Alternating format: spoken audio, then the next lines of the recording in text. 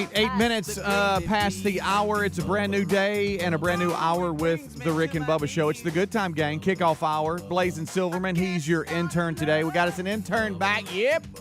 And Blazin's fired up, ready to go. He'll screen you up at 866-WE-BE-BIG if you want to join in the conversation here during the kickoff hour. We know a couple of things today, and that is the Bible study is live today at noon Central.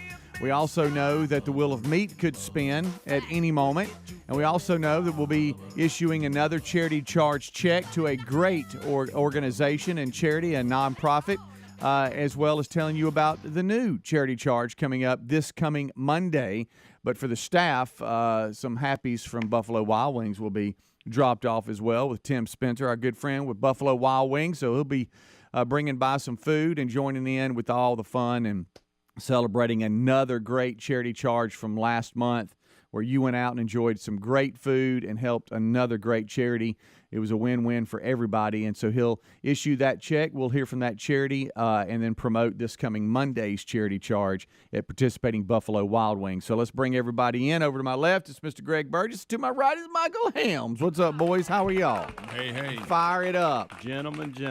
We doing okay? Yeah, doing okay. Thought about y'all last night and kind of started laughing a little bit as I was standing around with some friends and some dads. JC's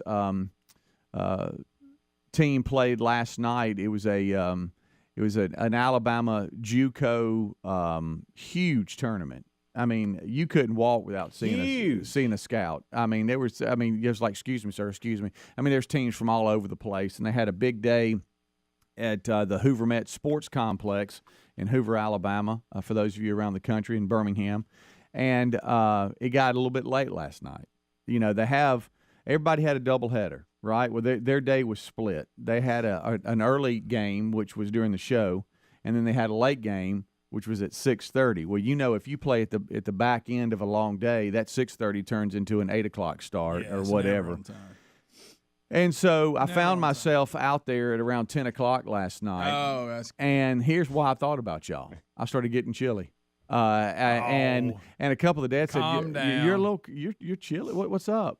And I'm like, "Well, I wouldn't say I'm. I wouldn't say I'm. I wouldn't say I'm cold, but I will say this: I'm getting a little chilly. It ain't that cold." And around 10 o'clock last night, it started dipping down a little bit. Pooh Bear needed some hot chocolate. And they didn't sell it at the concession stand because nobody thought. Again, I didn't have a blanket, but here's what you saw. So you had a snuggie. Here's what you saw. You saw zip-up hoodies. You saw people with, like maybe a light jacket on, stuff like that. And I noticed the guys that were going, what? You're cold? What are you talking about? They had, jeans on or something. So I'm like, well, you can't. I'm not going to argue. Did you run the heat on the way in this morning? No. And so I was just talking about them, and I started laughing. And I said, it's just kind of funny, that this is happening tonight because a lot of them watch and listen to the show. Thank y'all.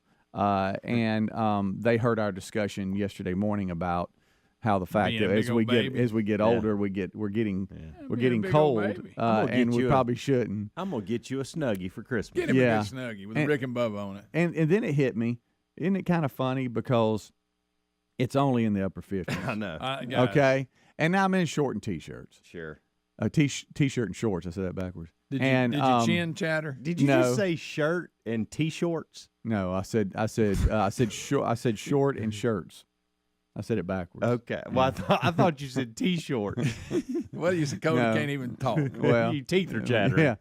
And so anyway, we were just talking about that, but here's how weird it is. It doesn't get bitterly cold where we live, but there are snaps where it's chilly. Yeah, okay, we're not in one, but we'll look back in I'll look back in March, and if it's in the upper 50s, it'll be like feeling great. Isn't it kind of funny how because we'll get used to it? Does that make sense? Oh yeah. But anyway, had a great night. I mean, of course, it was kind of late. Yeah, and I noticed that. People that don't get up early, they're not in a hurry to leave and go, all right, well, we're going on home. I wouldn't either. It's like, hey, man, come here just a second. I'm like, buddy, I'm right now, if I was to lay my head down, right now, I'm getting 5 hours of sleep. Yeah. I'm out. See, that was my feeling. I mean? I didn't Hey, man, get come home. here for a second. What's up, buddy? Hey, let me show you this. No, I'm supposed to have been asleep 2 hours ago. I walked in the door. It wasn't that late, but it was 8:42. That's when I walked in the door. Were you freezing? And I got eyes. I was not. Now what is I got eyes even? You could mean? see the time. Okay. I mean, goodness That's good. gracious. Right. It's 8:42, and all I can think about was every minute counts. Like, hey, I have got to get a shower. True. Yeah, I've got to can't waste one. I've Right. got to. I cannot waste 1 I minute. can't get hung to stare in front of the TV. I can't. Don't even turn the TV on. Uh-uh. Don't even You look need. at it. You need to get a shower. Put you your need phone to grab down. a little bite to eat, and you need to get into bed. That's Yeah. what you need to do. 'Cause Right. you got to deal I've with been this in all that. over tomorrow. Yeah, I'll get in a little later than I want during the week. And you're the same. Hey, I got to get everything rolling towards the bed. I can't stop. Yeah. Get caught watching Hard Knocks, which I did. Okay. So you like Ended Detroit? up in bed at 9 instead of 8. Of course, then I'm messing with Terry too. Hey, I saw you a couple times checking me out at the ballpark, but I'm tired. I'm going to bed. Oh, I pulled that one dude, Yeah, all the time. because she's coming in, changing, getting ready for bed. No, I am tired. But I saw you looking over it. What are you talking about? I was just looking to see where you were. No, you were looking. Hey, at babe, me. serious business. You're going to have to contain yourself tonight. Right. I got to go to bed. I'm getting up in now 4 hours and 45 minutes. Oh, Rick. Hey, All right. hey, babe, I know you put those shorts on because you know I like them, but it ain't happening tonight, okay? boy. It's not. Hey, I'm tired. Daddy's got to get some rest. I saw you looking over, but yeah, I just needed. No, you were. I saw. Glanced over twice. But anyway, so yeah, it was a late night, so I'm a little punchy, and I'll have a lot of misspeaks, but y'all just deal with it. And you had to deal with the cold. Had to deal with the cold. I was a little chilly, but it wasn't like I was like, you know. Had you like that cold one right there? That was good. Everybody's done that. Greg's not listening, looking at his laptop. He is. He's completely checked out. I want you to look at his face. But it was. I'm face. sorry. I don't understand what this is. Anyway. But it was just more of a. Ooh. Okay. Oh wow. I'm cold. Okay. That's all. But it was within the same day of us discussing us getting, as we get older, we get cold. When we come back, Greg's going to read what he's looking at. It was distrbuting. I know that. Wow. The way everything his okay? face. Can I ask you if everything's okay? Is it personal or is it news It's stuff? work. Oh, okay. Oh. Well, it has to do with a a work spot. email. Yeah. Commercial spot. Rick and Bubba. From cringing at the pump to getting an eye-popping check at your favorite restaurant, inflation is hitting us all where it hurts. That's why we use Upside to earn cash back on every purchase. Upside is an incredible app for anyone who buys gas, groceries, or dines out, which we all do. Download the free Upside app and use promo code BUBBA25 to get 25 cents or more back on every gallon of your first tank of gas. That's 25 cents per gallon cash back on your first tank of gas using the promo code BUBBA25. And find a link at rickandbubba.com under the sponsors. As you gear up for the fall, you need the right people on your team to help your small business fire on all cylinders. LinkedIn Jobs is here to make it easier and to find the people you want to talk to faster and for free. Create a free job post in minutes on linkedin.com/Bubba to reach your network and beyond. Did you know that every week nearly 40 million job seekers visit LinkedIn? Post your job for free at linkedin.com/Bubba. That's linkedin.com/Bubba to post your job for free, or visit rickandbubba.com under the sponsors for a link. Terms and conditions apply. Folks in Dalton, Georgia, our friends at WizKid Clean Pods make smarter cleaning products where you bring the water and their cleaning pods bring the clean. A lot of you are already loving their glass cleaners, their bathroom cleaners, floor cleaners, and the very popular pet cleanup Urine Blast. These cleaners defend surfaces against the buildup of dirt and grime, which reduces cleaning frequency and saves you time. Get 10% off any purchase plus free shipping with code BUBBA at cleanpods.com/Bubba. cleanpods.com/Bubba. Well, if we're being totally honest, maybe we don't always make the best food choices. The CDC says we should eat up to 6 cups of fruit and veggies a day. Now, there's zero chance of that happening. So that's where Field of Greens comes in. With Field of Greens, you have more energy, you feel healthier, and it can help you lose weight too. Join us and take Field of Greens too.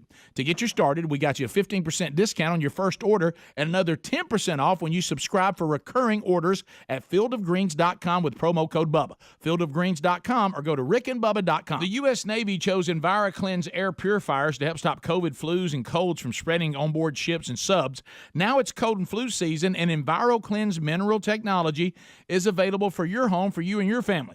This is how you stop colds and flu from taking your family down. And it neutralizes allergies by destroying toxins, pollen, and mold. It's made right here in the USA. Just go to ekpure.com. Use the code BUBBA for 10% off, plus a free air quality monitor. That's ekpure.com, code BUBBA. Okay, folks, the MyPillow team is offering a huge BOGO extravaganza, and that means buy one, get one free on a bunch of their great products. Now's the time to join millions of Americans who have changed the quality of their sleep with MyPillow and improved their lives with other amazing products. Right now, you get to buy one, get one free pricing on bed sheets, Giza Elegance MyPillows, 6-piece towel sets, a roll and go anywhere MyPillows, and so much more. Go to MyPillow.com/Bubba for our special show savings and discounts, or RickandBubba.com. Mom, Dad's doing a crazy dance on the patio. Ooh, really bad dancing. Sweetie, are you okay? Vicious mosquitoes everywhere! Save yourselves! I'll call Cooks before you pull a muscle. You don't have to live with mosquitoes. Get proven protection from Cook's Pest Control. Call or go online for a free quote. Cook's Pest Control. Helix Sleep mattresses are made right here in the USA, and folks, they ship right to your door for free. If you don't love it after 100 days of sleeping on it, they'll pick it up for a full refund. But based on how we feel about our mattress and what the 12,000 5-star reviews say on Helix Sleep mattresses, we know you'll love yours too. Head to helixsleep.com/Bubba for $350 off all mattress orders. This is their best offer yet, and it won't last long. That's helixsleep.com/Bubba for $350 off, or visit rickandbubba.com under sponsors. Raycon's everyday earbuds offer quality sound at half the price of other premium audio brands. They have optimized gel tips for the perfect in-ear fit, making them comfortable enough for all-day wear. And with 3 different sound profiles and 32 hours of battery life, you can listen to whatever, whenever. It's no wonder why Raycon's everyday earbuds have over 49,000 5-star reviews. Go to buyraycon.com/Bubba and get 15% off your order. Buyraycon.com/Bubba or rickandbubba.com. From cringing at the pump to getting an eye-popping check at your favorite restaurant, inflation is hitting us all where it hurts. That's why we use Upside to earn cash back on every purchase. Upside is an incredible app for anyone who buys gas, groceries, or dines out, which we all do. Download the free Upside app and use promo code BUBBA25 to get 25 cents or more back on every gallon of your first tank of gas. That's 25 cents per gallon cash back on your first tank of gas using the promo code BUBBA25. And find a link at rickandbubba.com under the sponsors. Rick and Bubba's in Ohio. Rick and Bubba. Pass the gravy, please. Rick and Bubba. Ooh, it brings me to my knees. Rick and Bubba. I can't start another. Rick and Bubba. Day without 'em, brother. Rick and Bubba. Ooh, there is no other. All right, it is right at 21 minutes past the hour. Kickoff Hours Live. Thank y'all so much for being with us today. Busy show indeed. We have another charity charge check to award to another great nonprofit from last month that was the beneficiary from the charity charge at participating Buffalo Wild Wings. We will introduce you to them today, and Tim Spencer with Buffalo Wild Wings will be here as well. We'll celebrate that great charity charge last month, and then also promote what's coming up Monday with this month's charity charge. Hey, how about these months, buddy? They just keep on clicking by, don't they? It seems like before you know it, we're celebrating another charity charge, which means another month has gone by. But that's today. The Wheel of Meat could spin. We know today the Bible study live today, noon Central. And so we thank all of you for being with us. Busy show on tap. All right, so I saw a headline late last night because, I was up, only got a nap. But it was confusing at first. And I was like, what's going on? Did the Washington Nationals have a problem? And because, you just see kind of a flicker of a headline. And I was like, oh, okay, I see. Shooting inside Chicago's Washington Park during a baseball game leaves at least 1 dead and 7 hospitalized as the Windy City reels from violent crime wave as they continue. Y'all, I don't know if y'all keep up with this, and it's really sad, but it's something I do every week. I check and see the numbers of people shot in Chicago over each weekend, and y'all would be alarmed if y'all knew how many. Yeah. It's I will say this, on average, I am not kidding, it's at least 40. It's in the 40s. Think about that. Just over the weekend. And that's every weekend. Yeah, but Washington Park, it now makes sense because at first I just saw that, and I saw a baseball game. I saw Washington. I was like, oh, no, what happened? But Washington Park is like a huge 372-acre recreation area on the city's south side, and apparently there was a game going on, and there was a gunfire, and I just gave you some of the stats from that. Unfortunately, someone lost their lives and others were hurt. So now it makes a little bit more sense. But they said that there were 952 shootings reported in the same period this year compared to 1,135 in 2021. Wow. Last year was the most violent year in the Windy City in quarter of a century. So careful if you headed to old Chicago. Speaking of violence, Mayor Lightfoot. It's like it never backs off. Yeah, you saying you would like to see it start trending the other way, and it doesn't. Yeah. Speaking of violence and speaking of baseball, Aaron Judge is goodness, you talking about killing it right now. How about that? With the bat. Mm-hmm. But I want people to calm down a little bit. You do. He's hit his 56th and then 57th, both of those last night, and that's exciting and fun to watch. It is. And he's on a tear. Mm-hmm. But I don't want to take away what Pujols is doing either on this. He's just a few shy of 700. And when we bring up the conversation of who's the next person to reach 700, I don't think it's Aaron Judge. And people are always, what about Aaron Judge? Why not Aaron Judge? I'm going to tell you why. Because he's 30, okay?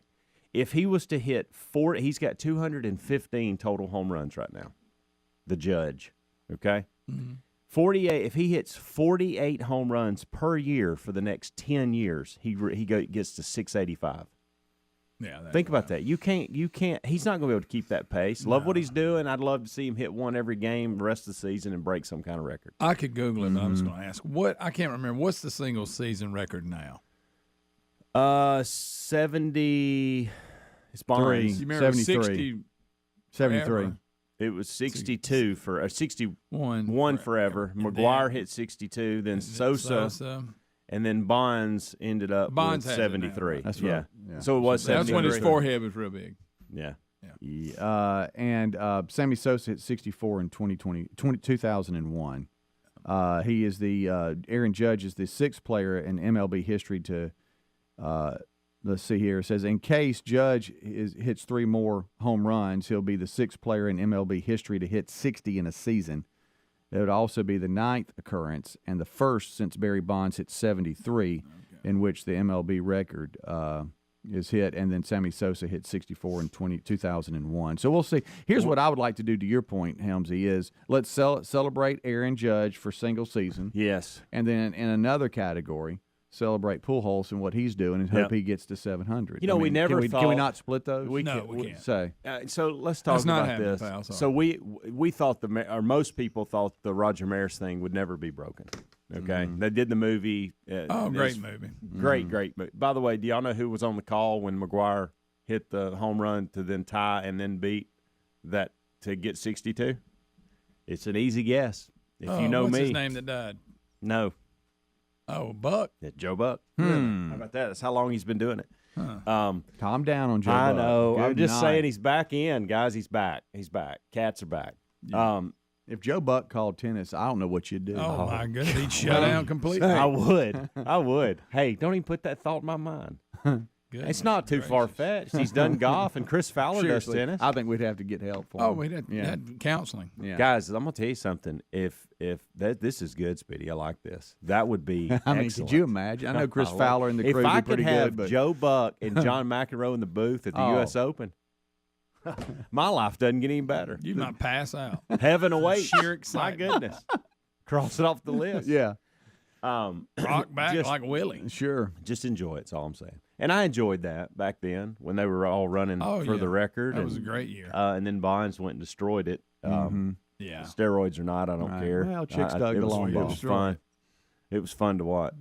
So yeah. But I think, because we can't do it as a society, I'm hearing people. We can't separate the two. Let's just go single season and celebrate what Aaron's doing this year. Yeah. And then in a different category, You've got Pujols trying to reach 700. Let's separate them, but we can't do it. Separate them and enjoy them. Yeah, exactly. And tap the brakes on 700 for Aaron Judge. That's all I'm saying. That's it. Yeah. That's it. That shouldn't even be in the conversation. No. As you speak. Guys having a good season. Yeah, Let's go for the single season. So yeah, that's that was big news last night. Aaron hits 2 more, so he's inching a little bit closer. And Pujols has been in the news as well. He got him a couple too, so he's a few away from 700. So we'll see how all that plays out. And I've been trying to, but a lot of times we have things that are competing to catch some of the Braves and their whole deal with the Mets, which is insane. They're right there together. But it's coming down to the last few weeks here, so we'll see how that plays out. But that is interesting, Helmsy, to your point, how all the talking heads in sports radio, and I understand all these shows on ESPN and they got to cover time. I get that, but you wish they could just celebrate the two and keep them separate. But that's not possible. No. Speaking of baseball, last night back out to me being cold and really late. Tyler and his wife Mabry came by because. Can I say one more thing about the Aaron Judge thing? Because this is where people get out of hand. He'll be the next to get to 700. In his career, it hadn't been long. This is how many home runs he's hit. 4. He did hit 52 in 2017. In 2018, 2019, 2020, 2021. He hit less than 25 a year. So you're telling me that as he gets older, he's going to hit 48 a year to get to 700? Or not? That wouldn't even do it. Probably not. So why do we do that? Why do we tamper with that? Sorry, I just had to. All right, we'll take a break. We'll come right back. 29 minutes past the hour. 866 We Be Big is your number. Big. We got Blazing Silverman. Look at him in there. I saw you wiping your nose, buddy. It's all right. Yeah. We got him on the phones today. He's your intern. He can't believe I said that. You see him, you like, really? You just, I mean, you weren't in there, but you.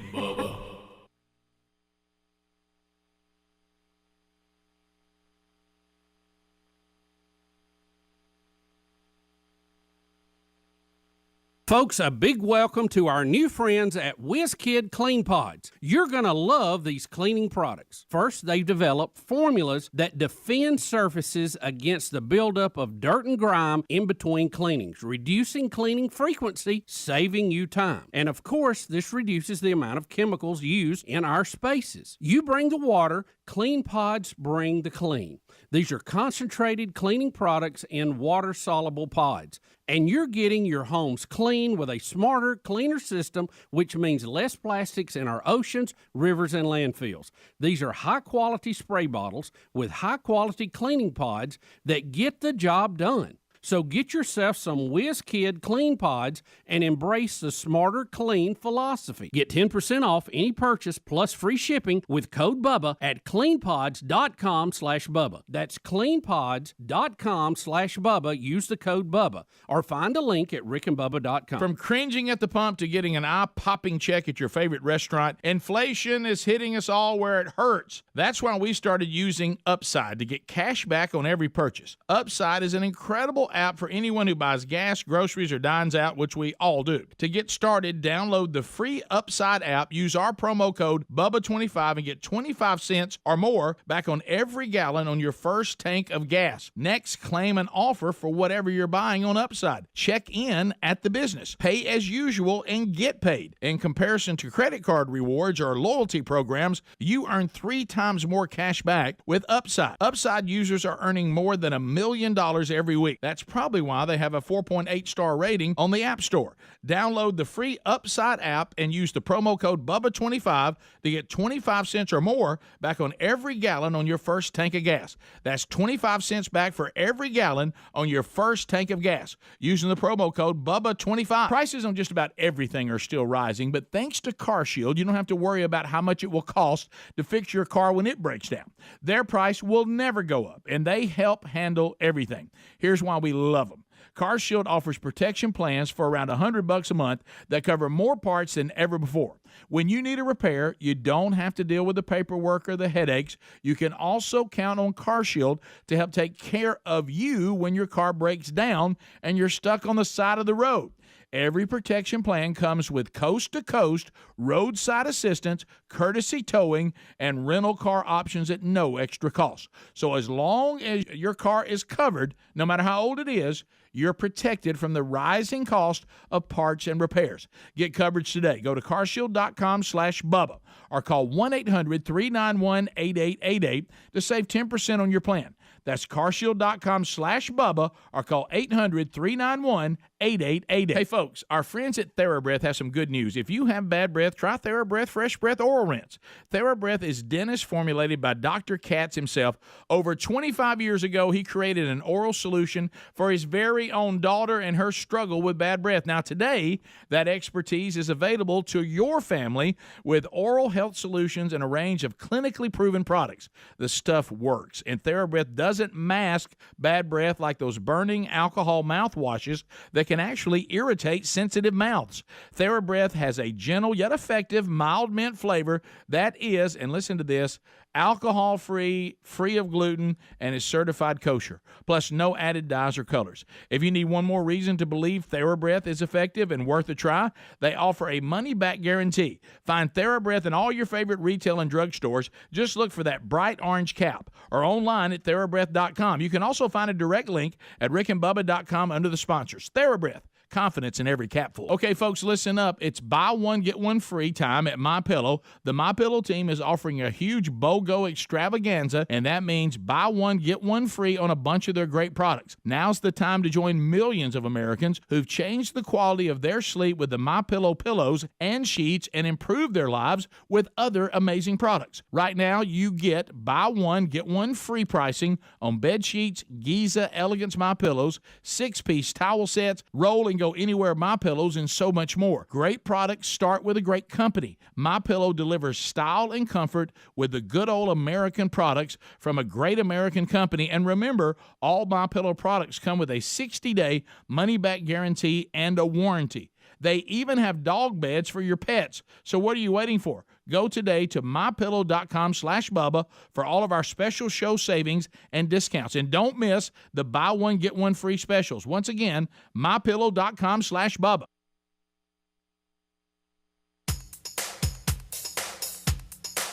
Rick and Bubba's in Ohio. Rick and Bubba. Pass the gravy, please. Rick and Bubba. Ooh, it brings me to my knees. Rick and Bubba. I can't start another Rick and Bubba day without him, brother. 25 minutes until top of the hour. Today is a charity charge check presentation day. Plus, we'll announce what is going to be happening come Monday in this month's charity charge. Last month raised a couple of grand for another great charity, and we'll talk to you about Fish. Is a small nonprofit that was founded to continue the legacy of professional bass fisherman Kyle Mabry. It raises money to help support other small nonprofits and local families in need. And they have an annual Kyle Mabry Memorial Fishing Tournament. It was July 30th this year. They do a lot of great things. We love these small nonprofits. And I know, we have different charities that are beneficiaries for the charity charge, but we love when a really small nonprofit can benefit because the money raised really goes to great use and is a big deal for them. And so we'll talk to Allison Stevens today and present that check to her, which means Tim Spencer will be here and he'll have food too. Oh, Tim. And then this coming Monday, we have another charity charge. And this one is special to one Bill Bubba Bussey, and we'll talk about that today. So don't go anywhere for that. Bible study live today, noon Central. Will of Meat could also spin. And don't forget, we're just clicking down a couple of days away from another Friday, which means the golden ticket seats will be back open, and we'll have second time. We'll have 8 more great folks. The Great Eight, will be here, and another charity. Another Will of Meat will be this coming Friday. And we all give last week's bunch an A, A plus. Right. Everything went well. Nobody was too confused. Yeah. Because, the first day it's hard to tell. Something happened yesterday with the golden ticket seats that I tried, and it actually was amazing to me. It worked. So we had a gentleman reach out in the grade 8, and he said he said he had 4. He had family of 4 coming. Got 4. Help you 4. And he said, listen, I've got 2 tickets that we're not going to use. My daughter can't get out of an exam, or granddaughter or something. She can't get out of an exam, and then now that eliminates the other one. So she made that up. She just didn't want to come. He said, I do not want these tickets to go unused for the grade 8. And so I sat here. Very kind of it. That's kind of it. I sat here and thought, I wouldn't have done it. I just not. We know that. Do I just not say anything? I think more room for me to see it. Do I cancel them? Do I throw them out there for somebody else to grab? Yeah, well, they're just see if it happens. They're for the grade 8. See if anybody notices it, Greg. Throw it out there. Hey, it's not the grade 6. It's the grade 8. It is. I voided them out and added 2 more, and within 5 minutes they were gone. So that's awesome. Within 5 minutes, they were gone. If sometimes we have a cancellation, so we call it Super 6 instead of grade 8? We could, because it's not always going to be grade 8. Super 6, Fabulous 4. Okay, so I was just wondering how we're going to do that. Oh, That's crap, good. 2. Yeah. So we should have the grade 8 back. Speaking of golden ticket seats, we put some signage up on an exterior door, and I don't know if I should even talk about this, which means we will. I think we skipped a step. Have y'all ever done this? And we do it a lot here, but for those of you watching or listening, it's either ask for permission or ask for forgiveness. Yeah. Forgiveness is where I usually go. Yeah. Why not? Sometimes we do that. And so, do you remember the porta potty deal that we had? We got presented our own porta potties, and they took them right away. That's right. Well, that brought some heavy hitters with the companies here. I mean, we had the bosses walking around here. Oh yeah. And we had put up, or we're putting up some signage that we had from the old studio that just was some directions, like golden ticket entrance, that kind of thing. On this exterior wall, because there's a door that leads directly to our hall and directly to our studio, and that's kind of the directions and where everything. And then there's all leads. the other doors that everybody goes. Well, right. But you got to point this out. This door that also goes to other offices and other places of employment here that people use. Right. It's not just for us. It's not. I mean, you go up, you can veer upstairs, or there's another door at the end of the hall, but as far as our directions go, it'd be nice to say, well, here's the door. Correct. I mean, because there's other tan doors. Yes. You know what I mean? But the only one that has a Rick and Bubba sign on it. Yeah, sure. Yeah, and so one of the big boss men. You talking about the HBIC? Yes. Wow, there you go. It was probably a couple of months ago, but he had asked about signage and did we need anything, and he talks with the higher ups that own the building and getting permission to do different stuff. And so I had talked to him about that on Porta Potty Day, and I'm like, hey, this is probably going to happen because it was the day before PPD. It was the day before the golden ticket seats had started back, and so he said, let me check on that. Well, that morning, if you'll remember, we're putting up stuff. Sure we are. Okay. Sure. And so now we're falling into ask for forgiveness, right? Even though we've kind of asked for permission, but we've also just started doing our own thing. Hurt? No. So we're up and running, right?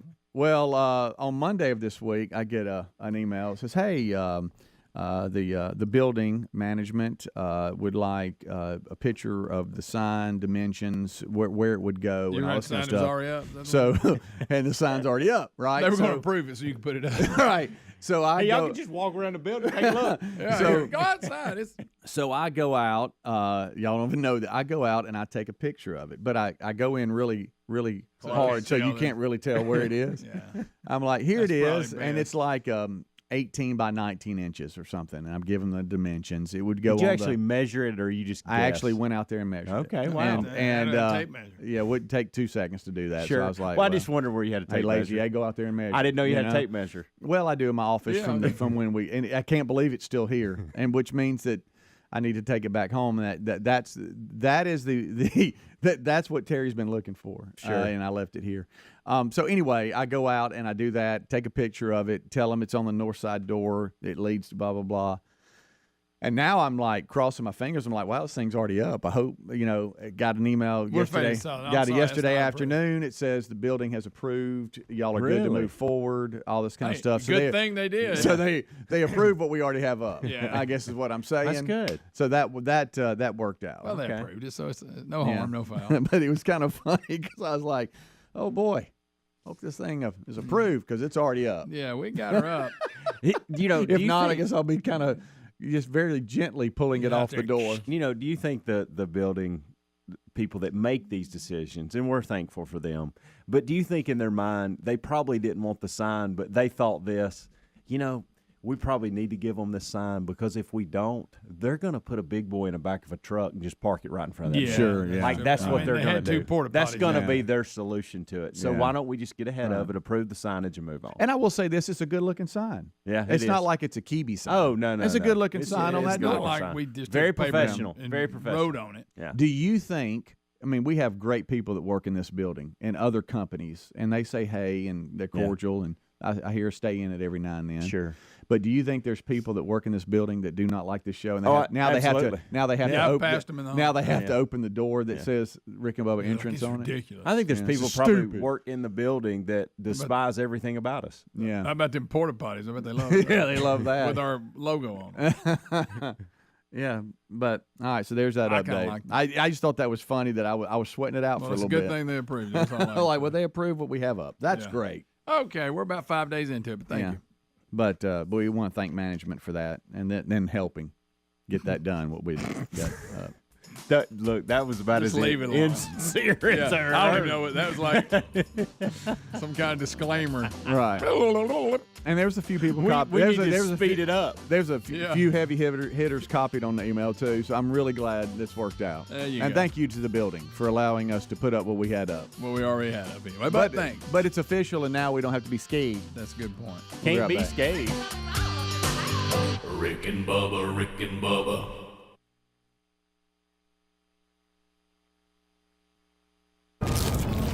That looks delicious. Yeah, it's Taco Bell's double steak grilled cheese burrito. Don't know if you heard, but it has double steak, cheese grilled on top of it, and nacho cheese sauce inside. Ooh, let me have a bite. Nah, you're already cheesy enough with all your dad jokes. And I keep all my jokes in a base. Leave me alone. I'm hungry. No, you're Dave. Hungary is a country.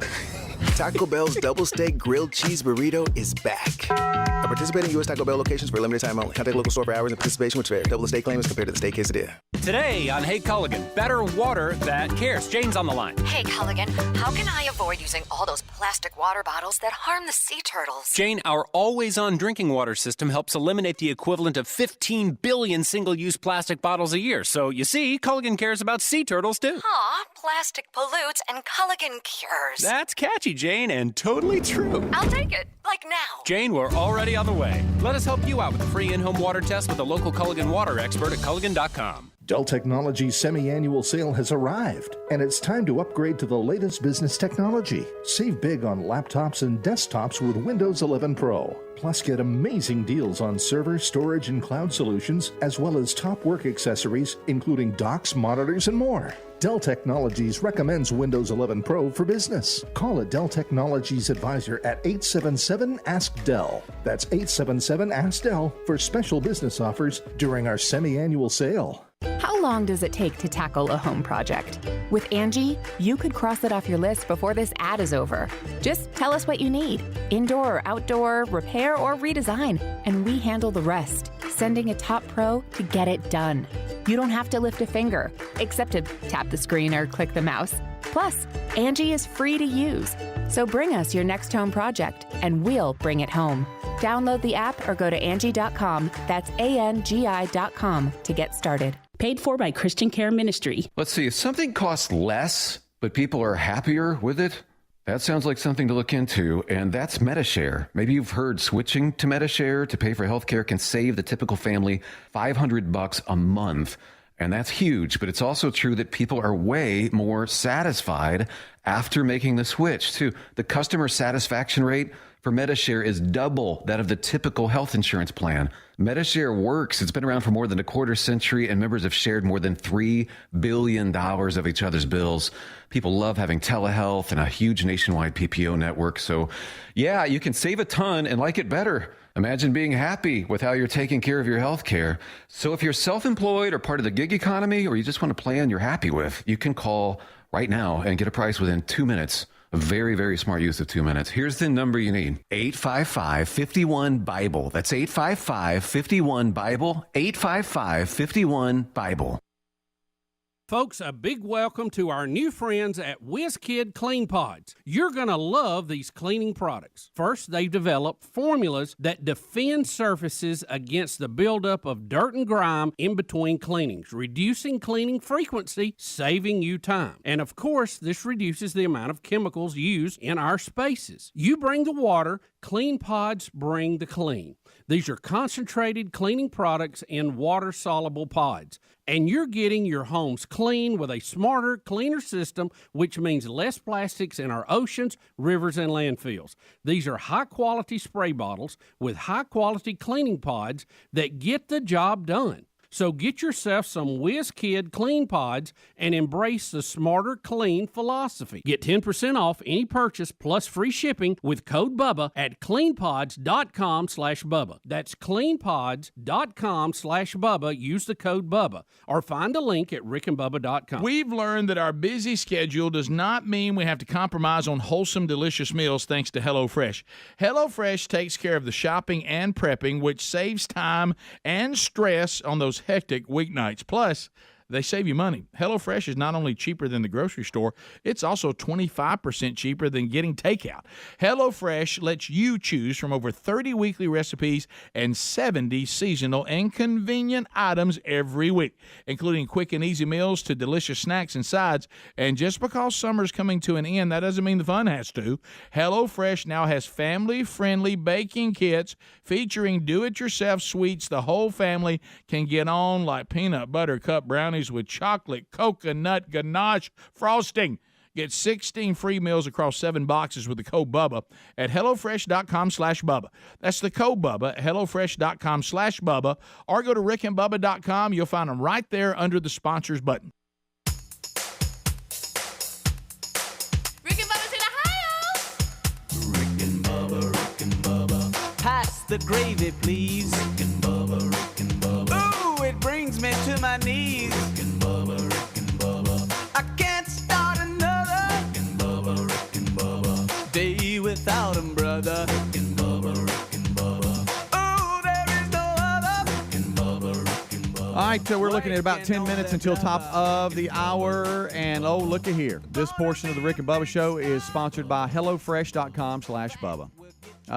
Attention, all the foodies in our audience, and there's a lot of them. Something that Bubba and the guys and I have learned is our busy fall schedules, they don't slow down, do they? And that means, hey, what's for dinner? Hey, what do I need to get? Don't compromise, on having a great, delicious meal. It could be sent right to your front door, and it's so easy too.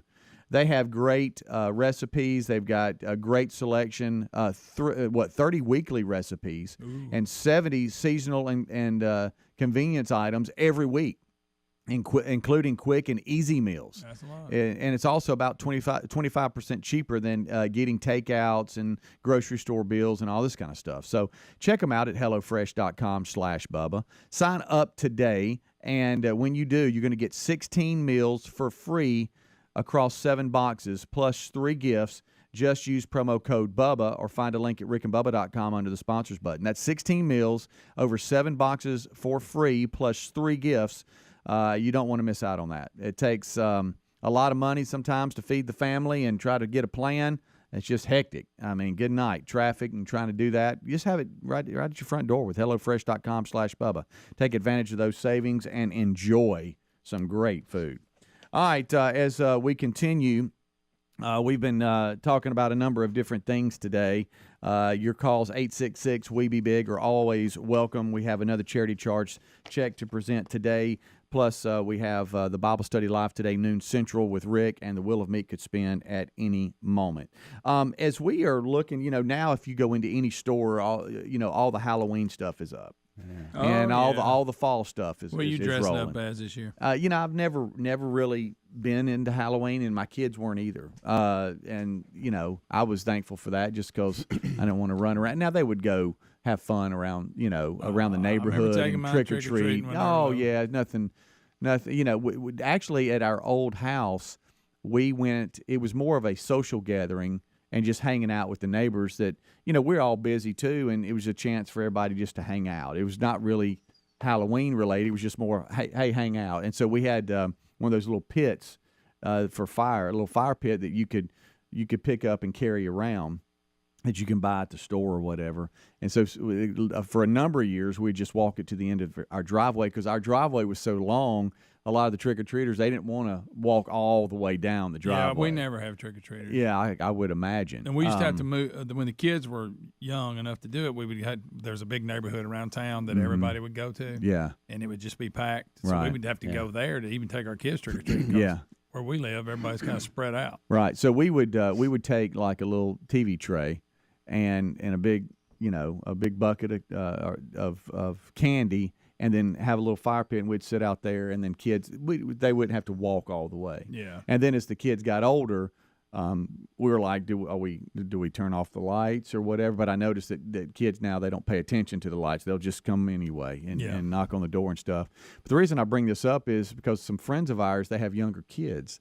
And I heard the organization of trick-or-treating. There's some neighborhoods inside Helena that are known for good trick-or-treating neighborhoods. neighborhoods. Now probably is a good spot. Oh, yeah. These sidewalk communities, it's nonstop. That's made for trick-or-treating. But what they were organizing is these trailers, almost, like these little hay rides. It's like, and everybody jumps in the back, and then they pull up to a neighborhood and everybody jumps out. Do y'all feel like you should stay in your own neighborhood, or you're free to move around and just go wherever you want to go? Well, if you have a neighborhood, obviously, yeah, stay. But if you don't, like in our situation, we had to go, or the kids weren't going to get to go trick-or-treat. I think if you want to go to another neighborhood, it's fine. It's good. Yeah, because a lot of it's a big. Like I said, the streets were so crowded. There'd be kids just everywhere. Yeah. It was like a big event. Yeah. Well, at one point last year, I thought there was a riot. Like it looked like a protest on TV. Yeah. The people coming down the street, but actually it was just a truck pulled up, and they all jumped out. Now I'd like to see some of you watch your kids a little better. Yeah. While you're there. Yeah. It is interesting because with the Simply Safe doorbell cam, I saw the behavior of some of them because it gets a little bit later. Oh, yeah. And so sometimes we'll just put the candy at the front door so you're not opening and closing it all the time. Then the dogs, all this kind of stuff. And so I noticed that a couple of them, they would just dump half the thing in their bag. Yeah, that's what I'm talking about. Today's society, nobody thinks about others. No, they don't. And also this thing, I think there's an age limit. Look, if you got a goatee, right, trick or treat, man. If you're putting deodorant on every morning before school, probably don't need to be trick or treating. Let the young kids enjoy it. If you drove there. Right. Yeah. Oh, definitely. Yeah. Go roll a yard or something. Exactly. Go throw eggs at cars. Greg, I wasn't going that far with it. Look, Alex loves egg. Oh, yeah. Alex, you think he ain't thrown an egg at a car? Sure. Don't Greg, promote that, Greg. I'm just saying. Promote it. But there's nothing worse than when you open the door and they'll have like some little mask or something. That not even, just hey, trick or treat. Yeah. They just want some candy. Right. Yeah. Yeah. If your voice has changed. Probably. Yeah. I used to look for trick or treat. We did live in a neighborhood. You kissed your girlfriend before you went trick or treat? Yeah. Well, probably don't have a girlfriend if you're trick or treating. That's a good Let's point. just face it. I don't know. Well, guys do anything for free candy. Yeah. But now we did when the kids were like Chandler was a baby and Taylor was like 3. We still lived in a neighborhood, and I remember I always liked because Lisa took Taylor and I stayed. Chandler was a baby, but if I got to give the candy out, I always like to give the candy out. My dad always just to loved see that. the different ones that show up and who's got a good costume and who just kind of halfway did it. Yeah, I enjoyed it. Yeah. Well, there's the fun. There's the fun side, and then there's this evil, weird side that I don't understand. And people try to ruin everything. But I'm talking about just fun stuff. Going house to house getting candy. What's wrong? with that? Nothing. Yeah. So anyway, the whole reason I was bringing it up is that it's basically here. No, it's basically here. And I heard the dad. He was kind of complaining because he was like, "Man, they're organizing this thing," and I'm like, I remember back to when the kids were that age. But I mean, he's all in now. I mean, he's like, hey, it's like you need a spreadsheet on where we're going. It's like, man, we're going to hop here, we're going to hop there, and this person's going, that person's going. He's in charge of this. I got the trailer. We're using his truck, and I'm like, good night. I basically just threw the kids in the car, so let's go to a neighborhood so y'all get some candy. Right. Wasn't that. And then we left. We didn't go to hit every neighborhood in the town. Yeah. Yeah. Because I couldn't take all that. No. But, the Cove welcomes trick-or-treaters. When you were a kid, I grew up in a neighborhood. We had a great trick-or-treat neighborhood. Yeah. It was awesome. Of course, but you always knew who gave the best candy and who didn't. Yeah, there were. Yeah. Yeah. Yeah. Well, I feel like we raised the bar a little bit. Terry, she gets all these like the little mini candy bars and stuff like that. Have you ever run out of candy and gone to the kitchen to find something to put in their bag? Have you ever been that guy? No, I haven't. Luckily, it hadn't happened. Yeah. I've noticed the boys, when they open the door, they don't have any, a lot of times, families that they'll get the candy for you and go, okay, here you go. Because if not, it just, and I noticed the boys, they'll just grab an entire handful and go, here you go, man.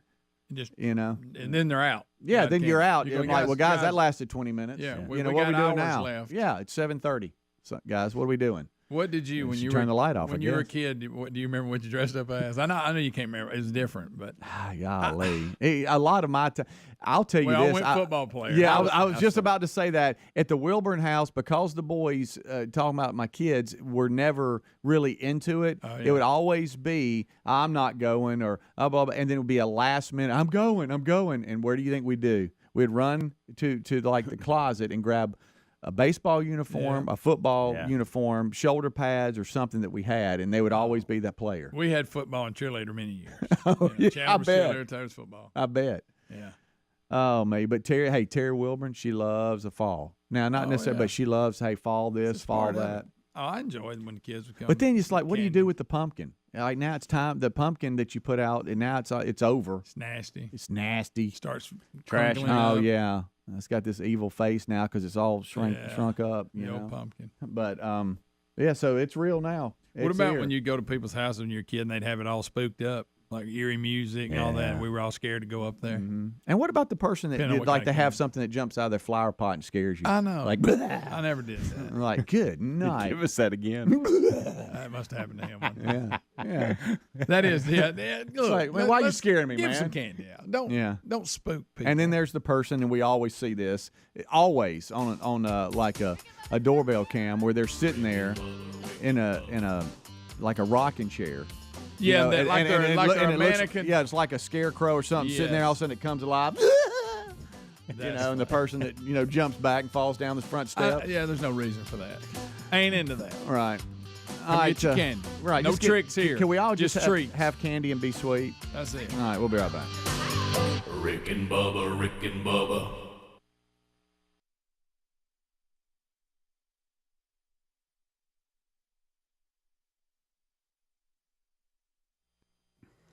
I don't know, but I like them, so I'm not allowed. It really is a case of we just don't have anything really pressing to worry about. I can't believe this would get on anybody's radar. Rick, I can't believe that anybody would say, I don't know if you heard about these two white women doing these burritos, and they said they went and watched how they were made in Puerto Rico and Mexico. There's a story in the Atlantic called The Do's and Don'ts of Cultural Appropriation. And it goes in and it talks about how this earring thing started out.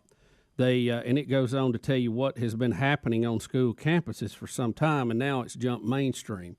But they say a lot of this, like they say that even certain dance moves, things you wear, the way you wear your hair, the way that you wear your hair should not be done if it's from another culture. Unbelievable. They're even saying that like white girls should not have cornrows in their hair. I mean, they're taking it that far. But again, I overuse this. But Bruce Jenner can be a woman.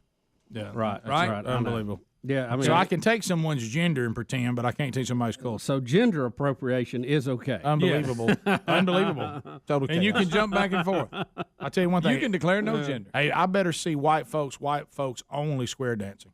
If I see an Asian, an Hispanic, or an African American square dancing, we're gonna have a problem. If there's one African American clogger, my I'm gosh. suing somebody. Well, I mean, this story goes on to point out that denim came from the Japanese. It's ridiculous. The democratic process came from the Grecians, and mathematics and our calendar. Our calendar came from the Romans.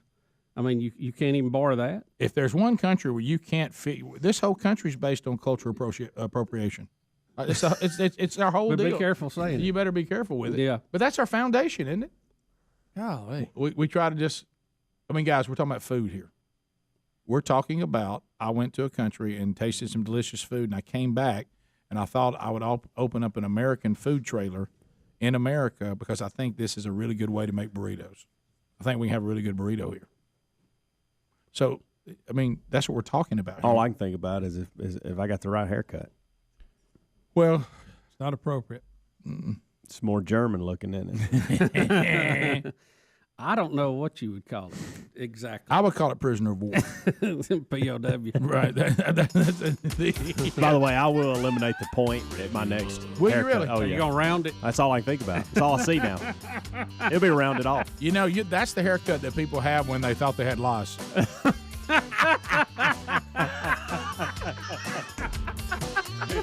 Had to get to the bottom of it. He's clean now. Let him back. He's good. He can go back to school. More Rick and Bubba coming up right after this. Hang in there. Rick and Bubba, Rick and Bubba. Picture of him they're showing out there. Oh, yeah, the whole family. The whole family. And when you look at the family, there were some things there again that when we just let our borders just be wide open. First of all, he's going back and forth, to Libya, and he's got things out there. He was already he was suspected that he might be an issue. Told his family he was going to Mecca and all of that.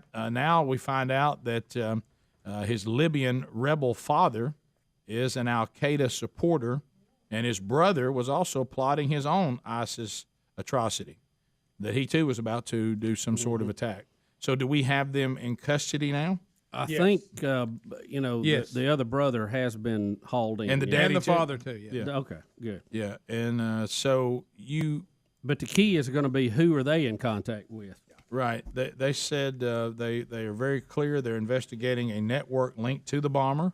9 people have been arrested as part of this investigation, and that does include his 2 brothers and his father. So they got both of them. Now, Rick, they said a few days before the incident he traveled to what is an Islamic extremist hotbed, Dusseldorf, Germany. Did you know that Wow. Dusseldorf was a hotbed for extremists? Well, I know that the president of Germany, who said our borders are open, come one, come all, refugees are welcome, that she's paying a terrible price for that because of the things that are going on now, and I guess this would be one of them. It's now become a hotbed for terrorist training in Germany. Islamic extremist hotbed, Dusseldorf. Yeah, I just had no idea. I know. And they're now saying that it's possible that this same family may be connected to the attacks in Paris and Brussels. They think they may be aligned to them with this group that they're rounding up. Now, I realize that we can't do what I know would be effective, especially for those that want to harbor these kind of people and not bring information forward when something like this is going on. And, of course, that would be is to take the dad and the 2 brothers and to execute them in the middle of Manchester for all to see. Now, that's not going to happen, but and I know for some of you that makes you uncomfortable, but at the end of the day, all that this kind of enemy understands is for you to be able to do whatever you have to do to break their will to continue to do it. Yeah, I mean, you got to stop their ability, break their will, all the above. I mean, we've seen that before. Yeah. So anyway, so it looks like there were a lot of things that we already knew about this family and we already knew about this person. But once again, we have to wait for an explosion to go off before we round everybody up and do something about it, and which I think is sad. So anyway, that's the update. They've arrested 9 people.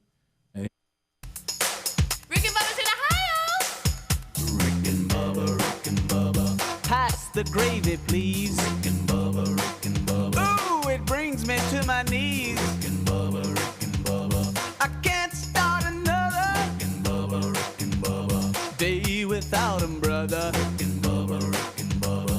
Ooh, there is no other. Rick and Bubba, Rick and Bubba. Waking on their blubber. Rick and Bubba, Rick and Bubba. It is 6 minutes past the hour.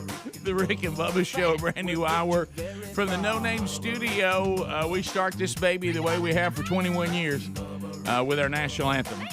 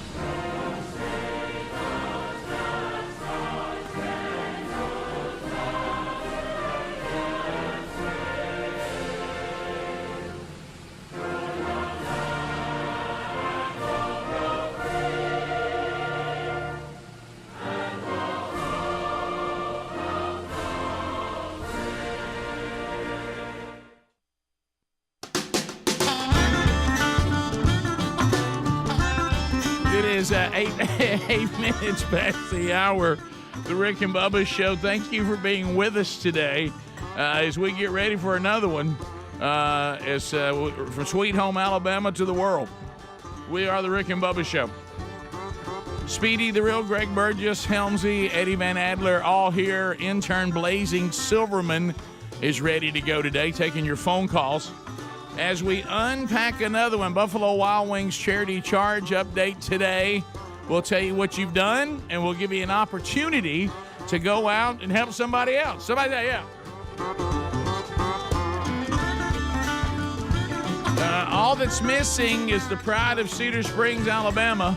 Most of you probably know him best as the Silver-Tongued One, the man with a golden voice, professional lunch eaters, man of the year, the inventor of pizza and a cup, Shakespeare's worst nightmare, and the master at a King's English. Ladies and gentlemen, put your hands together for Bill Bubba Bussey!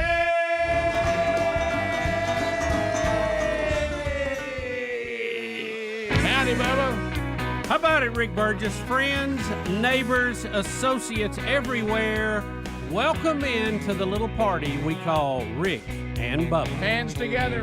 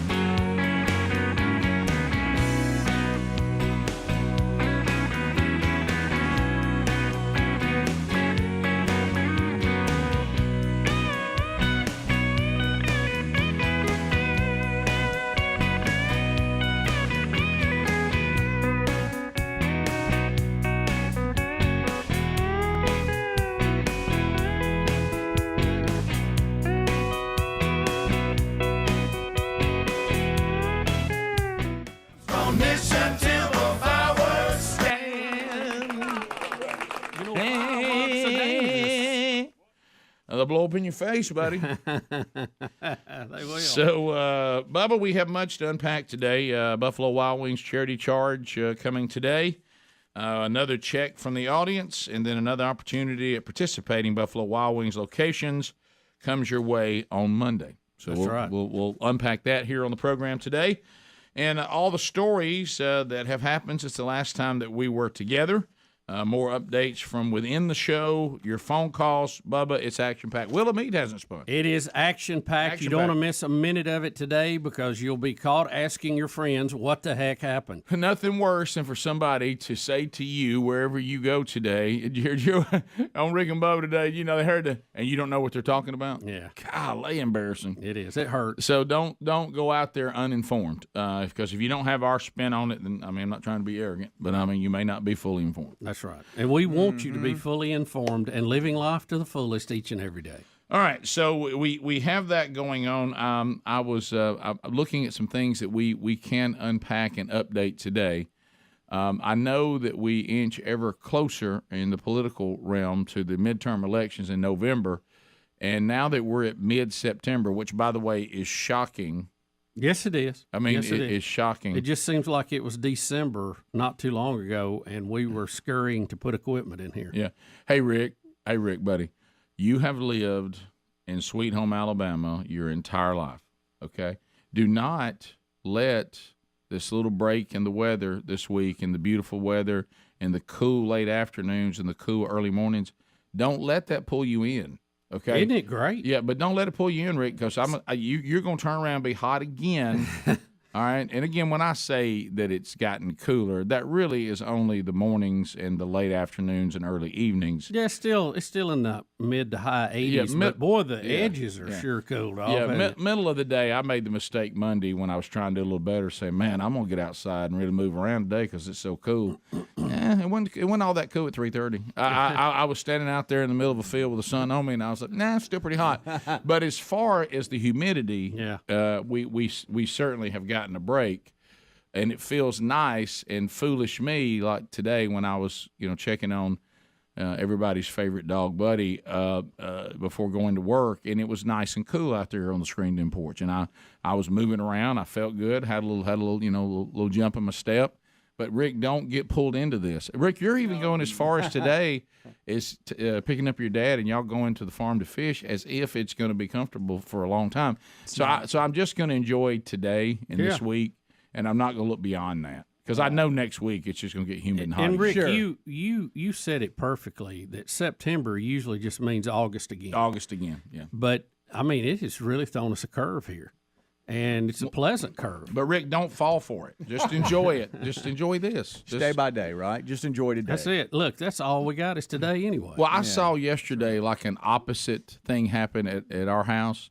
This is what normally happens in the boiling cauldron of Alabama summer. Yeah. Is my wife, because she's like every wife that has ever been on the planet, she's always cold.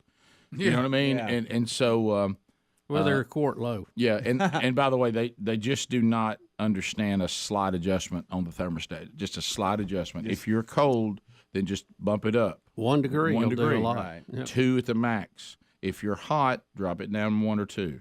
This thing of going from 65 to 85, but anyway, so she's usually the one pushing for let's eat out on the screened-in porch, and I'm usually going, baby, that's on the list of things that look fun but aren't. Well, she started hearing about my list, by the way. Yeah. And I said, eating outside. I said, I don't really like. You're right, though, Rick. I don't really like to eat outside, if I'm just to be honest with you. But then last night she has dinner and she's putting it down at the regular table. I said, why are we not going outside? I said, let's get outside, man. It feels great out there. So now I'm the guy that's pushing for everything. Yeah, well, sure. You got to do it reverse. Let's go out. Hey, I thought we were going to. Yeah.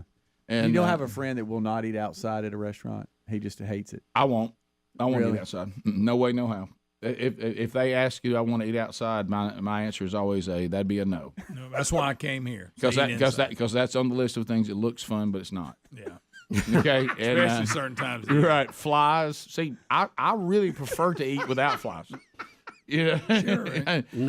Wind blowing my napkins everywhere. My napkin being blown around. Don't like that. Right. What's that in the chips? I don't like any of that.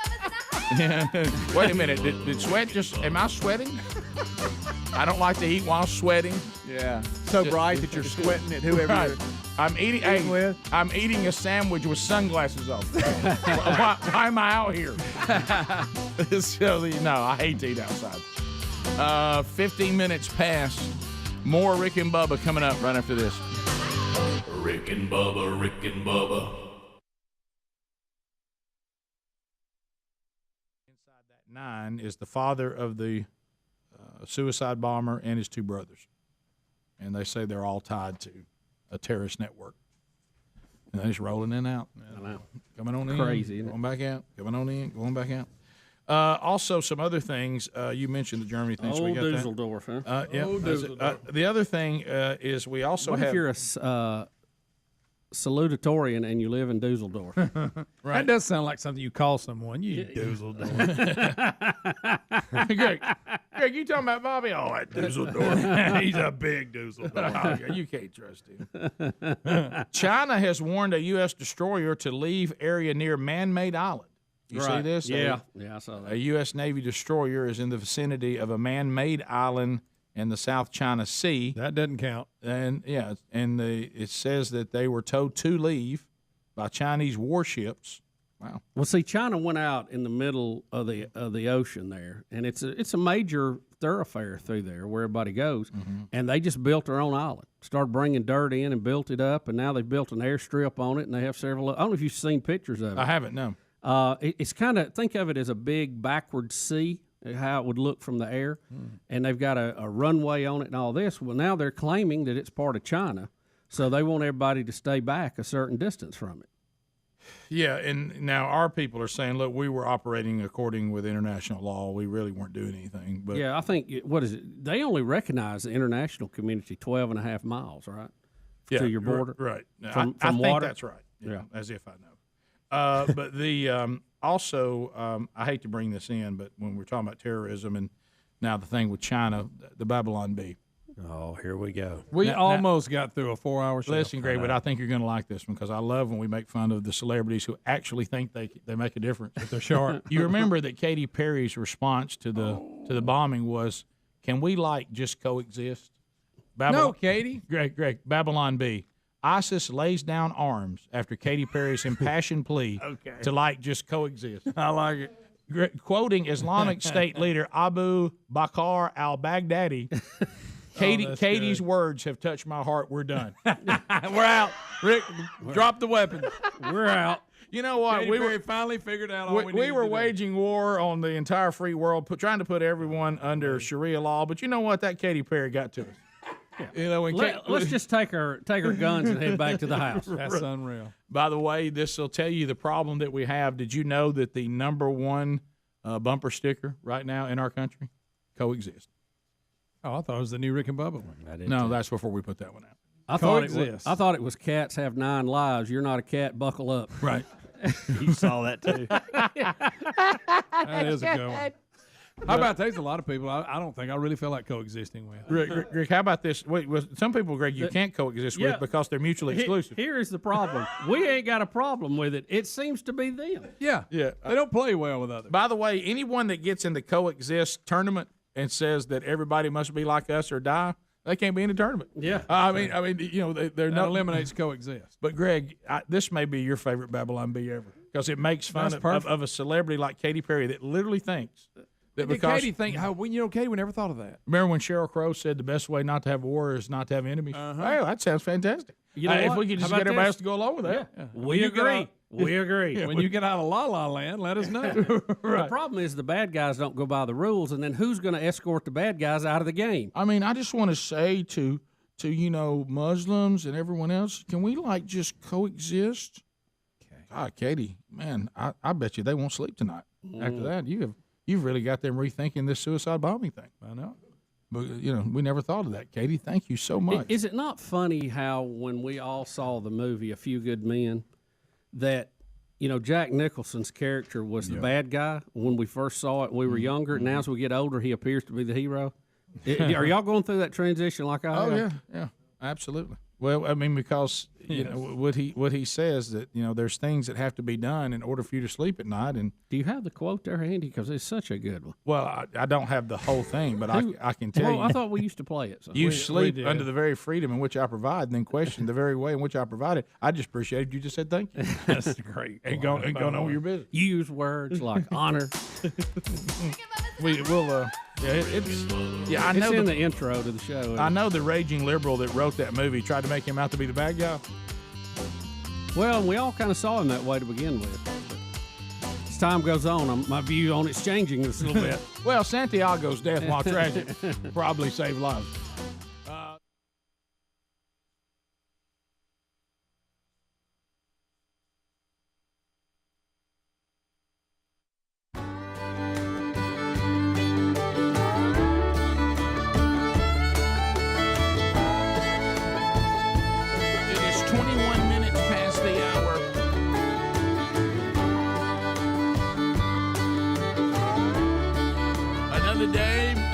Show, and we are thankful that you are here with us today as we all walk through this thing called life together. So, Bubba, we're getting ongoing health updates, and this is the latest update on Bubba's ongoing health. Yes, as Bubba falls completely apart, Rick, before your eyes. This lifestyle we lead of getting up early, I've been saying for a long time, it's killing me, and apparently so. Yes. No, we had the emergency gallbladder surgery a couple of weeks ago, and I really, really appreciate the prayers and support through that. During that process, they found a little spot on my liver. It is small, and but the doctor wants to get it out. And we've had some tests, and nothing has really come back conclusive one way or the other. And yesterday, as we were planning this, I just asked him straight up. I said, "Hey, have I got liver cancer?" And he said, "I can't say that." Right. And I said, "Do I not have liver cancer?" He said, "I can't say that either. We just don't know." He said, you have a spot, and it's not normal, and we need to get it out. I said, "Good enough. Let's get it out." So we're going to do that next Wednesday. It will require probably a day or two stay in the hospital, and hopefully we'll be back here on the show early the next week, Monday, Tuesday, kind of like we did before. Right. I will miss the golden ticket seat people next Friday. I hate that, but we got to get this out and get it over with and get it behind us. So we're going to do that, and we'll remind everybody and ask them for their prayers going into this again. But we feel good about it, and it's just one of those things we got to get rid of, Rick. Mm-hmm. And really, we wouldn't even have found it if it had not been for the gallbladder surgery. Right. So it's so small, it wouldn't even show up on most of the scans. So, but we're gonna get that baby out of there and move forward. It was kind of there was some humorous moments in this yesterday. Right, and I think we must caution everybody right now, the way that we deal with things is a little unorthodox. It is. Okay. So don't think we're bad people. Yes, so don't think we're bad people or that we're insensitive. Now, we are insensitive. Why am I saying don't think we're insensitive? Yeah. Because we are insensitive. Yeah, but don't waste your breath. But when the way we do handle difficulty, and I did one to Bubba yesterday, and I had to apologize for it, and he told me Which not you to. shouldn't have done, which was funny. He told I me was to, laughing pretty hard. He told me not to, and I said, this is just a coping mechanism that I have, and we all have, and so we're going to say some things that this is us and working. we can share what you said. Okay, should I say it? Yeah, and I'll share what I replied to. Right, and so Bubba gave me the update he just gave you, and my first thing to him was, "Is it contagious?" All right. Well, I mean, I told Rick, I said, "Not unless you lick my liver." Right. All right. Hey, and that's not going to happen, so we're good. And then I spent back too soon. I'm sorry. It's a bizarre coping mechanism. And Bubba said, "Please don't stop." Oh, Could yeah. it be monkeypox? Right. If Rick is not hacking on you just a little bit, that's when I do get worried. Right, I go, that's wait a true. minute. What does he know? I don't know. Right. If you see me go solemn, then you really need to start packing your bags. Concerned about that. So all over that. Right. Yeah. So Dr. Christine, who excellent doctor, very well known for his work with pancreas and livers and all that kind of stuff, who we just happened to get. He was on call the night I went in with a gallbladder emergency, and he is an oncologist and deals with this. So we're kind of going after this with an abundance of caution. But he was telling me, and this was the funny moment. He said, and I can't remember the term he used for the hole he might have to make, but he said, you know, where this is, it's kind of on the bottom of your liver over here, and it's way over here on the side. It's kind of hard to get to. And he said, we might have to make an incision. And said, I'm going to stick my hand in your chest. I want you to think about this. And he said, I'm going to run it over here and pull your liver up so we can get a straight shot with the instrument into it. And they go in and they cook it where the little spot is, and then they scoop it out.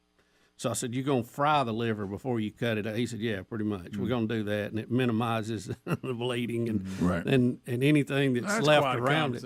But it was so fun because he was showing me go in there and pull it, and I looked at Betty. I said, you know, if I was queasy, this is the part I'd probably pass out. I nearly passed out just hearing you tell. I don't even like that. My goodness. I want to say he called it a manhole or something. What I can't remember the term he used. I'm going to ask you to stop talking. Who's he, Bruce Lee?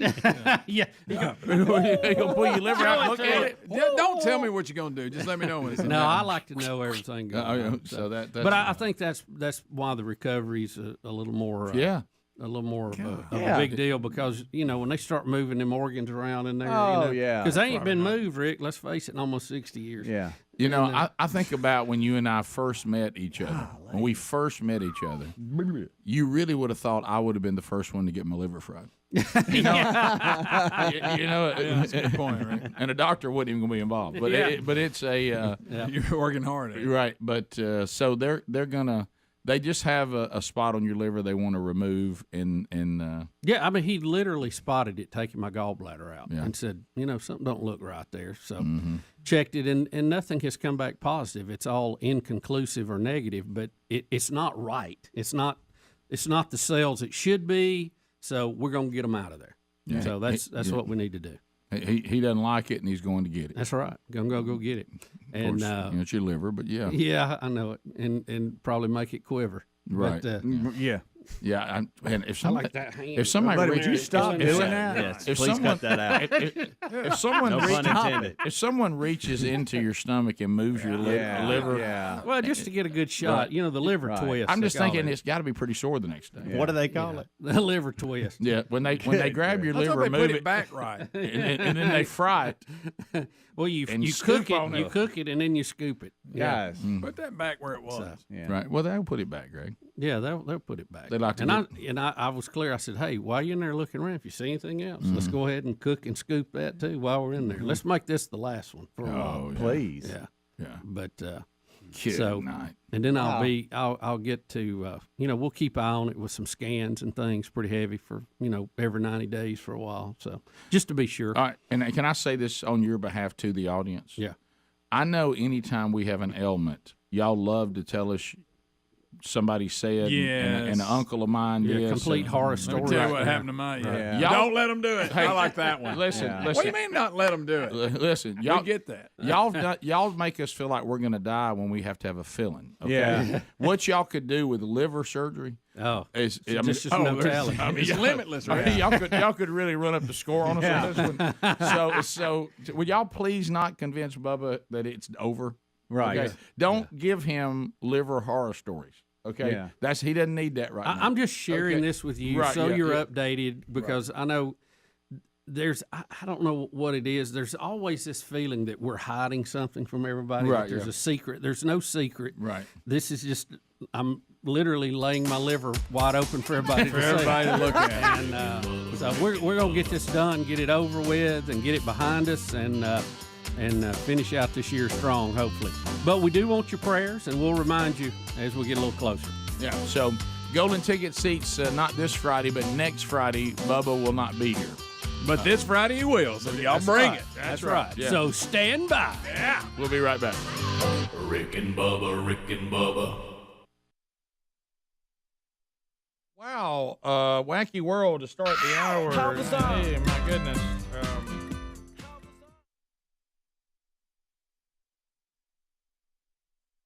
Hey, you know, I will tell you this: if you have a family member or a friend that begins to tattoo their face to look like Heath Ledger's, presentation of the Joker and the Dark Knight, that's a sign.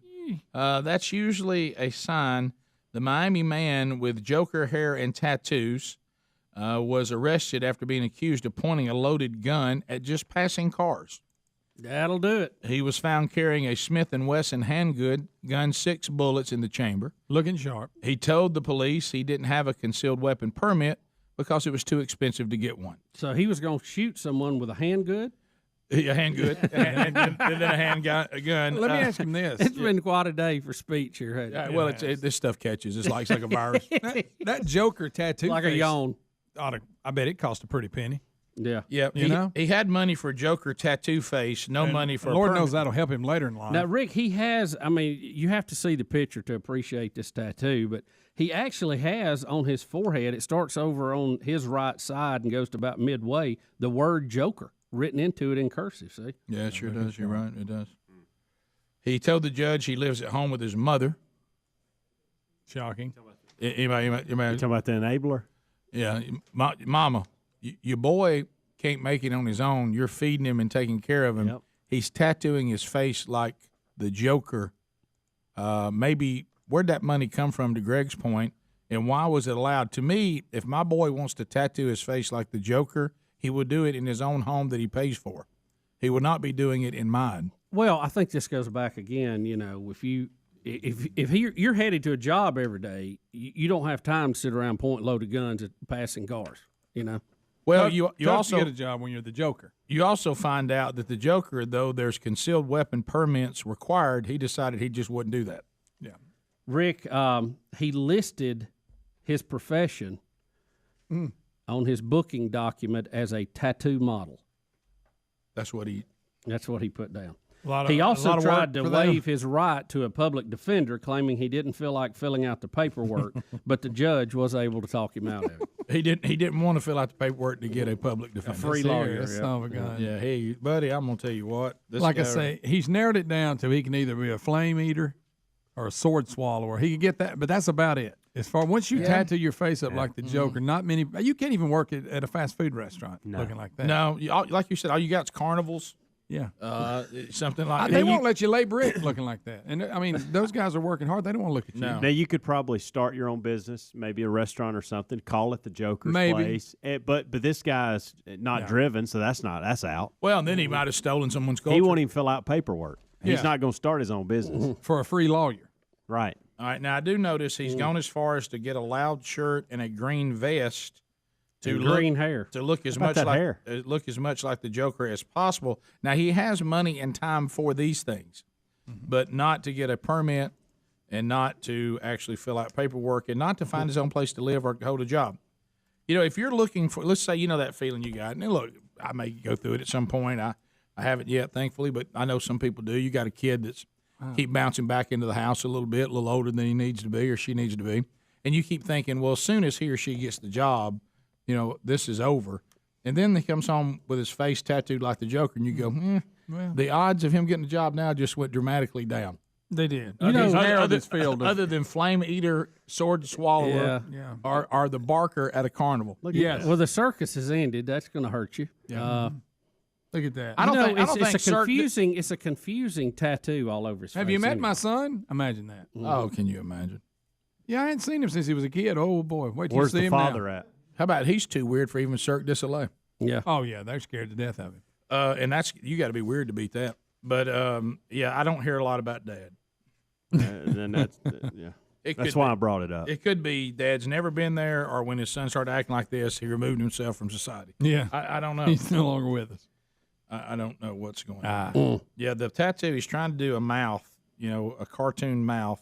Well, it's that sewed up, you know, I call it scarecrow mouth. Yes. Yeah. I see he's conveniently put a cross on his cheek. I appreciate you confusing people further there. Yeah. And then a tear coming out of the other eye. He's black all the way around his eyes. They'll match the real tears your mother cries every night. Mm-hmm. And picture one day he's going to be like, if he lives, 75 years old with that on his face. Don't forget that. I'm going to go. He'll never make it that long. Probably not. But let's say he did. There's.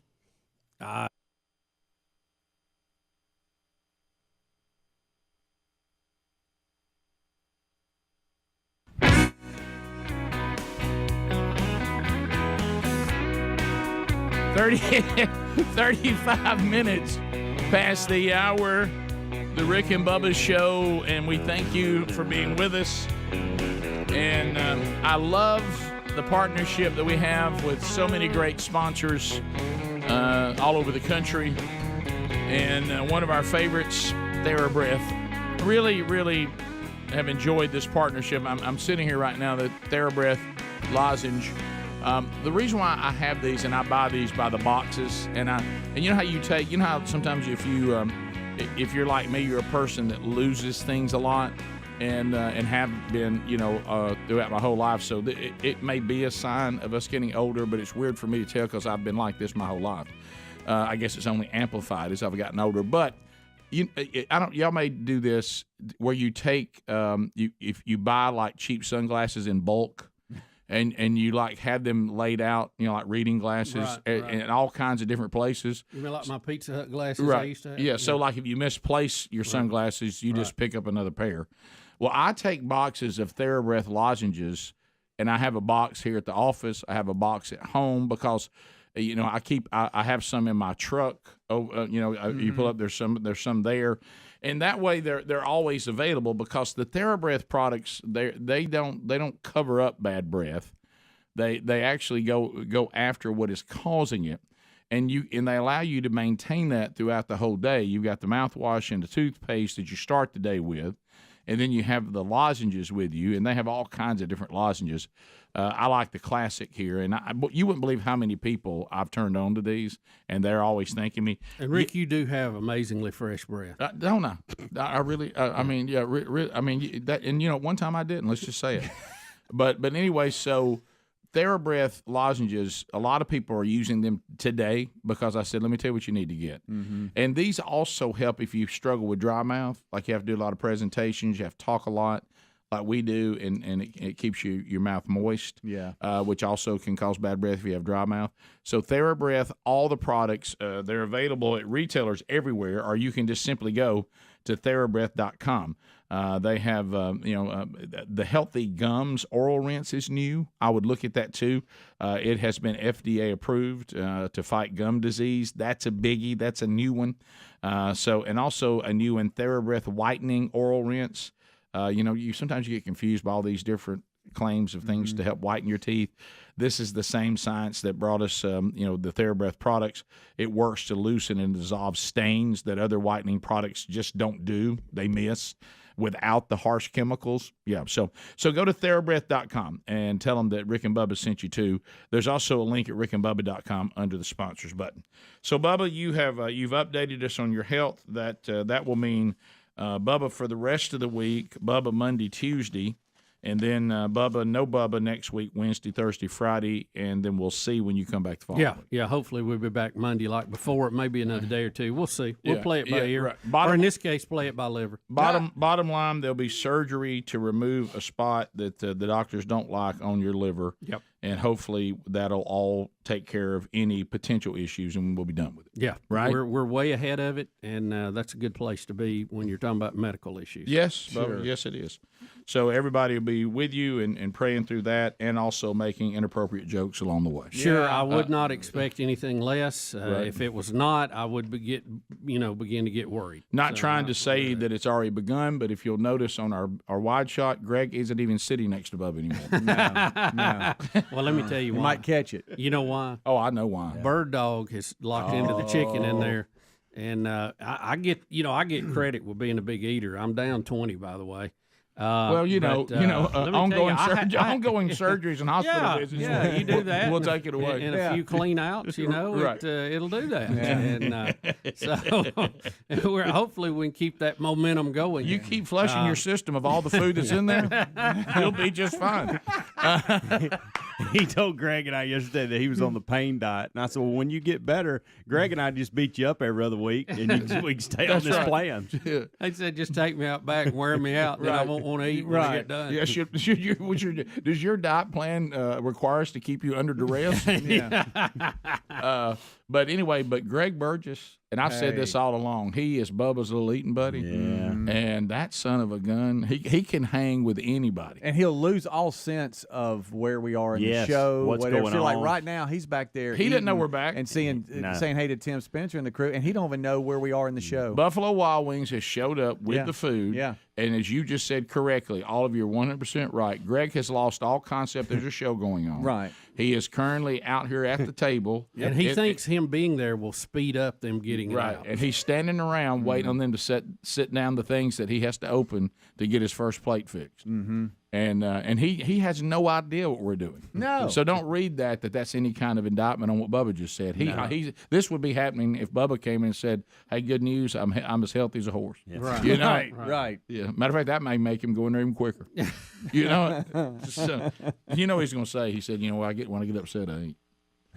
Get disturbed. He's a guilty eater. Right. You ever notice that all of us that are people of weight, we always have these excuses that it's certain things. And when this happens, I eat. Yeah. And you realize after you talk to a fat person long enough, and I am one, we just eat. That's the bottom line. You know what I mean? Taste of it. Yeah, when I'm upset, I eat. When I'm really enjoying myself and I'm happy, I just I eat. Yeah. When my team wins, I eat. When my team loses, I eat. Yeah. I celebrate. I eat. When I'm sad, I eat. Yeah. I just like to eat. When I'm happy, I eat. When I'm sad, I eat. Maybe I tell you one thing. When if I ever have if it ever gets cold, I eat. And when it's hot, I just find myself needing to eat. Mm-hmm. Look, how about this? We just eat. That's the bottom line. And unless something comes along like this, and then eating doesn't seem near as important, does it? Yeah, well, it just it kind of takes your appetite away. It will. Yeah. Yeah. If you try to breathe. You're talking about a doctor saying he's going to stick his hands in your body and grab your liver and move it. I would like for us to quit liver saying that. twist. I do too. That's what he's going to do. Yeah. I mean, we got him forearm deep in there. Twisting livers and all this. You know why? I just kept. He's going to wear above his skin like a glove. See, he's going to be rooting around in there. The visual, y'all. I'm just I telling got you. Bubba on his side. He's going in there. I picture him going in there with one of those gardening gloves. Yeah. Oh yeah. Well, he'll be covered up. Oh, of course he will. Does he know you're ticklish? Well, I doubt I'll be laughing at that moment.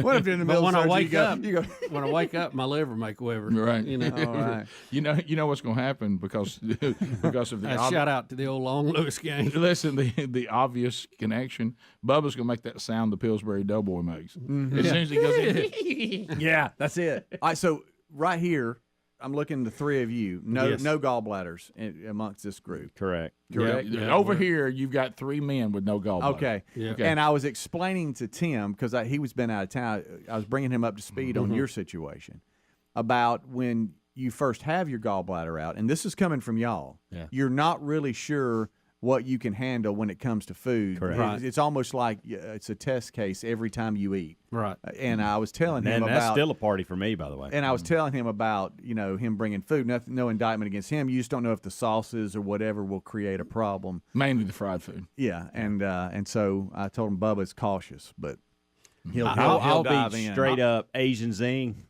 I'll be honest. I can't handle it. It'll give you a little Asian zing on it. We got that missing component. It does not like Asian zing.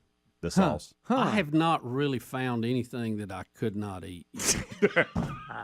I really can't tell any difference. Well, I told you that my gallbladder coming out affected my life very little. Yeah, I can't tell you very little. Now I did overeat one time, and it's like your gallbladder wants to squeeze, but there's nothing there, so it feels like your body's squeezing everything else it can get its hands on. Yeah, it was a weird feeling. Yeah, and it was accidental. Yeah. I didn't mean to do it. Yeah. Well, it's the only thing to overeat. It's the only thing. Yeah, I cleaned out a bowl that I should have just let go.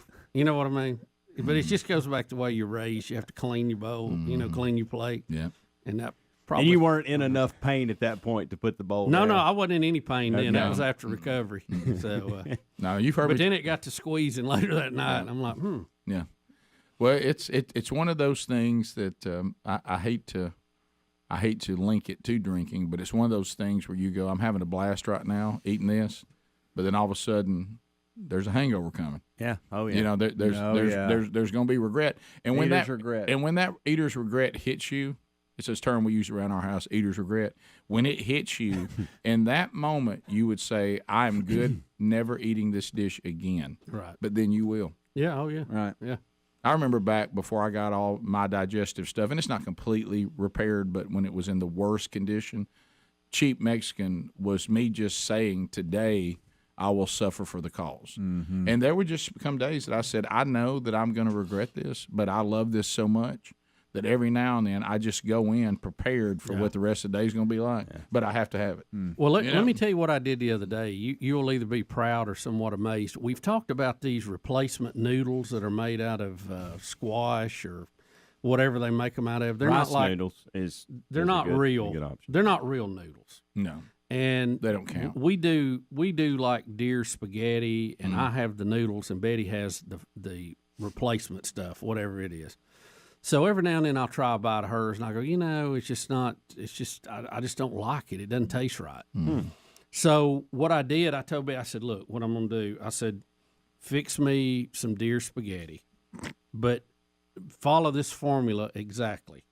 2/3 noodles, 1/3 your stuff, whatever it is, and I won't be able to tell it. But I will be eating something better for me than the noodles. You cut down the and she did that, and it was great. I said I can eat it with this mixture. I said now if you go half and half, I may read you. Well, you could work your way to half. Yeah, you just got to work your way there. And then maybe 3/4. And well, I don't know about that, Rick. Yeah, well, you never know. Yeah. That is how it works. I mean, you'll taper off, and next thing you know, you're eating the whole thing that you didn't like to begin with. Right, a little bit better diet. A little bit better. So should I just not even take any calls today? Because but you know what's going to happen. Yeah, it could be WebMD all over it. When this audience goes WebMD, it's ugly. Their server administrator right now is going, why is everybody Googling liver? Rick and Bubba, Rick and Bubba. Joker. Now I'm gonna tell you, in jail they won't put up. Greg, with he does become a neighborhood spectacle though. Now he does that. Halloween, he's a big hit. Yeah. That's just weird. weird. And the point's been made over and over again. The thing that gets me about this type of stuff is there's steps to it. It doesn't happen all in one swoop. Right. There were so many. Yeah. There were so many warning signs. He didn't just come in one day with green hair and Joker all over his face, right? Well, let's start here. Hey, son, you're 26. What's up with the comic books? Mm-hmm. Okay.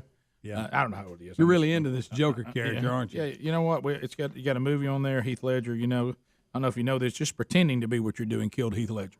I mean, it really did. It did. You know, Heath Ledger got into it too much, and he wanted to get close to the role. He got too close. Yeah. This, of all things you could pick, it's interesting.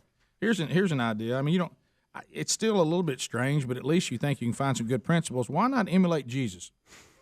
You know, that would be weird. I mean, yeah. Yeah, I mean, sure, but if you would go ahead and want to apply everything that Jesus applied to his life to be more authentic, yes, I think we can at least get down a good road on that, can't we? Yeah. And if you want to walk around and look like him, fine. You know. Hey, this is what I want to do. Not living here, you won't. I'm sorry. Yeah.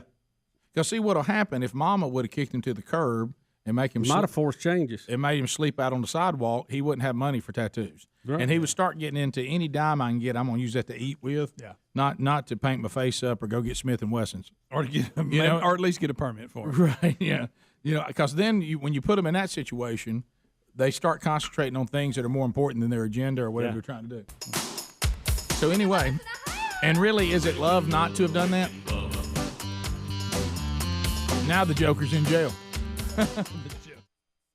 Nancy in Tuscaloosa. Nancy, go ahead. 30 seconds. Good morning. Hey. I just heard a really cute saying about tattoos. When you get older, the eagle on the back turns into a buzzard in the crack. That's a good one. I like That's that. real good. Jonathan in Alabama. Jonathan, go ahead. 30 seconds. How about it? Okay, what do y'all think about fingerboards? I don't know what that is. I'm scared to Google it. Oh, boy. Yeah, what is that? I don't know what that is. Hello? The fact that he said... Oh, he's trying to be cute. Is he? That's not those spinning. Now, I will say this. No. Is that them spinning things? No. Fidget wheels, whatever the things are. That'd be fidget spinner. Fidget wheel? I'm weak. Is he talking about a skateboard? Yeah, it's like a tiny skateboard to use with your fingers. Oh, and they act like they're doing tricks. Yeah. How ridiculous is that? It's very ridiculous. I've seen that. What is it at, or show us again? And they act like they're actually doing. No. You put them on your finger and you like here, I'm gonna do it with this like marker right here. So really you literally ridiculous. are like, and then you're like, oh, check this out. And there's like little like miniature half pipes that they sell. It's for people So who you can't can do like, anything. There's a whole market for this. It's No, for people I've who seen these. can't do anything. No, I've seen these. You can get a case full of it and all that, different colors and all that stuff. What do you How call them? sad is this? Fingerboards? Yeah, Oh, there's a kickflip. Ooh. Really, picture this, Bubba. It's like It's really taking not. It's like taking a skateboard about the size of a Matchbox car and playing with it like it's a car.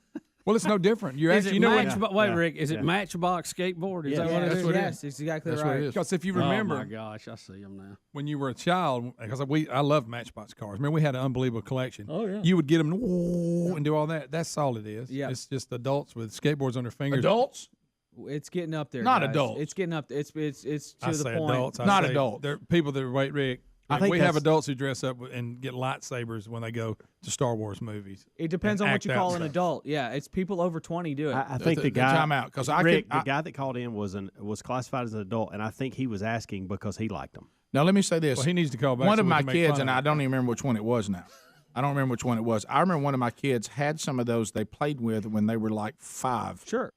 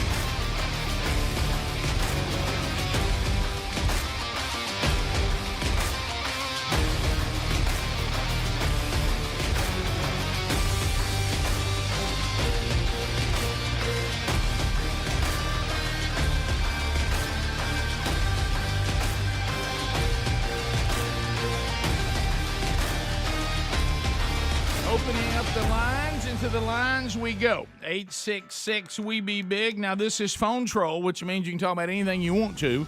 Ask questions, make comments, bringing information to the table. This is not designed for meaningless shout-outs or shameless plugs. This is about you coming on and saying, I'm bringing something to the table. I'd like to comment on what I've heard. I'd like to bring up a topic I'd like for you guys to discuss. I have a question. Whatever the case may be, all 10 lines are available. This allows more of you to get on quicker. And because of the phone troll format and the buzzer, it allows us to move the line quicker for you. Intern Blazing Silverman, earning his degree in common sense from Rick and Bubba University, now taking your phone calls and lining those up. Things you need to know. Wednesday Bible study returns today. So it'll be back on our YouTube channel. It'll be a live broadcast at noon Central, 1 o'clock Eastern. We'll be in Genesis chapter 35 today as we continue to walk through the book of Genesis. If you can't catch it live, but you still desire it, to listen to it or watch it, the podcast channel will have an archive of it not long after the live, and the YouTube channel will have the archive as well. So you can have any of those options available to you today. All right, let's start with John. John's out of Nashville, Tennessee. John, you got 30 seconds on the Rick and Bubba Show. Go right ahead. Hey, guys. As if our world hasn't got crazy enough, have y'all heard of the term furry people? Talked about it, I think, yesterday, didn't we? Furry people. These are these people that live their life dressed up as animals. Isn't that correct? Yeah. So we got a high school here in Middle Tennessee that these kids are dressing up every day like that. They're eating out of dog bowls in the cafeteria, and they have a petition going around to get a litter box. What? Yeah, listen. Look, they're kidding, right? No, they're pulling a joke. Or no, tell them you want them to do it, and they'll get tired of doing it. That's true. Yeah. Require them to have one. There has to be a point that we bring back a word that only has 2 letters in it. No. And this word has vanished from our culture. Yeah. But I actually know someone that was getting toward the end of their teaching career, and they were going to go a few more years.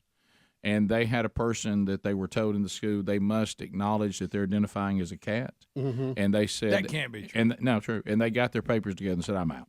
I mean, I'm not. I cannot continue to try to teach with all this crap going on. I mean, there no litter box, pun intended. Yeah. We have to draw some lines and say, if you want to live as an animal away from here, that's your business. Now, you got issues. But here, interacting with other human beings, we're not going to all pretend like you're an animal. Yeah, we're not. You know why, Rick? Because you're not. We're not going to do that. I mean, but when you open the door of I can be whatever I want to be on a moment's notice. I mean, this is going on. I'm talking about not far from here. Yeah.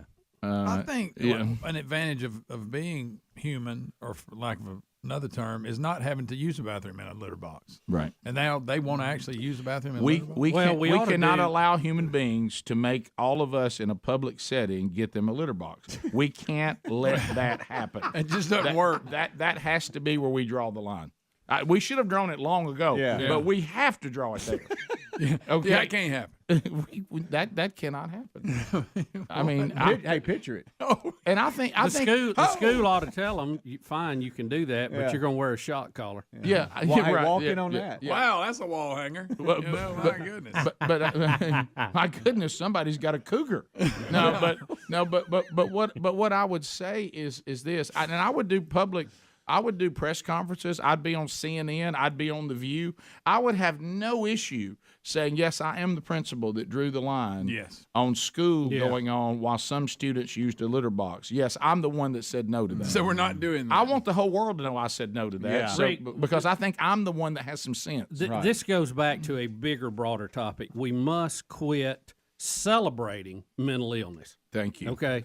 Put them in a net, get them help, and let's move on. Did you say in a net? Put them in a net? They're an animal. They're an animal. Oh, gotcha. You catch them in a net. Oh, I see what you're saying. Cage them up. Good night. You're not saying. If you want to be an animal, you got to buy the whole package. There you go. Okay? So the dog you can't catcher just be an animal every night. So the dog catcher with a big net. If you're going to use a litter box, all bets are off. That's we right. treat you just like That's an right. Give them a flea dip. Right. every spring, dump them in that big purple stuff. If you're dip that dog. If your How about that, Don Ward? If your child is not pretending like little children do, Adler gave us a somewhat troubling story, but I remember pretending. Was 4. Yeah, You were 4. Right, it was a weird story. If your child is in middle school, junior high, high school, college, or a young adult outside of school, and they want to live as an animal, to Bubba's point, your child, I hate to be the one to break this to you, is mentally ill.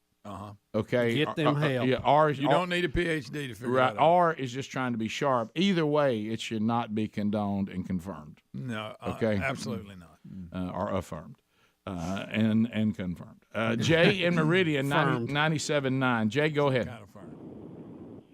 Hey, yeah, about this person thinking they were a cat. Here's your acid test. Turn on the vacuum cleaner.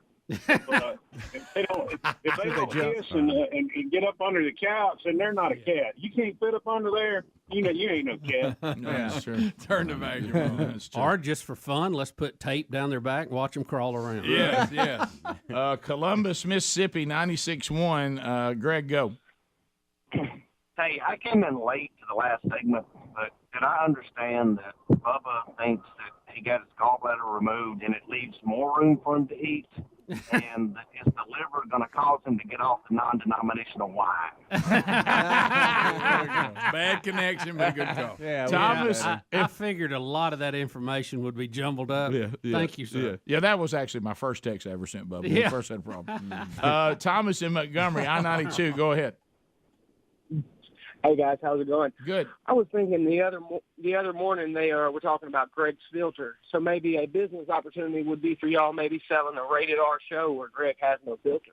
No, Thomas. That's a terrible idea. Hey, I'm for that. I think I'm better at that. We actually were already offered that gig. Yeah, you're right. No. Yeah, that's a slightly worse idea than letting your kid be a cat. Yeah. We did. We had one boss said, "I'll put you on in New York if y'all will just pull the filters down." Oh yeah. I said, "No, thank you." I'll just be playing a character. It's really not me. Right. Isn't that what actors always do? Top of the hour. We'll let you know about the next Buffalo Wild Wings charity charge and update you on how you helped a great organization right after this. Bubba, Rick and Bubba.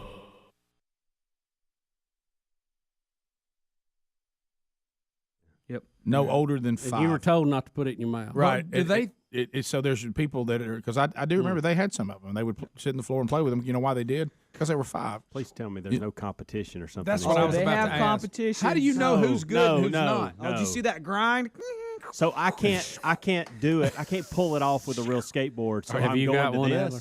Are you kidding me? Give me a break. See, once again, we've even dumbed down skateboarding now. Hey, Adler, have you got one? You can't skateboard. Put it on your finger. I had one, but I was in like middle school. That's what I'm talking about. That's too old. I Not should've really. said- I should've Middle said school is okay. But what I'm something saying, else. I could even see somebody putting one on their dresser who does real skateboarding. There you It's go, kind of a right. little something that symbolizes what they do and all that kind of It's stuff. almost like a keychain. Yeah. But please tell me there's not people who claim like I'm really good at fingerboarding. There are, Greg. I mean, there I are. watch me. Ooh, they think. What do they do? Ooh, and all that. I mean, they take pride in it. Is that what you're telling me? Yes, How guys. do you judge who's better than the other? Who can't take a skateboard on their finger and do anything with it? Guys, we have vaping. We have vaping contests. So it's not like people are going to have contests. People are going to do stupid things, and they're going to have stupid contests. I think we've learned. I think it's gotten down this thing again about how we've made everything mediocre or below. Hey, do you know how to skateboard is tricks? Yeah.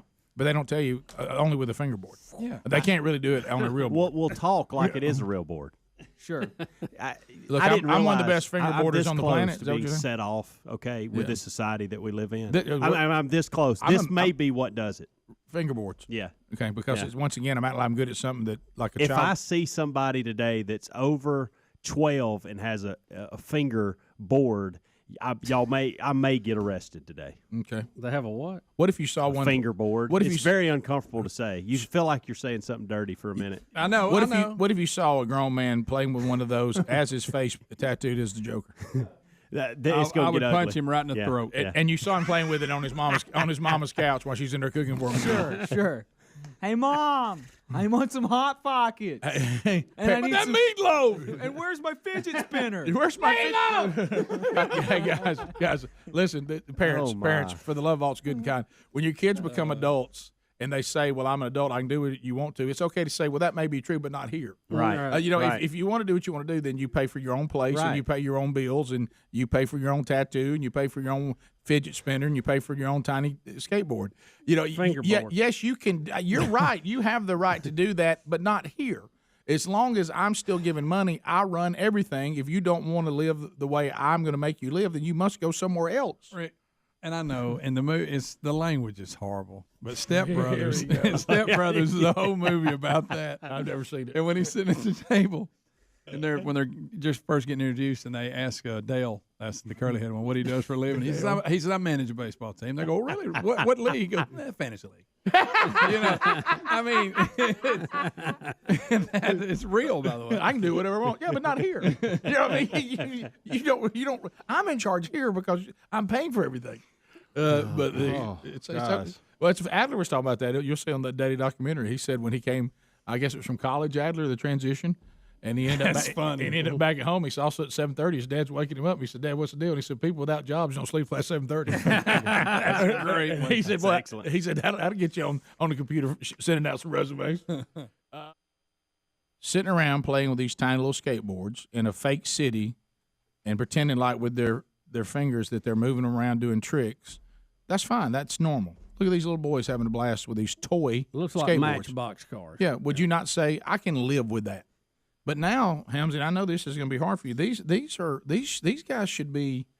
I mean, they're like young adult males, and they're guys, and they're acting like they're Tony Hawk or something. Right. And what I would say is this would be like you saying you're an engineer because you play with Thomas the Tank Engine. I mean, you that doesn't mean you're not working on the railroad. I mean, you're playing with toy trains. Mm-hmm. I mean, you're not an engineer. You're not in the locomotive business. No. You don't know how to drive one. Okay. It's just I can't believe what I'm seeing. It was worse than I thought. Have you seen? Don't look the video. If you're this upset, Hams, I'm just going to tell you can't watch the video.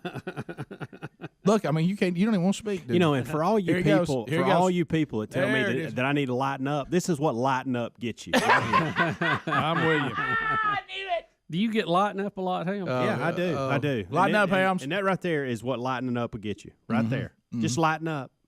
You just need to lighten up a little bit. Don't be so hard on them. They're just kids. Well, look what those kids have turned into. Well, we lightened up on them. Well done. Slack. That's who they are. That's perfect. I love it.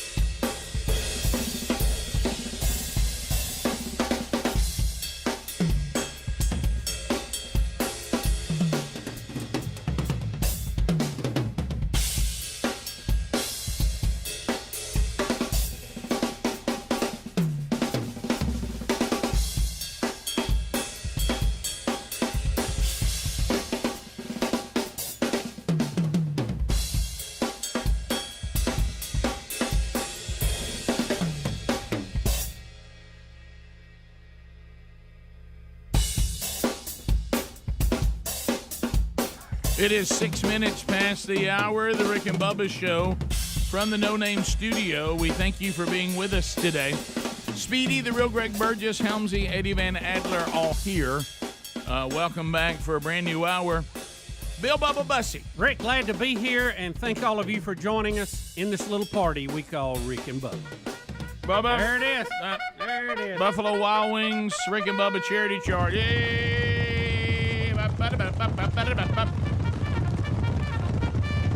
It is time once again for us to update you on the Buffalo Wild Wings Rick and Bubba Charity Charge. Tim Spencer with Buffalo Wild Wings is back. Tim, welcome back to Rick and Bubba. Glad to be back again, guys. How's business?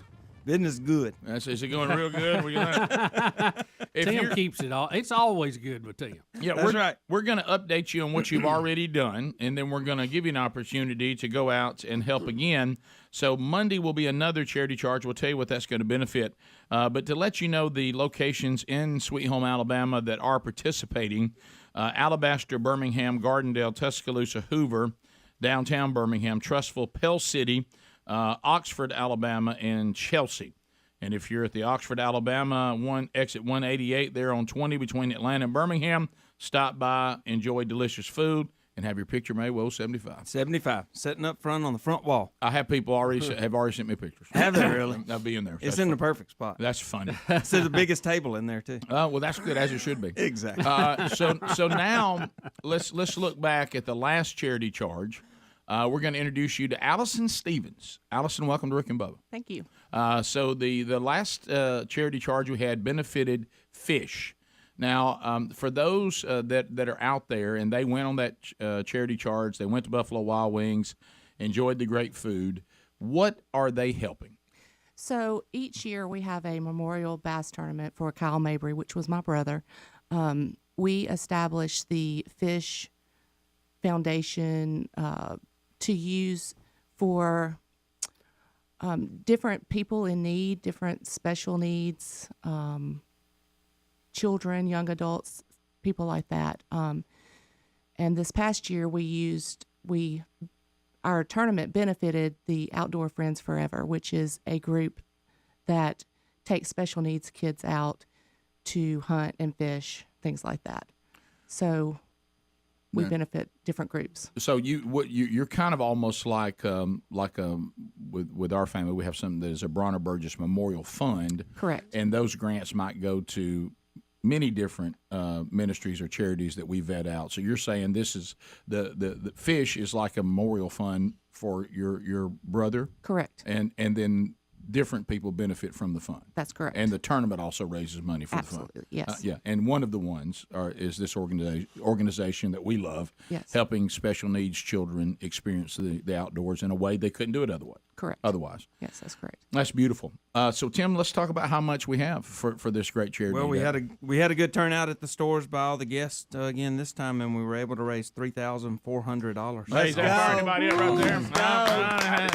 That'll get you fired up. Yes, it will. Let's do that. Yes, sir. So tell us, will that just go into the fund and then could be available for Outdoor Friends Forever or maybe another one? I guess people come to you guys and request they do grants, and then y'all vet them out of whether this is in the wheelhouse of what you've been called to. Right, and we also do scholarships each year. Okay.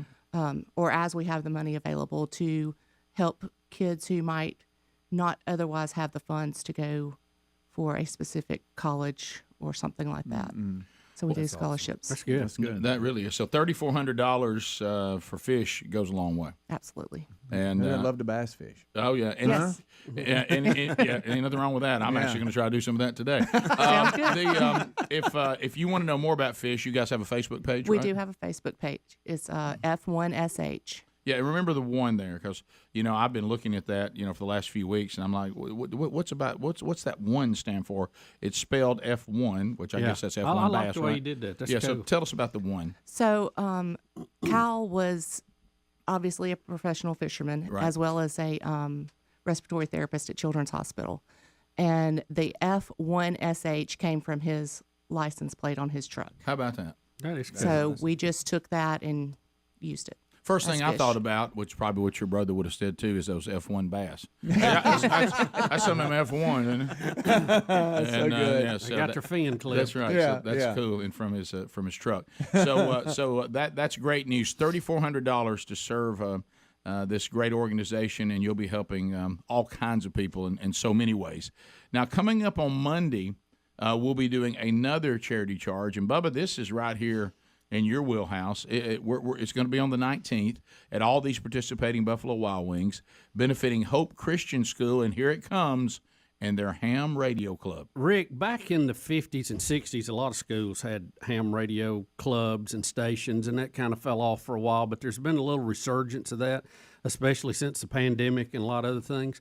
their science teacher there is a ham operator, and we're going to help them get a ham station set up because there's a lot in science you can learn from ham radio, the transmission systems, how radio waves work, the propagation of that, and of course emergency communication. So we're excited to be able to work with them with something that I know a little something about, and going to get them set up and hopefully mold some of those young minds about what's going on out there with radio waves. 7 and 3s, man. Look at that. 7 and 3s. You're so close. Is it 73? Yeah, go put 70. it all together. Yeah, not 73, just 70. What about CQ? Yeah, well, that means you want to talk. Oh, does it? Okay. I'm just learning. I want that's these the kids Q to know this signals. kind of stuff. Well, they're going to learn all that stuff. I want them to know it. Big part of science. Yeah. So that'll be coming up on Monday. So look at any of these participating Buffalo Wild Wings locations. Any more coming soon, Tim? Maybe down the pipe. Maybe. Okay. Yeah. We've got. You had so much going on. You got to let that all settle. We got used to you opening one like every other week, so we just expect. Held on. Yeah. So I think we've got a couple of things working in the air. What about chicken supplies and all? Is that caught back It's up getting now? better. Is that getting better? Yeah, the supply's getting better. Now we're just working on the cost. Oh yeah. Yeah. Right. Yeah. And it's starting to. Well, now Biden said he's taking care of all that. I know it's fixed. That's all been done. Yeah. So everything's okay. We'll get an update on that. By the way, I had another friend that ate at your Oxford location and ate underneath your jersey, Rick. That's right. He said it's almost like this isn't real. You know, speaking Is of that this Oxford really Rick's jersey. Yeah. Well, we call it table 75. On Mondays, we've already brought. I know y'all's guys ties to Jacksonville State. Yeah. Rich Rod is in the store on Monday nights doing a radio show. Oh, that's right. He doing the show. Yeah. Yeah. The first night, I sat there and I'm texting Bubba and sending him pictures. I'm like, look, we got it worked out, and I can't get a response from Bubba. I'm like, he always texts me back. Yeah. Well, he had his gallbladder. I'm like, I was laid up in the ER. I'm like, he always texts me. Little back. busy. What's going on? Bubba's been a little important. Bubba's been a little busy lately. So anyway, and don't text him next week either. No, yeah, right. Right. Yeah, You better get that morphine pump will slow down the response time. Right. Yeah. Well, Tim, we're thankful to you and all these locations and what you're doing and your connection to the show. It's been great. And Allison, thank you for letting us know what happens with fish. Now, when is, I know 2022, have y'all got a date for next year for the Kyle Mabry Memorial Tournament? It is scheduled. We don't have a specific date, but it is scheduled for July. And that's another way people can participate. Correct. Yeah. Yes. Just be So in the just tournament. watch your website for details. Yes, watch the Facebook page. I always post that on there. So thanks to all of you that went out and participated in the Buffalo Wild Wings Charity Charge, benefiting fish. F1SH on Facebook if you want to know more. And coming up Monday, you can help Hope Christian School and their Ham Radio Club finance that project just by eating delicious food and participating Buffalo Wild Wings locations in our home state of Alabama. Thank you, Tim Spencer. Thank you, fellas. Thank you. Appreciate it. Thank you, Allison. We'll be right back. Rick and Bubba, Rick and Bubba.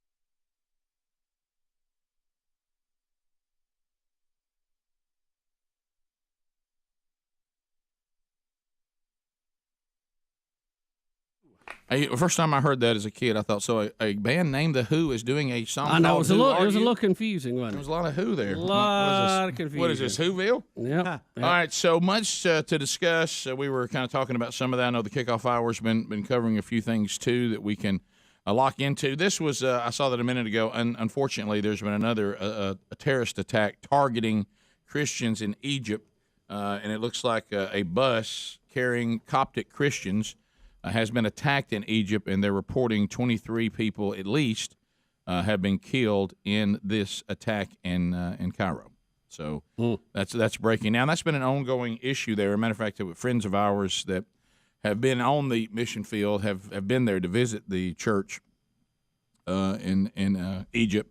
They have to meet underground and all that because they're targeted.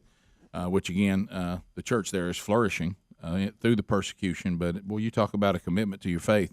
you're targeted, and it costs you your life if you are attacked and will not renounce. So anyway, more Christians there in Egypt being killed today.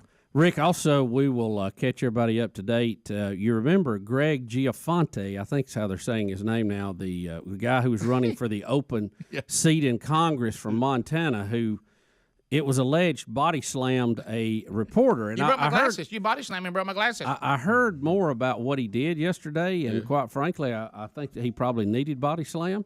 But he apologized for it in his victory speech last night. Won overwhelmingly, the empty seat. Have you seen the reporter that he slammed? No, I Looks can a lot like Eddie Van Adler, and I'm not just picking on him. Pull his picture up if you can find it. It's there. It's right there. You got it. Far look, left look, there? right there. There's one with he's got glasses on. Well, because he got his glasses that's broke. a completely different one. He got his glasses broke. He doesn't have him there. That's like one he's done a glamour shot with. I'm talking about it was like it may have been taken after he got slammed, but he's got his glasses on and they favor. Yeah, well, here's the thing. We told you that the type of human being that takes on Big Sky Country probably won't have an issue with someone attacking, kind of a far left liberal journalist from The Guardian, and he wins overwhelmingly. Yeah, run away. He actually picked up more votes. I think he did. Well, I think he's headed for leadership in Congress. Well, that's the thing that we've been trying to talk about here on the show. Is there is they used to be called the silent majority. Right. There are Americans that are they're just tired of all this. And when they see somebody finally in politics, Trump, it's the whole Trump thing. Right. Whether you like or don't like, and certainly won't agree on everything, but the Trump phenomenon, it affects all of politics right now, even state level and everything. There's just a group of Americans that they think that, look, we all want to be civilized and all that, but the left has gone so far and it's become so ridiculous. And we're not going to be a doormat anymore. There you go. That you just, and this other thing, too, of civility being lost. And see, the thing is about, well, you shouldn't do this, you shouldn't do that. That's right, as long as everyone's being civil. Yeah. But there comes a time when people who are treating you in a way that is not civil, they may get an uncivil response. Right. They're creating this atmosphere that is just toxic. And, we've got this thing going on today where, we got intel that's being leaked everywhere you turn. We've got, the obsession we have with that we must throw every obstacle in front of this president because we didn't like him, speaking of the left and even the media. One of the things that I don't think got talked about enough was the glaring, because to me, when there's things that are theories, people can disagree. But when you're just looking at something nobody can argue, the country didn't respond enough to how long it took most of the media to start covering the terrorist attack in Manchester. When they put the clock up there and you see Fox break everything, go to it immediately, and all they're doing on the other channels is trying to tie the Russians to Trump and having panel after panel after Flynn, you realize it went 36, almost 40 minutes before they ever even mentioned it. Yeah. Because they're so and that's obsessed with a conscious decision that somebody's making, because all of these networks, the guy in charge is sitting in a room looking at all the networks. Yeah. I mean, he's got their feed up, he's got everybody else's, so they know what other people are covering, and it is strange. The gravy, please. Ooh, it brings me to my knees. We're back 20 minutes now past the hour of the Rick and Bubba Show. 866-WE-BE-BIG is our number. Thanks for being with us today. Mentioned this when we were talking to Tim Spencer just then, and there's this, we're approaching the midterms, and now we're all looking to try to find the truth. The Biden administration wants us to know that inflation it's getting better. It's getting better. I hope it gets better. Of course, I just talked to an organization yesterday that informed me that one of the things that they wanted me to know, and I won't get into the details of it, but one of the issues they said that they are having is the ever-rising cost of food.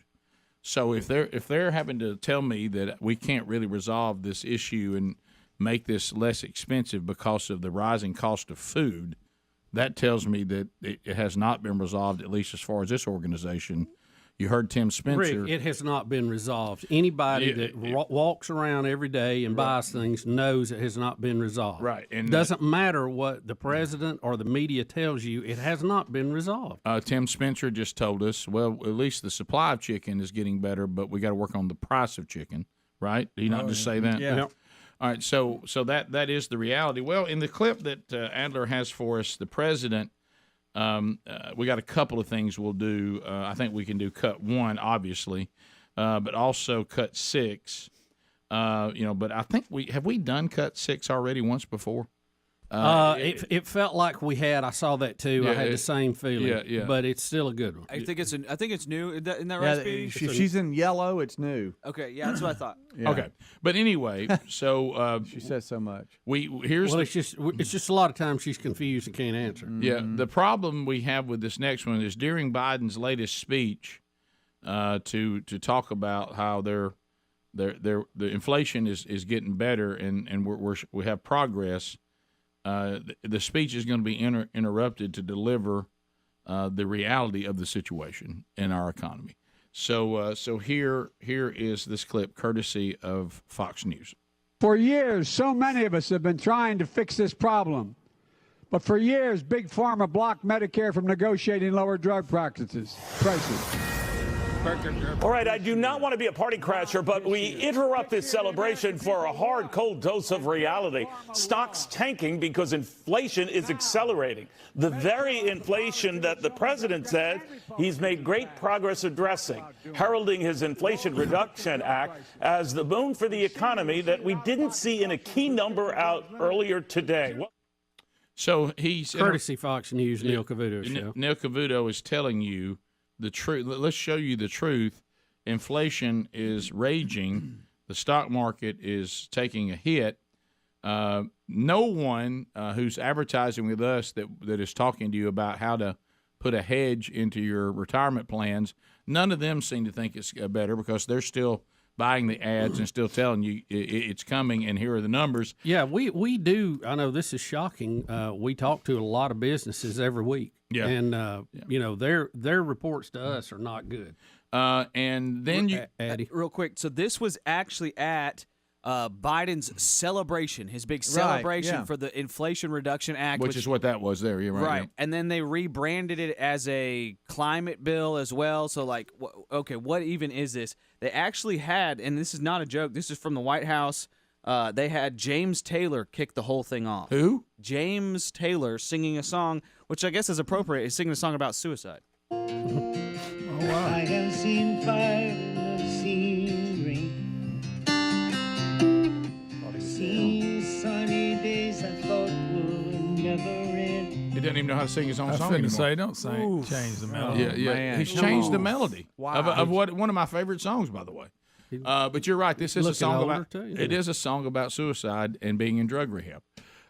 So that's appropriate for our economy. I think. Yes. Does anybody who's making these decisions? I don't know. I need to see them. I want to know them. Evidently, Well, when you can get away with it and nobody calls you on it on the national media, you think, well, I mean, you don't have a real high standard. Yeah. You don't have to run it through 3 or 4 people. You just go with it. All right. Obvious. So now here is Karine Jean-Pierre, and this has happened. This has happened before. But it has to be. This is a question you have to answer. What exactly would the Inflation Reduction Act do to reduce inflation in the short term? Considering that's in the title. See if you can find. Don't you have to answer that question? Well, you would think since it has that in the title. Yeah, see if you can find her answer somewhere in here. Yeah. Okay. What exactly would the Inflation Reduction Act do to reduce inflation costs in particular for Americans? I think that's important when you think about how inflation has increased costs for Americans. If you what? She started talking about lowering costs. She didn't answer the question. What does this bill do that's actually going to make a difference short term? Yeah, not everybody has maps. So. Her answer was basically inflation is bad. Yeah, hey, and people don't like prices. We all going agree. up. We all agree it robs people of money. It's a tax on everybody. Right. Can I hear this again? Yes. Because it did sound an awful lot like Miss Teen. It had a little map. It had a little map to Some it there. people don't. We lower cost. What exactly would the Inflation Reduction Act do to reduce inflation in the short term? So when you look at the lowering costs in particular for That's what we're Americans, looking I at. think that's important when you think about how inflation has increased costs for Americans. People out there in our nation don't have maps, and I believe that our education, like such as in South Africa and the Iraq, everywhere such as. Iraq. I love That's that. a good place. Rick, really. Did you love that first line? Yeah. Oh, yeah. Bless her heart. She says, well, lowering cost and starts the word salad. Look, here would be a better answer. I'm going to try to help you out, okay? Just say this is not a short-term reduction. It's a long-term plan. There you go. Just stay away from it because obviously, one, you don't know what you're talking about, and two, it doesn't help. So just don't address it. I mean, I hate to just help you out, but I feel so sad for you. I mean, I feel sad for you watching that. Yeah, she could say, like you said, well, look, first of all, it's an Inflation Reduction Act, but it doesn't say anything about short term because this is a long-term problem. And honestly, in the short term, there probably won't be a whole lot. But if we put our plan into action long term, we will see a better result. Your plan ain't gonna help long term. It's gonna make it worse. But it sounds better. But yeah, I want to help you. I mean, I'm embarrassed for you. You feel so bad for her, is what it is. Well, I feel so bad for her. I feel so bad for her. I feel so bad for her. And it's just sad. I mean, it's just sad that you're at that sad. level. And this is the policies we have, and these are the people who are supposed to tell us about them. Oh, good gosh. Somebody pull a ripcord, get me out of here. Right. I mean, it's roll me to surgery right now. She almost needs because roll me to surgery. Roll me to surgery right now. Get me out of here. Right. Apparently, none of these people can help you with long-term liver health, but because their brain's been taken out. Yeah. Here is the problem that I thought everybody at 8th grade understood. If you keep pumping money into a situation where there's already a limited supply, that is the classic gold standard example for inflation. And inflation costs everybody. Your money that you have in the bank is worth less than it was yesterday. Everybody, don't matter if you're rich, poor, what color you are, what you identify as, this is a tax on you that's not going to help anybody. It just disappears into the air. Yep.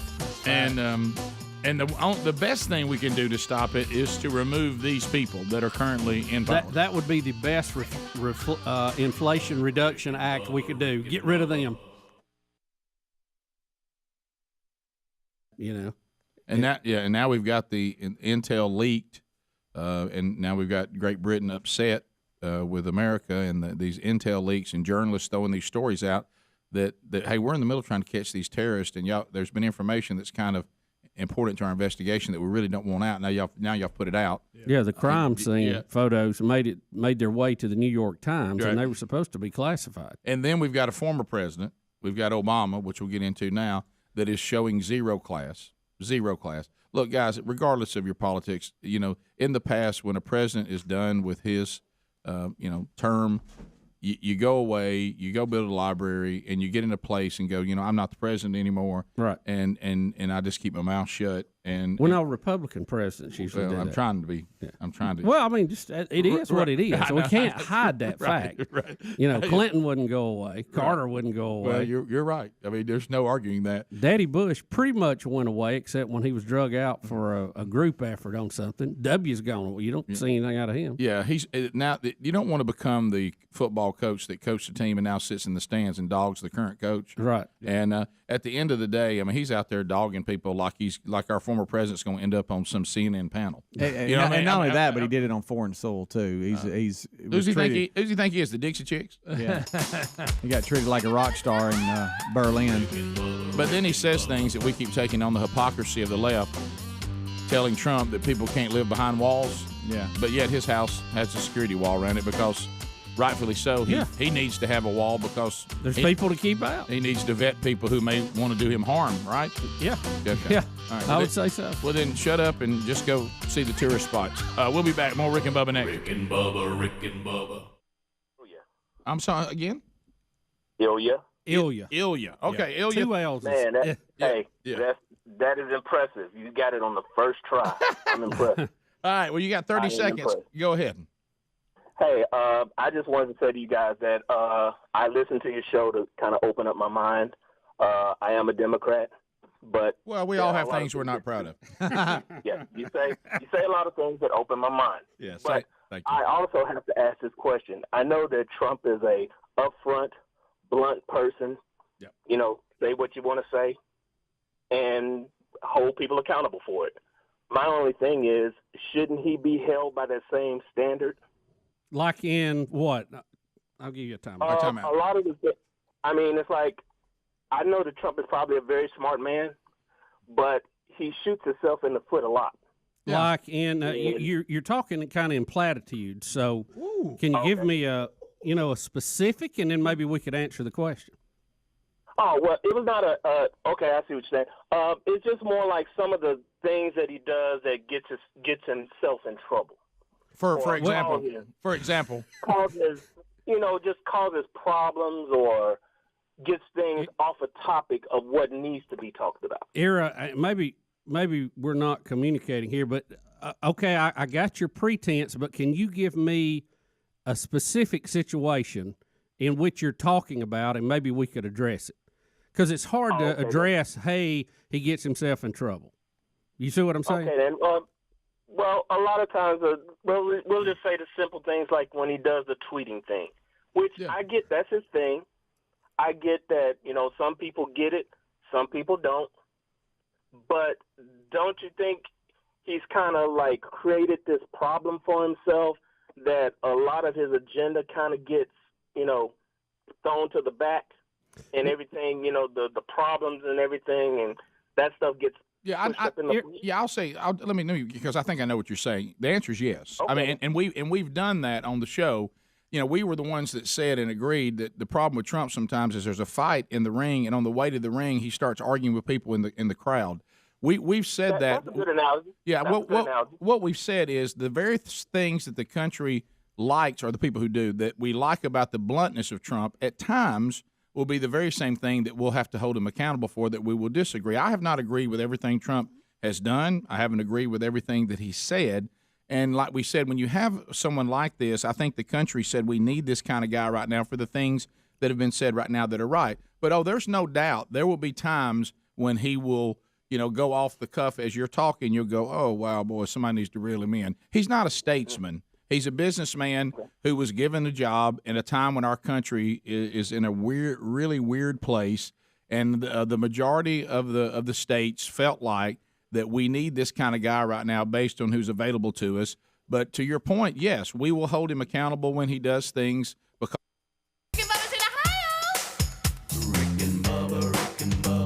Pass the gravy, please. Rick and Bubba, Rick and Bubba. Ooh, it brings me to my knees. Rick and Bubba, Rick and Bubba. I can't start another. Rick and Bubba, Rick and Bubba. Day without him, brother. All right, we are back. It is 35 minutes past the hour. Rick and Bubba Show.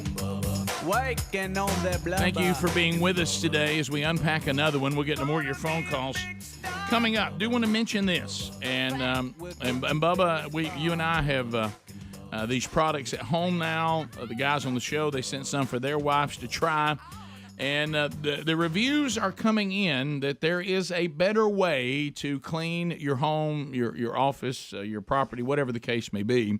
With cleanpods.com/Bubba. We fully understand that this is one of those areas in your life where you go, well, this is the way I've always done it. But there could be a better way to do it, and you could be saving money. So I think this is the new way of doing it, Rick. It's a new wave. I agree with you. And let's just ask a question. You know how sometimes you go, well, let's get down some things that I can't get around. Okay. So the way that cleanpods.com/Bubba handles these cleaning products, I'll ask you a question right now. When you go to get your cleaning products, do you have any product whatsoever that you could get 5 bottles of it for about $10? No. Anybody at $2 a bottle? That'd be no. Okay, that's a no. So with cleanpods.com/Bubba, they provide 5 spray bottles, high quality, and then you select based on is this a floor cleaner, is this a multi-purpose, is this bathroom. Because all cleaning's not the same. Yeah, and they send you the pods that would be the solution. It's concentrated based on the type of cleaning you're trying to do. You put the pods in the spray bottles that they also provide. You put water in it, shake it up, and here we go. And they do this without harsh chemicals that sometimes can be harmful to us or even your pets. It's taking cleaning products to a new level with simple technology, and it's very easy with the pod system. It's color coordinated for glass floors, bathroom, multi-use, and more. They even have a urine spray if you keep pets in your house or someone maybe have a human who can't a lot of people can't ring the bell. Maybe my aim ain't what it used to be. Well, if you got males, in whatever bathroom that we all use, now we're going to hit the floor some. So there's a urine spray too if you'd like to get that. So why don't you go right now? We're going to get you 10% off any bundle, any product that you get when you go to cleanpods.com/Bubba, and we're also going to get you free shipping. So this is just a better way to clean. Do it now by going to cleanpods.com/Bubba or go to rickandbubba.com under the sponsors, and we are excited to hear how this new way to clean is working for your family. I had somebody ask me the other day, said, now, why do you need different cleaners for different things? And I said, like in the kitchen, right? You usually deal with grease and oil. Right. Well, in the bathroom, you don't usually deal with grease and oil. Well, if you do, someone's got soap a problem. scum. Right. But you have mold, mildew issues, soap scum, which is a totally different deal. Yeah. So these are all targeted to where you need to go, and it's just I think a great idea. Yeah. All right. So this is an email that we get periodically. So let's go back, Bubba, to when you and I partnered with some entrepreneurs for a Rick and Bubba restaurant. Do you remember the year of that? You're doing it again. You remember the year? Rick, what are you doing? Well, I'm just telling you. Do you remember the year? Go get the picture of I'm just telling you how long. Late 90s. When was this? 2000? Oh, God. Was it 2000? It was 99, early 2000. 2000s. No, we were already living here, so that was 98 when we moved over. Rick, I moved over here in 98. Did you move here in 98? 99, I think. Yeah, so somewhere around 2000. Right? So it was 2000, 2 years. I'm going to say 2007. No way. No. That was too late. Because Fat Fest was over then, and we did a Fat Fest promotion. That's right. 2003. That was the last Fat Fest. So we had the restaurant, I think, 2002 to 2003 maybe. You know what? That's as good as any guess. So we did not make it. Lucky could probably tell you a little more. Right. Exact. Probably knows the exact day. So here is an email of a person who said, now I want you to, and this happens a lot, in New York City. I know I saw it. I know what you're talking about. He said, my son visited New York City this week. He and his girlfriend were walking down 3rd Avenue and saw a lemonade stand. Oh, no. They decided they wanted lemonade, and they were shocked when the lemonade was handed to them in this cup. That is and there so it is, funny. a Rick and Bubba's cup. Rick, how many cups did y'all have that are still out there in rotation? You realize how many years That's that is? amazing. Unused cups. You buy cups in mass volume. They're fairly cheap when you do that. So we literally bought hundreds of thousands of cups. Yeah, it must be because they're still out there. Bubba, 20 years later, I know, and it still people looks good. people are still getting our cups at various restaurants and stands everywhere. How about you know that what? lemon on top makes me want 20 that. years later, I can't believe that. I cannot believe that's that. New York City lemonade stand right there. You know what I did with that picture? I sent it to Brian Kilmeade and Steve Ducey and said, "Hey, we're taking over at the ground level on New York. Get ready. Lemonade. This is our plan. We're going to take it over using street vendors." Do you realize how long that cup right there has been around? Yeah, long. Rick, somebody uncrated it recently. Took it out of the plastic. Yeah. And it had never been used. Right. Look at how many are lined up behind it. Yes. That is crazy. Yeah, look, there's more back there. Oh, yeah. Yeah. There's Got a bunch of them. Yeah. Different sizes. Don't you know people that buy it are like, I'm not sure what this is. But they're cheap. They don't care. No. But do you think anybody drinking the lemonade says, well, your stand's not called Rick and Bubba's? I don't understand what this What means. does this mean? Yeah, I would ask. They got a heck of a deal on some cups. Yeah, they did. Yeah. Yeah, they did. But this happens, Bubba, to them all the time. Yeah. People find these cups and these utensils everywhere. And funny. they find some of the staff's uniforms at thrift stores. Yes, they We've do. had those sent They to us. do. Oh, yeah. They do. And some of y'all, I don't know who, you've never admitted it, But one of the big cost hits we took early on is we thought it would be cool to have ketchup and mustard containers with the Rick and Bubba logo on them, and y'all stole all of them. Right out of the gate. Right out of the gate, every table that had one, people took them. Really? Yeah. And so they came back and said, well, that was a bad idea. Everybody took the ketchup mustard things out of here. Oh, my goodness. So we had Apparently to, you don't hit budget. Then when we that had to go to happens. this. Can I tell you the small time that restaurant was in play? I learned more during those years than I think I ever did at school. It was educational. Wasn't it? I was surprised. I have such an appreciation for people like Tim and folks that are in the food business That make now. it happen. Because I have never seen a business that you can have people literally, Michael Hams, lined up out the door to get in, and you buy too much ketchup and go in the hole that week. I've never seen anything like it. The margins are so close on this industry. But on a positive note, the big heartedness though about when they had tragedies like severe weather and stuff, when y'all were giving out free food, I thought that was at least one good thing. We were going to do that. We were going to do that out of the profit, which never. Never materialized. I can honestly say I'll never forget that day. Well, you know me with secondhand. I didn't know what to do. Which led to a great song. That wasn't. Everybody knew what we were going to do. I was just very passionate about it. And I still am. Well, you were you meant it. No, you were the funny guy. I'll never forget you telling us. I turned on the news and there was some guy on there that looked a lot like me, and he's throwing out something about giving away food. But we're gonna bring in trailers. But listen, this is the other thing that is also appears in Rick and Bubba lore over the years, and that is the food trailer. Yeah. At one time, I saw it parked in an alley in Pensacola. Yeah, it doesn't have our logo on it. Not well, anymore. Rick, they have bad weather down there. For a while, though, remember when they first got it, our logos were still on it. Yeah. And they were transitioning, and people would say, I just saw some food trailer where y'all on it. Such a nice trailer. By the way, that food trailer is whoever's still using it, and they are because it's that good. That thing was a hoss. Well, it was custom made. See, Well, everything was top notch. The guys, maybe that was the problem. We were doing this with, put it together, and it was so custom made. It wasn't the normal trailer stuff, so it was almost too heavy. I mean, we had to lose a few things to get back under the weight limit. But it was built like a commercial kitchen. Well, think about it. You were going to pull it into areas that had been hit with severe weather and feed people, right? Yeah. Wasn't that the vision? Yes. And they ain't sold a hamburger yet when he's I thought we were doing this segment next Thursday. Right.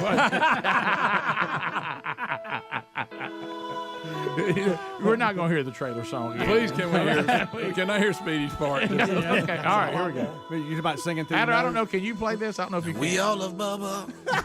We gotta let it go. But we have to face the fact his that he's committed a major step out. All right. Sounds like I'm holding my nose when I sing. He's got a trailer. It was a great to pick us up when we fall. He wants to serve the greatest gift of all. Greg? Now we can't go on giving away all our food. Our investors have spent a lot of dough. This is what I had secondhand all myself. We know people are hurting. Yes. We'll give you all we got. But first, we need to pay for that expensive love. We'll feed the world. That's so good. We're Rick and Bubba's. When we're doing good, we'll feed your neighborhood, but we're just getting started. There's tornadoes coming, destroying people's life. Bubba stepped out and offered you free fries.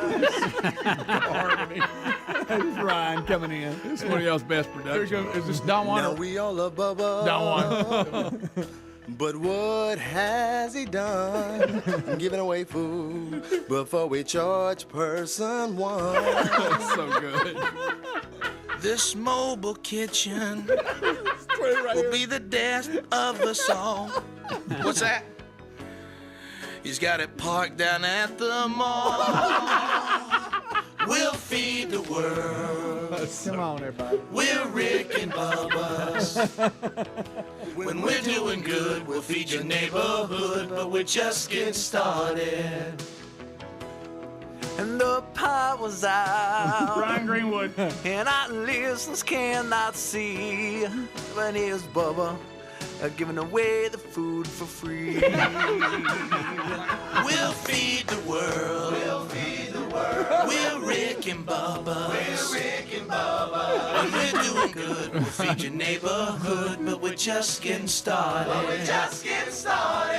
There's tornadoes coming, destroying people's lives.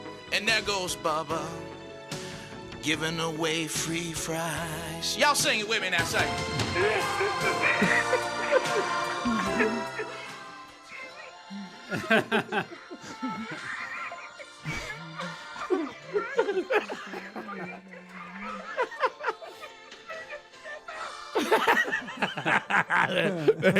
So there's a I do want to point one Great thing production. out. I didn't remember where I was standing in there. I want to point something out. Before this speech, before this song, had you ever heard of a food truck before? And now, do you hear food trucks everywhere? Are you claiming credit for food trucks? I'm just saying that was and the- boneless wings. That was the mustard seed that started it all. Mustard seed. Nobody had buffalo chicken before us either. What? Bubba. We did. We started that. Rick and Bubba.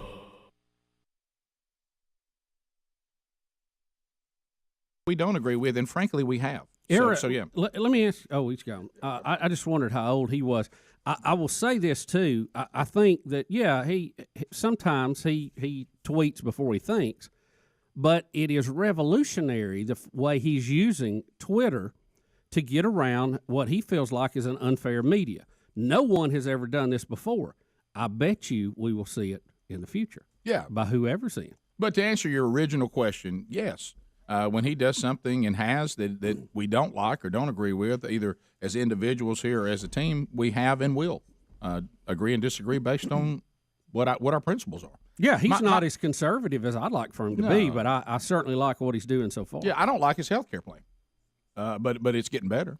So we'll see. Did we cover where one of the co-founders of Twitter apologized for inventing Twitter because they felt like he felt like that he had to That helped apologize, him get elected, which is ridiculous. But I mean, I'm just saying that's just like in Jimmy Fallon, they're mad at him because when he was on the show, he cut up with him. Remember, because he wasn't mean to him, so they're mad at him for that. Well, they just have to get It's over it. unbelievable. Yeah. But Well, no, this guy felt he should apologize. So basically, I'm apologizing because he got to use Twitter to bypass the media to tell you what he really said and what he did. It's better if I hadn't invented something that would let him do that, so the media could dictate how if you he think. really Is feels what he was that saying? way, give all the money he got back from going with an IPO, and then we can talk to him. Well, about it goes back. It worked again. out pretty good for him. Yeah, it did. And that line of thinking, that's kind of, I guess it makes a good soundbite if you're doing a speech and trying to rebel rouse the crowd, a stump speech that they would call it on a campaign. But you can look back at a lot of things. I mean, you could say gosh, I wish I hadn't invented the car, and then we wouldn't have people in car wrecks, But that doesn't work that way. Well, I'll go deeper in what both of you are saying. Both of you are saying he doesn't mean that. No, that's he easy. doesn't mean That's easy to say after you've pocketed all the money from it. My point is now say that at the beginning, and then before you ever made a dime off of it. Say, It's I don't satire, to say the least. Well, what he's saying, but think about what he's saying. It's just like, and back to what we were talking with our caller, because we all need to look at everything, regardless of our political views. This Trump era is revealing the truth about a lot of people, include on both sides of the political fence, and we need to pay attention. Back when Hillary Clinton was saying, I would have gotten elected if you hadn't found out what I was really doing. I mean, here's Trump saying, here's the Twitter guy saying, Trump could have won if we could have manipulated him with the media. Yeah, but he found a way around it. Exactly. See, guys, that kind of stuff, you got to listen to what people are actually saying. Yeah, and the point is, in that liberal crowd that he runs in, he feels like he has to apologize because they're going to attack him for it. That's how their mind works. That's what's embarrassing. Like I said, the same thing with Jimmy Fallon. They were beating him up, and he apologized again. Well, you shouldn't have to apologize. He wants to be welcome to the Hollywood That's parties. all it is. And it's embarrassing. We continue. Eric in Tennessee. Eric, go ahead. 30 seconds. How are you? Good morning. Hey.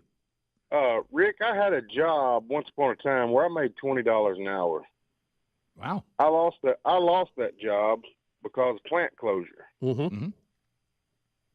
Now, I had to get out and get a job to support my family. I went to a job where I made $8 an hour. Mm-hmm.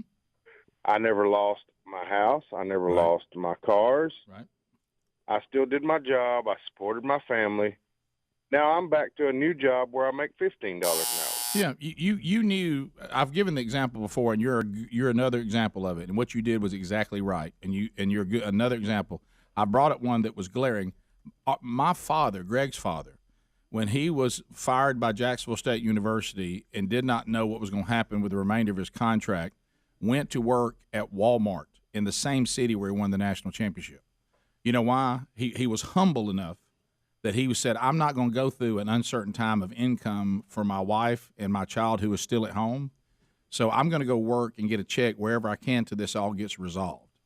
How many men do you know that would go work at Walmart in the very same town where they were on billboards and heralded and one day would have the stadium named after them from winning the national championship? See, that's the humility of my father that I have always incredibly admired. And because it's there's not many men, just like the guy just called from Tennessee. He said, I'm not going to get the same job I had, but I'm going to get a job. And then I'm going to try to work my way back to that because my family's got to be provided for. That's right. You got to find a way.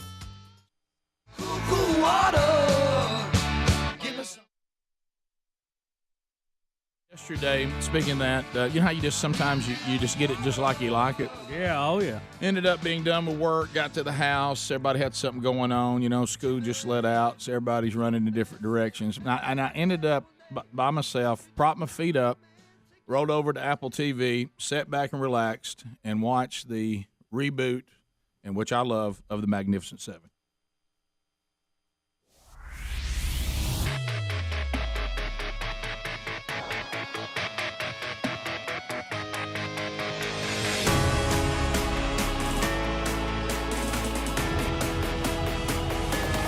Seven minutes to the top of the hour, continuing to update you, and now we need to jump into the world of Adler. Adler, how's everything going on the phrase that makes most men wake up in a cold sweat in the middle of the night, and that is home project? No. You have a work crew. The last time we checked with you, they had burst a pipe involving your irrigation system and shot water into the air.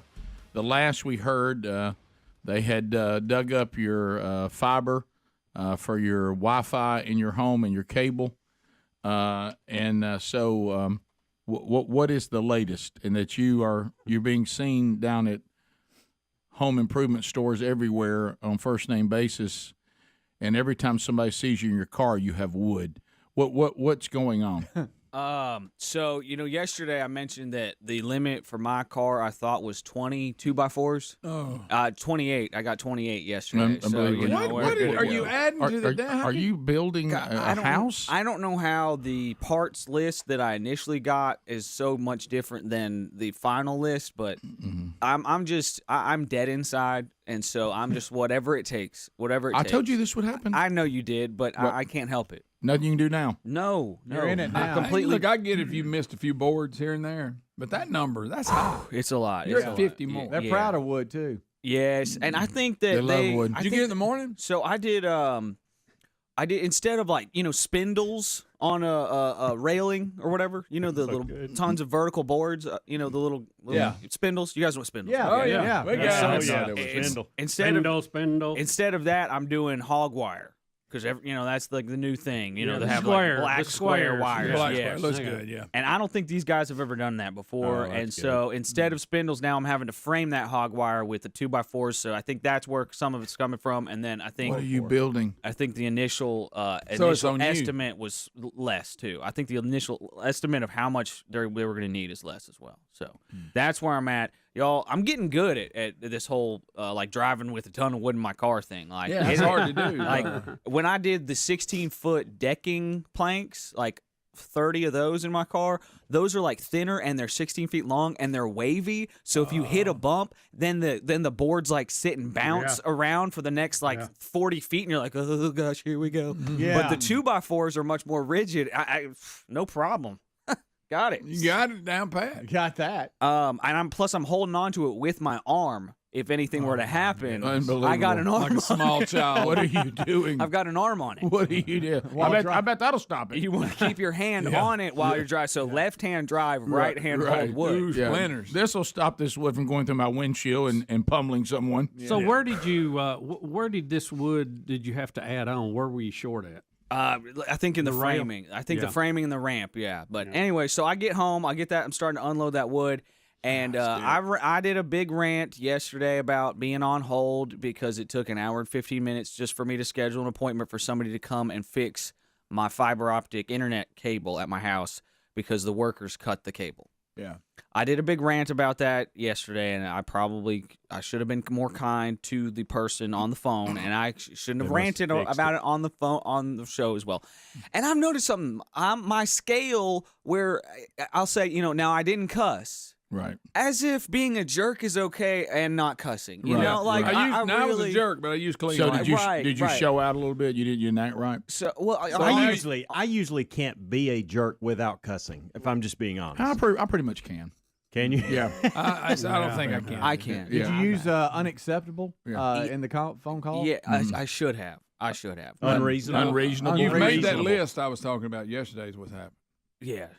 I know. Well, actually, I don't know what happened, but you're on the list. The tech comes to my house way early. Oh, okay. The tech comes to my house to fix the fiber optic cable. Oh, well, that's good news. Way early. Yeah. So we follow it out, follow the line. And he actually he didn't even have to get out like a torch and like weld them together, which I thought he would because it's glass. Well, you don't do a thing. torch, but he's got like a diamond cutter splicer is what he said. It just goes right back together. So I was like, okay, not too bad. He shows me where it's running, and then I told the construction guys, hey guys, muy fragile, muy fragile. Cuidado. Now what does that mean? That means caution. I'm not sure that's what that means. How about this? Don't dig. Right. And also, I thought that meant 8 cups of dip. Scared me. Mira. Look at this. Here, that's what I'm saying. So I'm pretty good, guys. Pretty good at Spanish here. Pretty bilingual. I don't know if you knew, but I'm pretty good at Spanish. And the guy, the tech guy, his name. Should I say his name? It made me feel good. Yeah. His name was Doyle. And when somebody's name is Doyle, you know they're going to get business done. Question. Doyle handles things. I've never met a Doyle. I've never met a Doyle that won't work hard. I agree. They're always focused. They're always serious, and most of the time have slightly red hair. Yeah, big beard. Strawberry blonde. Yes. And so he's handling it. I'm like, awesome, dude. Thanks. He leaves. Everything's good. And then the worker guys show me another cord in the ground that's been cut. Oh, no, not another. And so evidently the irrigation system, the sprinkler system, it also has electronics going through my yard. Yeah. I thought it was just water pressure that would operate those things, but there's like solenoids too that are, electric motors. Cut that wire. So they cut that, yeah. And then at the end of the night, I'm wrapping up with my family. We're sitting down to watch TV, and I turn on my thing, and my internet doesn't work. No excava. What? Don't. They put their tools on top of that fiber optic cable and it broke the glass in there. So they cut my internet again. Gracious. Rick and Bubba.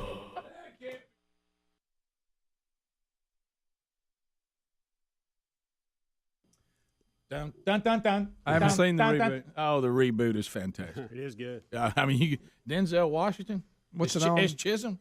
Come on, man. What's it on? It's on Apple TV or any of those Amazon, things. I'm sure there's more. Some of those. But boy, I just sat back. It's rare that Daddy just props his feet up and says, "Bring the Western on." You know what I mean? Nobody's saying, "Why are we watching this? Can we do this?" I don't know about Westerns. I'm just like, "Bring it on." How about this? And I know, of course, Westerns not known for their variety of topics. Once again, a small town being harassed by an evil man who wants to take it over. Yeah. And they go out. Seems to be that plot. And they go out and they hire what? Some guys that'll come in and take care of business. You talking about the old cattle baron that's buying everything to give up? the town back to the woman whose husband was killed by the evil man. Right. So, but not a lot of originality there, but really, really good. Loved it. Speaking of TV, we now have an NBA final for the third year in a row. Warriors will be taking on the Cavaliers. That's right. It'll be the rubber match, so to speak. Cavaliers won the first one, had a big lead last year. Cavaliers came back and won that. So I think it's cool. This has kind of turned into the matchup we had growing up was the Lakers and the Celtics. Seemed like they played about every other year. Right, that's right. So, I heard some people griping. Now they said, "Oh, same one, third year in a row." I'm like, what? Are you kidding me? This is great. These are the two teams with the star power. This is who we want to see. Well, you remember when I said, under the great Gary the Bulldozer Man, a man of great wisdom, who said, hey, I mean, you can't have nothing. You can't have nothing. Well, you can't have, I mean, hey, you put a team in there and it ain't got players ain't nobody heard of. Everybody said, well, nobody knows these people. And then you go around there and you put two teams in there. You know, it's got the biggest stars in the NBA, and everybody said, well, there's these two teams again. You can't even have a final. But what's funny, Rick, they are the dynasty teams right now, but not too long ago, they were the teams you never saw on TV because they couldn't win. Plus, right now, we're at a 3-game series, and it's 1-1. Yeah. I mean, we'll see who wins. Boy, history will look good on one of these teams and bad on the other, because if you go 3 times and you've only won it once, people are going to go, looks bad. Who do you think you are, the Atlanta Braves? Yeah. Yeah, I know.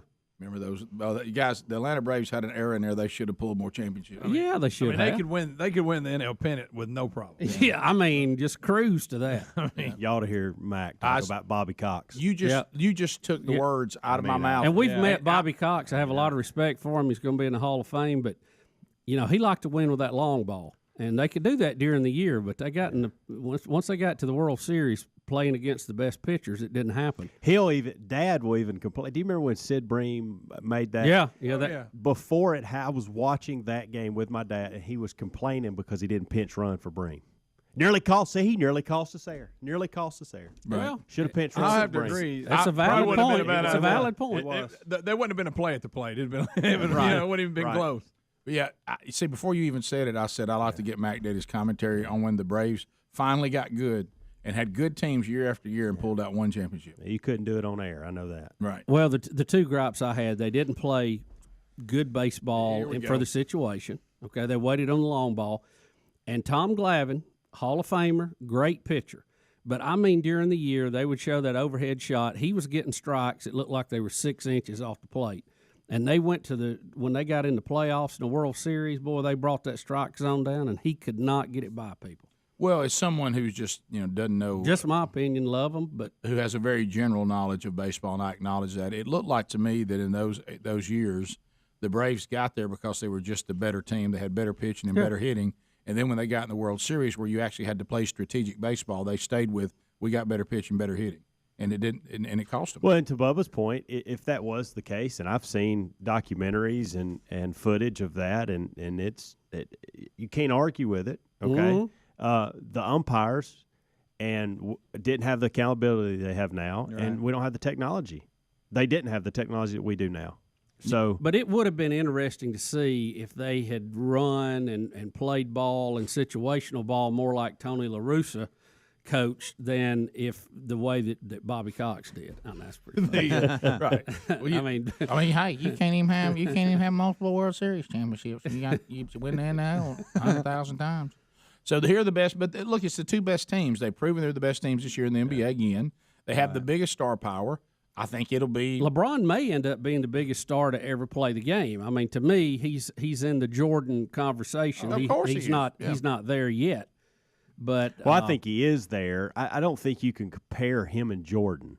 LeBron is a facilitator. Jordan was a scorer. And they're two different types of players. Right. So it's unfair to compare the two. Look, Jordan can't do what LeBron is doing. He can't. LeBron can't do what Jordan did because they're two different players. And I do really think that he should be in the conversation with the greatest or one of the greatest of all time. And why don't we just say that? Absolutely. He's coming into his own now with the numbers and the records, and he'll pass Jordan on a few of them here this year and maybe even next. So, he's obviously in that conversation, but this thing Jordan was clutch. Sports people can be some of the biggest. They drive me insane. Complainers and whiners. No matter what you give them, they complain about. Well, it's not this.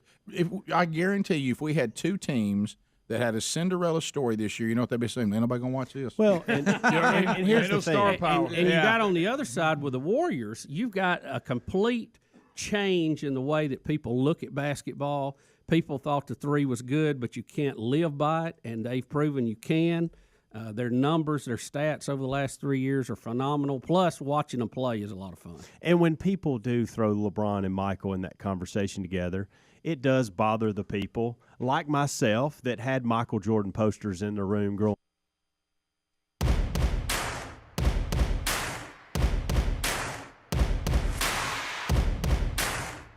6 minutes past the hour, the Rick and Bubba Show. Brand new hour from the No Name Studio. Let's go.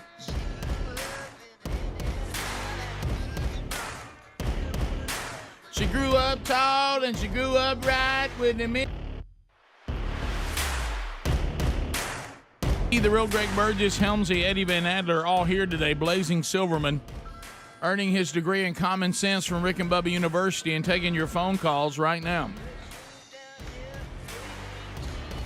Things that you need to know. Orange, Texas tonight.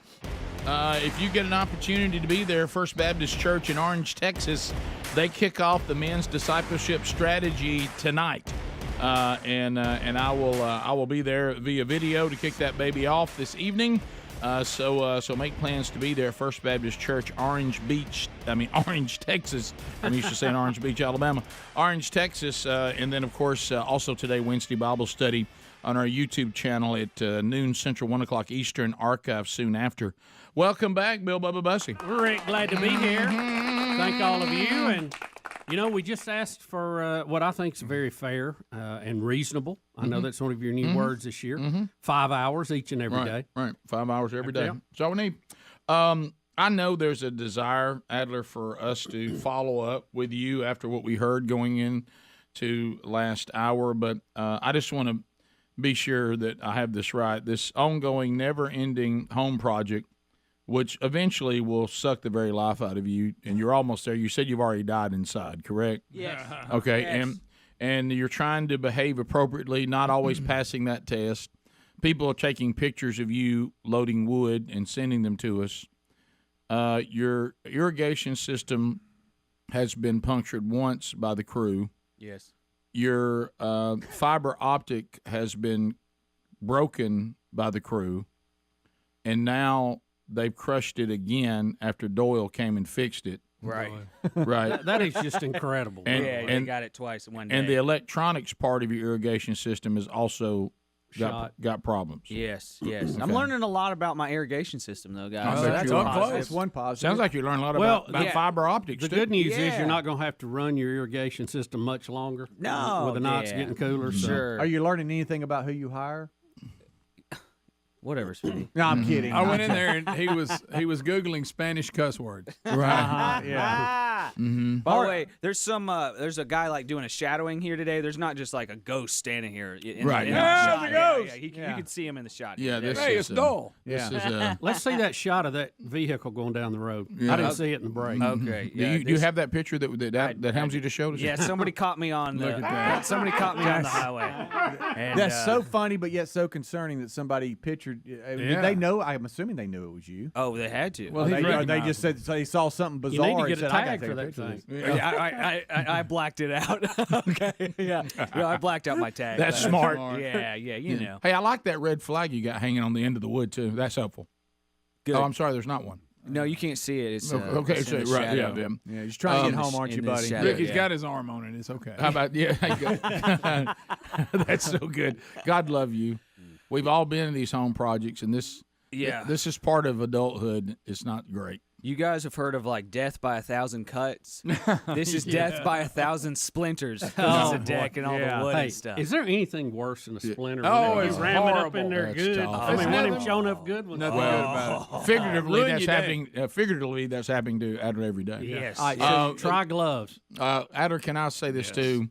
I told you the story of long ago when we went to South Africa, and we were told that when we got back, because we were going to be gone about 10 days, and would get back, the project would be finished.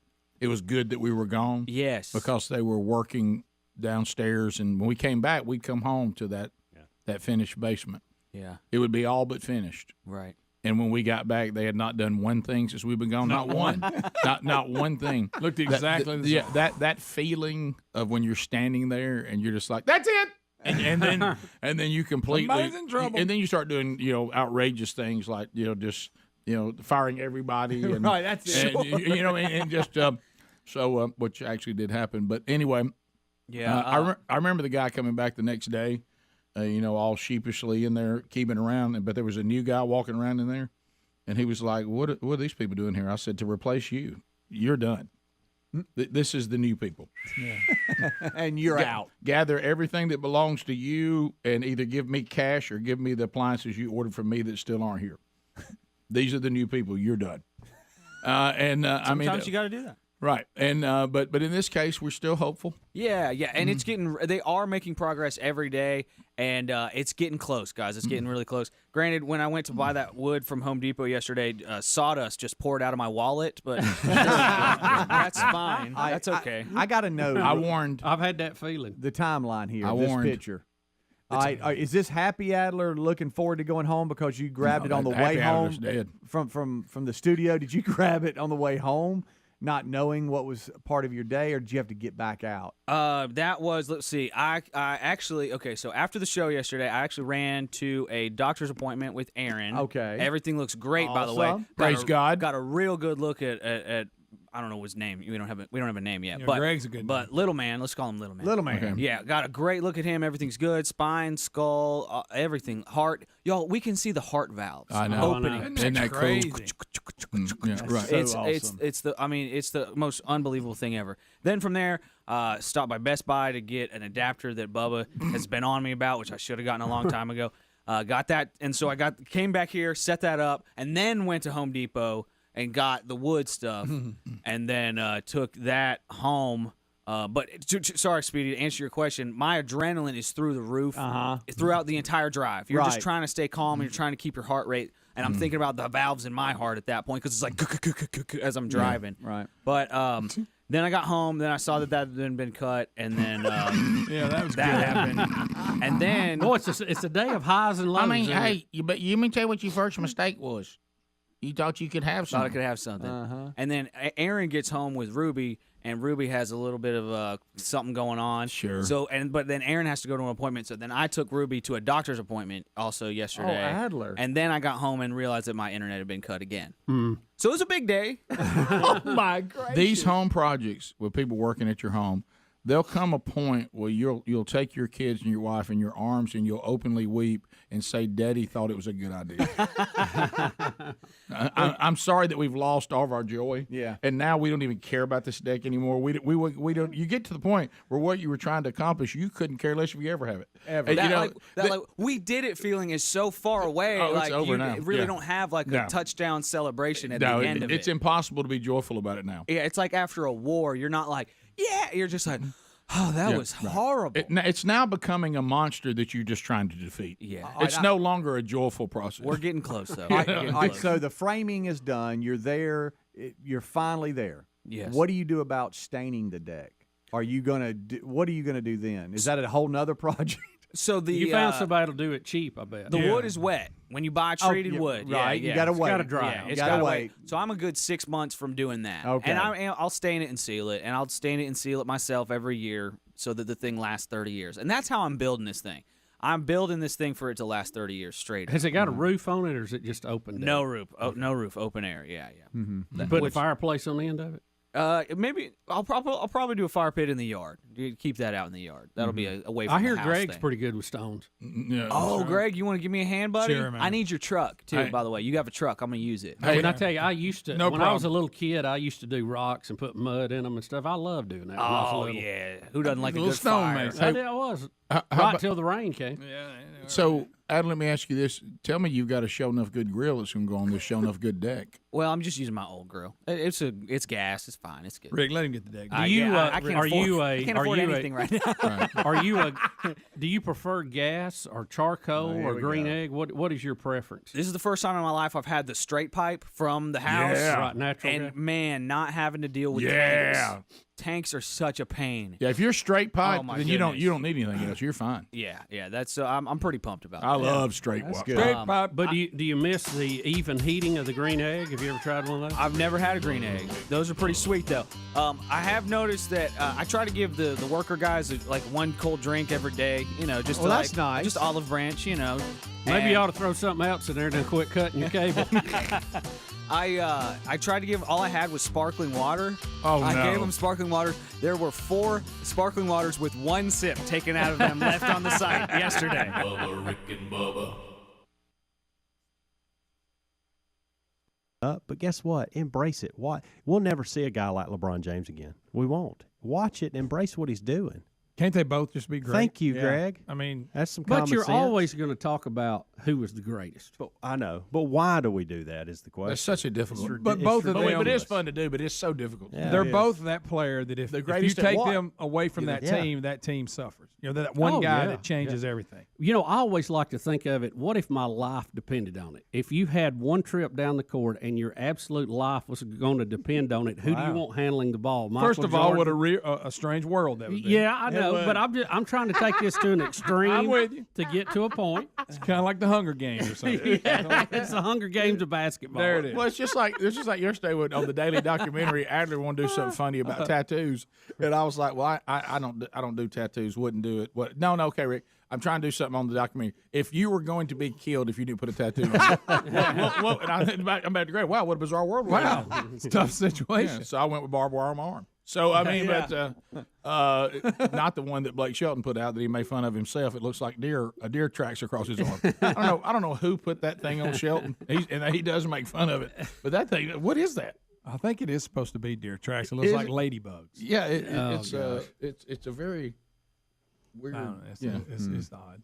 So anyway, it's a great final. It's been good the last two times they played. I assume this will be good. I'll tell you what I Yeah. like now. I've really become a fan of Steph Curry's ball handling ability. I mean, he Curly Joe Neal's going wow, you know. Right, and we finally got Kevin Durant to the final too. Yep. Yeah. Like that. That'll be something new to watch. He may be the difference maker, by the way. They just got too many people to cover, don't they? It's we'll see. Can we have a fun zone from here on out? Yes, we can. Okay. Yep. Well, this is so bizarre. I think we might. It's going to be infuriating, but it's so bizarre you almost have to laugh at it. Some of the things we're doing now on college campuses. Evergreen State College. They have berated a professor and called for his resignation after he objected to an event. Now, let me tell you what he objected to, where white students were asked to leave the campus for a day. Only the white students. The annual event is usually characterized by people of color leaving the campus to show their contribution to the campus, while white students and faculty members are attending anti-racism workshops. That's how we normally do it. That in and of itself is quite bizarre. Yeah, but a that normal was one that was sounds odd, normal. doesn't it? Yeah. But now they wanted to say this time they want all white people off the campus for them to have a day to themselves. Again, somewhere Martin Luther King Jr. must be confused. But anyway, he's and this guy, of course, objected. The professor, he said, "There's a huge difference between a group or a coalition, deciding to voluntarily absent themselves from a shared space in order to highlight their vital and underappreciated roles, and a group or a coalition encouraging another group to go away. That's two completely different things. I would encourage others saying we need to. I object to the new formulation." And people should have a right to speak, and they must never be excluded based on skin color or asked to leave, whether they be white or of color. Well, he said, look, if you want to voluntarily say we're going to show you what it's like for us not to be here, fine, we've done that. Now you're demanding that because of the color of someone they be removed from the campus. That is a different thing, and that does not promote what I thought we were trying to overcome with our first formula. I thought it was called segregation. I think that is what it's called. That's happening everywhere. They want, and we're so wanting the world housing for just now. Think about one how race and housing for. We're going backwards. We're going backwards. We really are. Yeah, they're actually on the George Wallace play in the early days here. Yeah, guys, we had our first family was an African American family for 8 years, and it seems like we've gone backward rather than forward. Absolutely. Yeah, which seems now when the professor Rick had addressed this with a student protester. A video was shot of it, and the mob is shouting him down and wanting him to resign. Oh, he can't get a word in. Now, we're not going to play all of it because the language gets so horrifying, but I want you to notice as you get enough of it, this is exactly what we were talking about and have been talking about for the last couple of weeks. It's something that I've really pinpointed, even being out coaching and dealing with young people today. There is a generation, this is a general statement, it does not apply to individuals who have been raised right, but there is a general disrespect and disregard for authority with these people, these young people. They have no class, they have no civility, They have no respect for an adult or a person in a place of authority.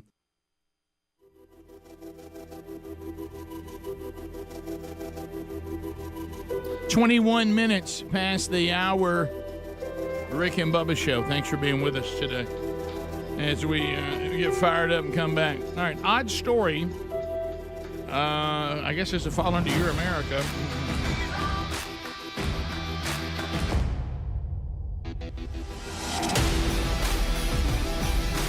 "21 minutes past, and we're now looking at this state of America.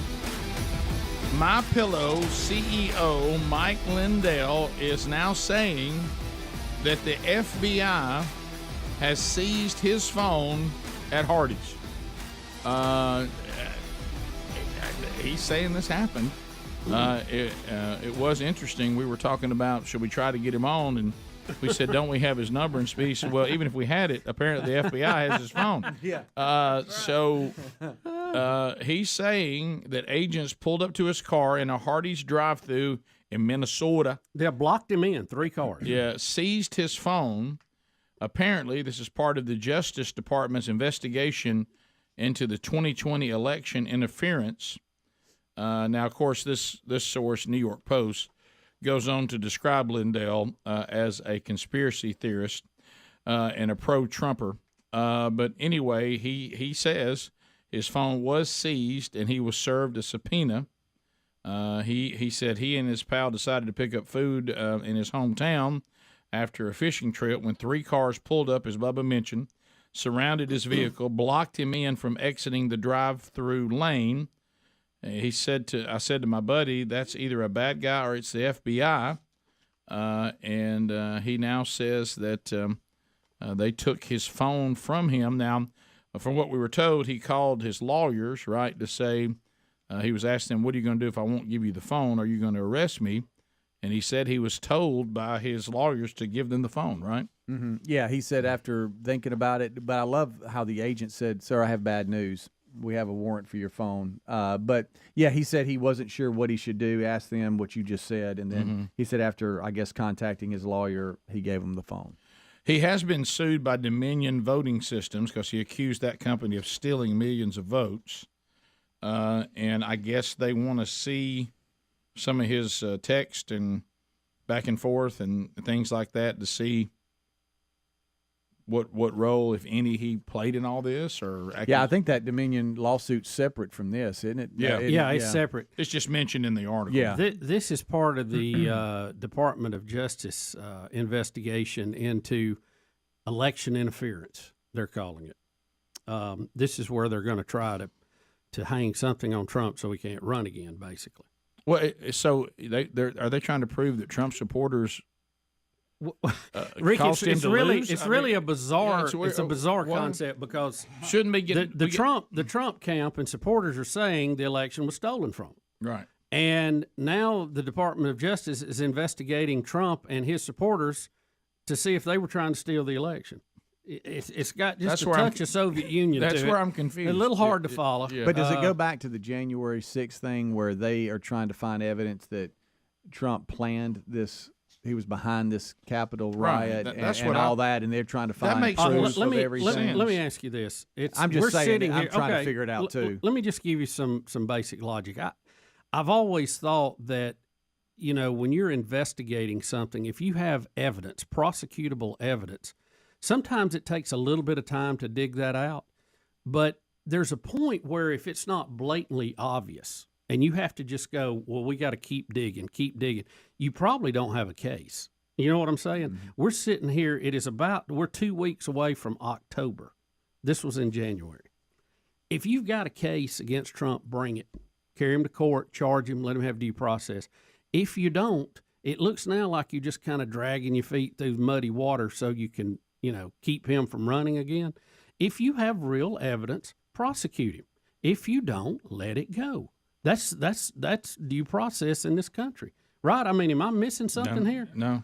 Because at this point, with all the phones you've taken, all the raids you've had, look, the Mar-a-Lago raid was weeks ago. right? I mean, even in that case, too, it's just an ongoing, always, hey, Trump's broke the law. Trump's broke the law. We got a raid. We got an investigation.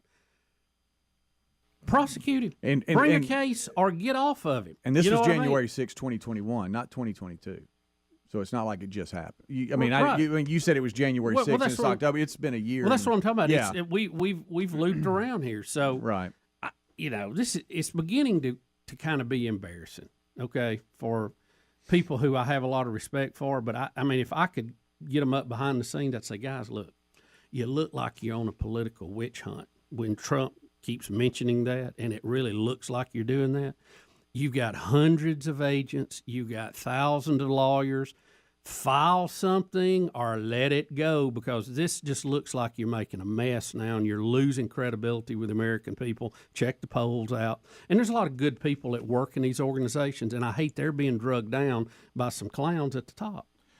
Well, looking at this story again, unfortunately, this story seems to say what we thought it was.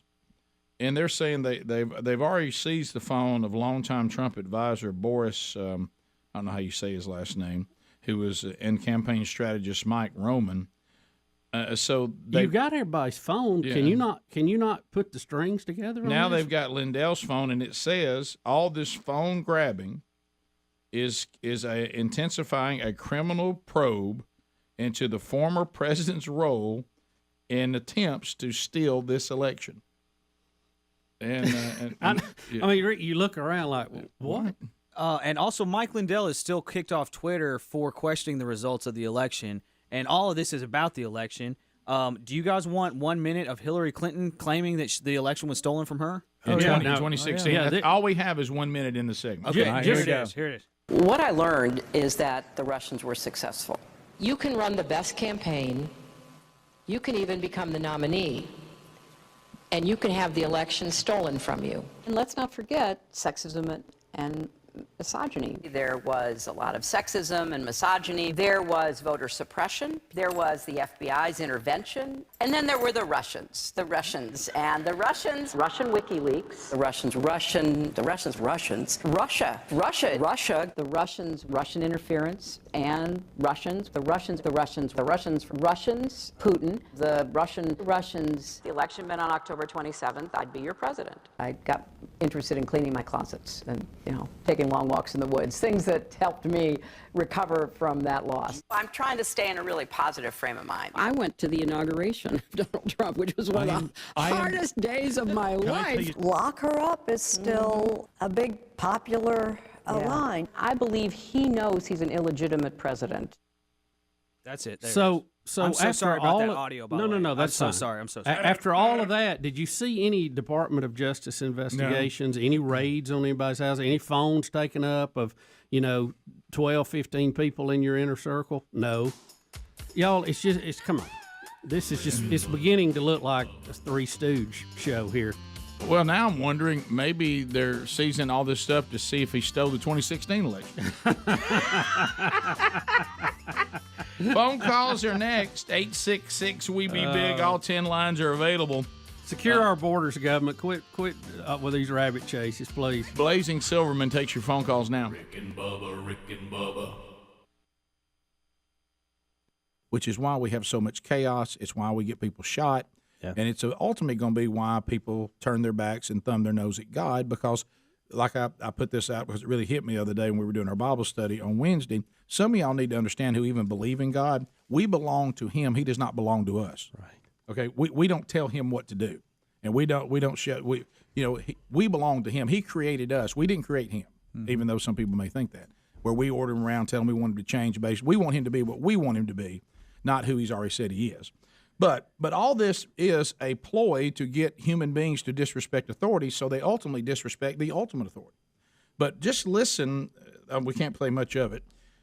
They don't even know how to have a civil back and forth discussion. It's all shout people down, overwhelm them like a crazed mob. Yep. It's unreal. So they're in the hall. You got them left, right, And get you a in look front. at them. Okay. That's a good looking bunch. There's been a hollering and screaming. Finally, he's got an order. He's like, whoa, whoa, whoa, whoa, whoa. And he finally gets a word in. Difference between debate and dialectic. Debate, wait a second. No, it is. Debate means you are trying to win. Dialectic means you are using disagreement to discover what is true. I am not interested in debate. I am interested only in dialectic, which does mean I listen to you and you listen to me. We don't care what terms you want to speak on. This is not about you. I'm talking we are not speaking all about him. On terms of white privilege. This is not a discussion. You have lost that one. I am talking about terms that serve the truth. And then I got to cut it because they get to go. They start F-bombing and get you a look at that fine-looking bunch. What a bunch of dweebs. I got old fat head up there up front, and they all dressed really sharp. They're looking What good. a That bunch just climbed off the couch. What a bunch of dweebs. Well, the thing It's is, unreal. here's a grown Once- man oh, she's who very- here's a grown man who I'm going to bet I would probably disagree with on a lot of things. But here's a grown man who's trying to teach them that they don't even understand what they're trying to do. He's trying to say, look, y'all don't even know how to carry on a conversation about a topic. If you want to talk to me about what I said, Let's I will have a tell you what I dialectic. meant, and you tell me what you think I meant, and we'll come to a conclusion. But anytime he tries to make a good point, I watch most of the thing. They start just overwhelming, because they can't, answer. When he asks them a good question and they can't answer it, they just start yelling. Then they start that stupid, hey, hey, ho, ho, oh, Gooden's got to go. Gotta go. Look, hey, let's come up with a different song for protest. And I'm about hey, hey, hold out. I mean, Let get me a little ask you more this. rhythm. This had to do with a black-white issue or a white people of color issue to begin with, right? In the beginning, They have a day. In the beginning, this is the new thing where we will leave society and Right. show you what it's like to be without us. So- Women not going to, Right. But what they wanted to do this time was they didn't want to leave and have attention brought to their culture. Here's what it's like for us not to be on the campus. They wanted all white people removed from the campus. But what I saw right there was a white instructor arguing with white kids. Yes. Right? Yes. The Did white I miss kids, that? they're the ones calling him racist because they're so bleeding hard. keep- and no, and no. again, they're trying to speak for people. Now, there is, I think, one girl that starts debating him actually is black, but Well, I didn't see these that others are trying to speak for people. Well, I'm and just tell them looking what at they that should picture think. there. I don't see Can I- maybe one African. You're right. Well, it's video here, and it just keeps rolling. It's about 15 minutes long, and we're just letting it go. Can I open up the door too on some of these? I'm talking about for some reason I don't know why it is. There's no more lily white, almost to the point of transparent white people than the white leftists. Oh yeah, White leftists they have very little muscle tone. Yeah. They always look very unhealthy. They need to bathe. They always look very unhealthy. Vegetarians. They seem like their vitamin intake's not what it needs to be. They've got some. Sure. They definitely have some deficiencies. But what it is, The women need to wax their lip. yeah, a lot of yeah. them. But let me. And that's a general Little statement. woodsy. I know there's exceptions to that, but I want to go back to this. But at the end of the day, if I could just pull back the curtain for just a minute, they don't even mean it. No, they don't mean They're it. Right? patronizing you. They think this makes them feel better about themselves. They have so little self-esteem. They don't even know who they are, and they think this makes them mod. They think it makes them hip. They think it makes them, on the edge of society. They really don't even mean what they're saying. Same thing with the Notre Dame walkout the other day. They didn't know what I they guarantee you the majority of those kids that got up did it because they felt pressure to, or they thought, like I say, they didn't mean it. They were trying to somehow, they feel guilty about something. And they did not mean it, but they did it because they thought they were supposed to. We know what it's like when people can't have a conversation. I call it the yeah, but people.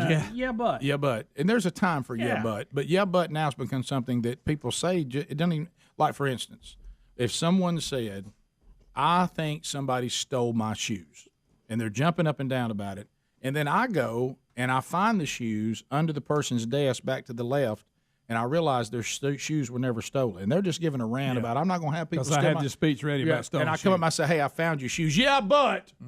Ooh, it brings me to my knees. I can't start another. It is 35 minutes past the hour of the Rick and Bubba Show. 866 We Be Big is the number. Waking on that blubber. HelixSleep.com/Bubba. By the way, if you want to get on the show, phone lines are open right now. Blazing Silverman is taking them. So if you want to get in, you can move and do that now. HelixSleep.com/Bubba. Now, a great night's sleep.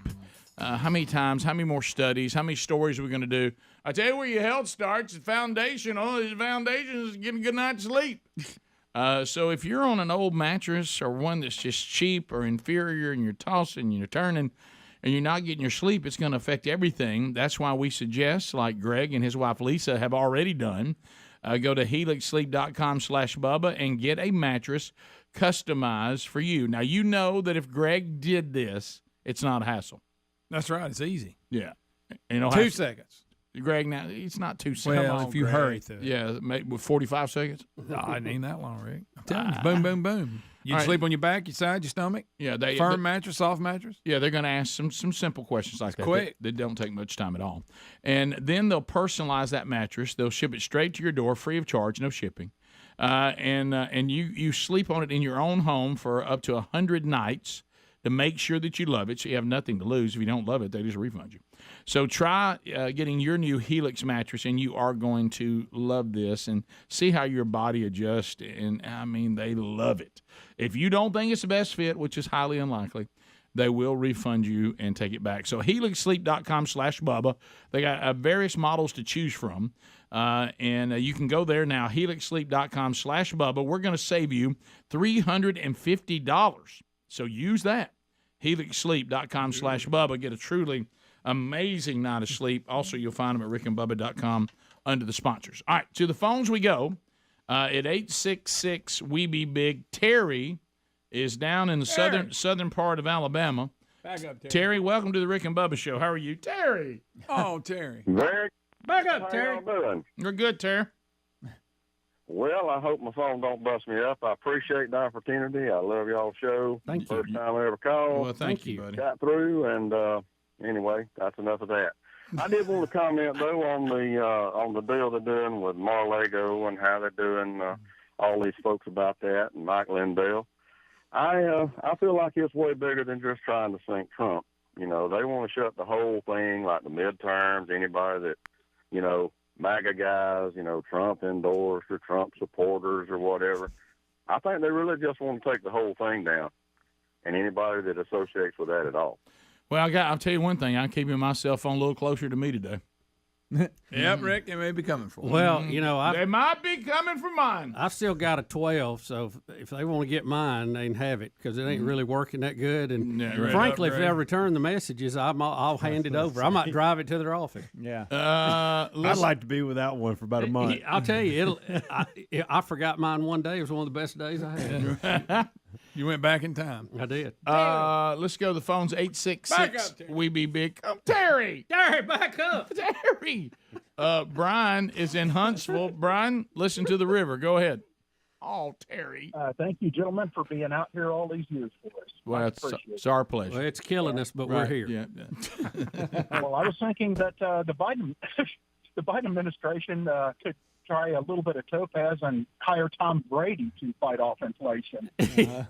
Really? That might help. Nothing could beat Tom Brady. Did they win the first game? Oh, yes.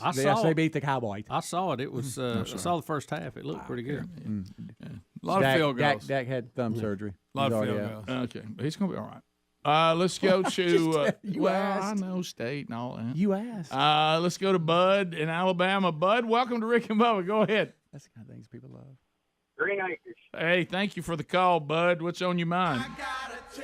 Come on. Well, you need to tell Speedy and all that to keep the parking zone at a minimum and all that when golden ticket seats.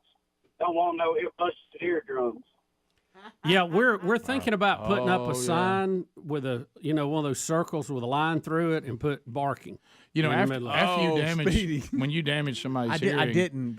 And that's one less. Well, I'm just saying, if you come in here, I didn't do that. If you come in here, don't. I'm telling you, I didn't. Don't So think. this Don't is think now- about earbuds. I mean, you put some headphones on, something like that. Rick, this is an official no barking zone. Yeah, Right. yeah, we did Yeah, fine. we had a meeting. They said files no more bark. Yeah, you know, Greg, like you ever seen like little kids sitting at a concert with headphones on? Oh yeah, you don't want to damage their hearing. Protecting their hearing, or at a ball game or something like that. Didn't damage anybody's hearing. That's what's going to happen in here. We're talking like that's real. Well, it's an allegation, and nowadays Maybe we should get a false allegation. You know those jars of the little orange earphones you roll up and stick in your earplugs. So the sad thing about if you're alleged to damage someone's hearing, The sad part is when you defend yourself, they can't hear it. That's true. That's Rick, good. play there. Everybody's having a good time. That's so good. Bubba, did you hear the segment? Said, please respect the mullet. Bubba, did you hear the fact if you're putting up any more signs that the signs were approved that we already had put up? Yeah. That's good. The building approved. Good them. news. We just I got that temporarily put them up Just so they could temporary. see what they would look like, and they saw them and approved them, and that's good. That's good. That's the end of Good to subject. go. Adler, can you come up with it's got a woman with a mullet with one of them slashes through it? It says no barking on it. What are we doing? This is real life. It's a person. Well, they Stuff like can't that. hear it. They don't know. Hey, sworn off the show. They're not listening. Yeah. You cost us one. You run one off. I didn't do it. You cost us a mullet. Right. Love that lady too. I know. She's really nice. Almost too much though. You can love somebody right to deafness. Yeah. That's That's a good one, Rick. I appreciate that one. Because I was, it tailed in there and got me. It's like a late breaking slider. I was like, Well, you know what you were. I think I'm going first. Oh, oh, looks inside. Wait, what happened? Ah! Hey, D.A., he made a sign for you. Adler, please. You got it, man. Hey, no, listen. Adler, print that out and I'll laminate it. I would have given anything to see I got Rick's a sheet face waiting on it. when you were told. What a day. Well, I was coming back, but I'm not. What a day. Listen. This is really fun. I wish I could enjoy it. But no, here's the problem. If it was on somebody else, you'd be Yeah, I'd having be fun. out. Put it You'd on be me for barking. just one segment. But listen. You've made the ultimate mistake, and you know it because you're a veteran. What I do. Please respect. You're letting us see that it bothers you. Well, I hate being false. You're all over that, by the way. Who likes to be falsely accused? Raise your hand. I really Raise your don't. hand. I It really happens to me all don't. the time. But listen, Nobody enjoys it. but I want you to know. Adler, send that to my printer right now. But I want you to know about predators. If we smell blood, I know. I mean, it I just know. works us I'm into not a a rookie. frenzy. I can have that thing But it just- laminated by the last I hour. can't help myself. It's like you hear me. It's like you're bleeding right now and you can't help it, and Right. you know don't bleed Right, yeah, and I'm like cutting myself even more. because it really does bother you to be accused of something like that. Of course. and you It's can't ve- control it, but that's just turning us He's up. very Right. consistent with it too, and I understand why. But the first time when I got word of it and I brought it up, he immediately went to he was mad about. I mean, there wasn't no joking about No, it. or it's nothing. not because you automatically Did he jump not? in the deep end. It's like, no, can I get my foot wet? Hey, I get hey, it. don't get loud. That's it. Yeah. Hadn't your voice done enough damage? Read the sign. I didn't know the ins and I didn't know the ins and outs And of who this it was at made it all. even better. And when I Oh, you brought should've it, been I me. simply brought it up. Oh, you didn't was reading simply the do email. anything. You were in I there. love I how was you reading say, I email. simply. Well, I was reading an email, and you jumped all over Oh, it. yeah. I was Really, simply, really sensitive Okay, about this one. wow, we really exaggerate on here. I didn't You jump should have on been me. She's anybody. considering charges. You should have been me. Adler, if you can't print directly, email it to me. I can print it right Okay. You understand what's happening. I want everybody in here to I'm have going- as thick a skin as I do. Ham, said, I don't know what's happening. Ham, go warm up the laminator for me. would you? No, it's like we live in a. I don't know what we're doing. Greg, you know what? It'll take it a segment to warm up. The fact you have a printer when there's one outside your door is funny too. Listen. Everybody's down. Everybody's injured. Everybody's throwing punches. It's a bar fight without the alcohol. You know. Yeah, but listen, I'm It's thinking a ballroom blitz. you know someone who has. I'm currently being assessed for hearing loss. And the whole time I thought it was my headphones. I thought it was rock and roll. I didn't know it's just I've been working with speed. 26 years, right? Right. You guess how much barking he's done in 26 years? Right. I didn't realize this. Hey, there's my problem. How about the doctor? Of all the things you told me to stop doing, he forgot Speedy. Speedy over barking at you. Yeah. Oh gosh, you own I'm me. done. And the fact that it's bothering you. Well, is so, who wouldn't it bother? I wish I could put it on me. Speedy. Speedy, I wish I could take it off you and put it on No, me. you don't. Yeah. Just for like a second. Let me tell you something. Hey, let me tell you Adler, what. did you what email? hey, I'm not getting it. Listen, hey, Speedy, I'm embers. That's all I am. Okay. And you are gasoline. And I keep coming back. You know what I mean? what would I'm I- loving it. Very bizarre. What should I do to act like I don't care? Because I don't know what that looks like. But picture me. You hear me? down the ball. What should I do? I mean, how do you down it? I'm just sitting here. I would act like I don't I'm know. going to get the mail and What just do I leave. do to act like I don't care? Just leave. Huh? Can I That's help hard. you? Can I help you on Guys. what?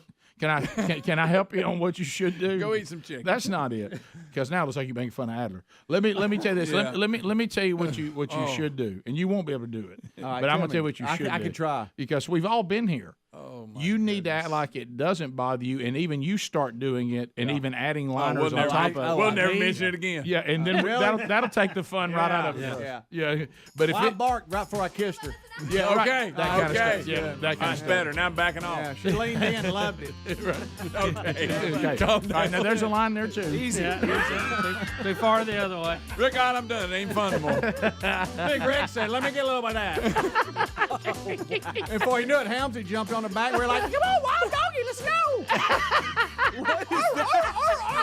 I love it. Rick and Bubba, Rick and Bubba.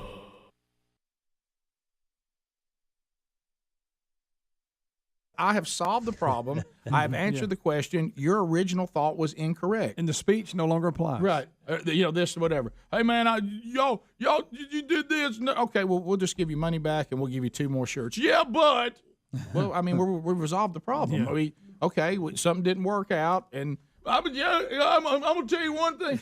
Well, no, there's no need for the rest of the speech. We've answered the question. Or I've clarified where I am on my discussion. And that's what this guy was trying to do, but they wouldn't let him because every time he made a good point, then they overwhelm him so they can keep, screaming and doing that. It's like How did he sound, Rick? No, I mean, you guys, it's like the time the guy called up and said, y'all say we shouldn't put any weight in somebody's opinion because they're a celebrity. Well, what about your celebrities? I said, yeah, I agree. You shouldn't put any more weight in our opinion as anybody else's. Yeah, but.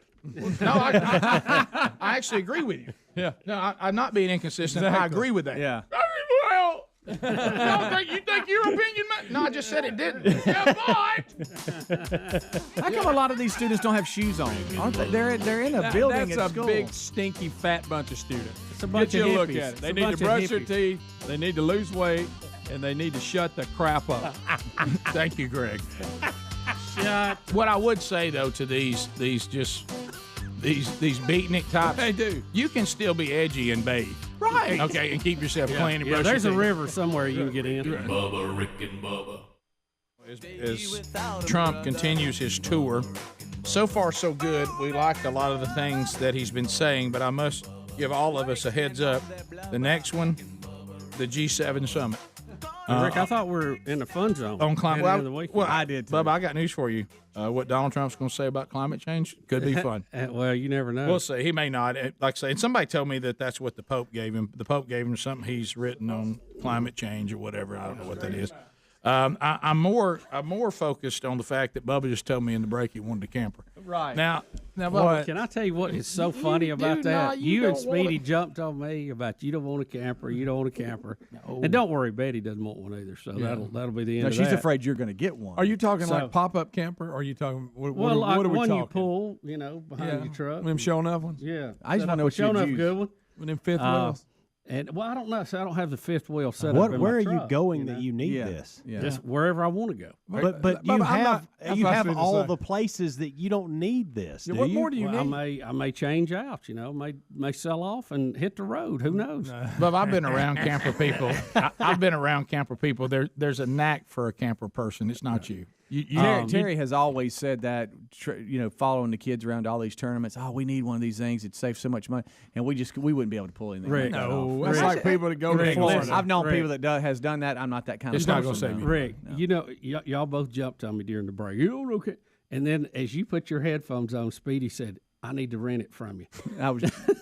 That's funny. to go to Jack State No, game. you know how sometimes we just Save a lot of money, wouldn't it? You know how we just know each other. There's certain things that people would say. Well, I think maybe something Well, we you want didn't to think do. I was a big truck guy. See, I've hung No, around. I can see that. You can drive a truck. I mean, what I'm talking I didn't about. think I was a tractor guy. Picture him setting his campsite I up. didn't. No, I can see that too. I'm just saying, you've got to really a camper. You dragging it around and staying in it and dumping out the sewage and. Are you talking about a pull camp? You're not talking about an RV, right? No, just a pull one behind you. Just a basic camper. Yeah. I mean, Yeah. but But it'd be a sure enough good one. Though. But I thought you and I both said we don't like to camp. Well, I've never camped enough to know if I don't like Are you wanting to go to some of these? All the states have their official camp areas that people pull those that's nice not campers you. in. And No, stuff. I just kind of want to pull up in the woods somewhere and stay Bubba. there. That's not you. Huh? That's not you. Now, I'm not talking about the super equipped campers, but you remember those people, and I know this is going to make some people mad. I'm not talking about a pop-up. I mean, It's already ready. You to better go. get enough that'll fit you farm hands in there. But that's not you. What about you? you? Did you ever? you.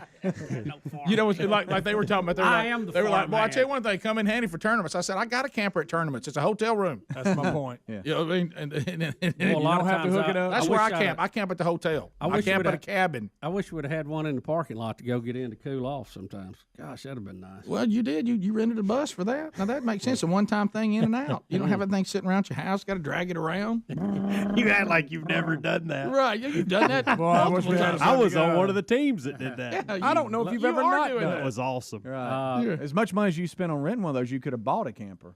Well, Yeah, but you got to deal with, the lights don't work, the tail lights don't you work. could have bought a quarter of one. Listen, I hate to bring this up though. Buy the back four. Yeah. See, people don't think that through. It kind of goes back to the world's oldest profession. You know, when someone said, and I won't get into it, people think that somebody's paying.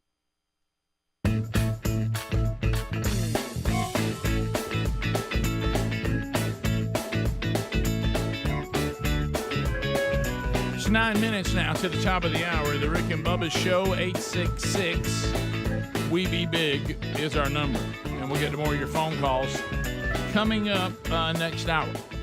Bubba, under the headline again, we have warned about animals and their attacks.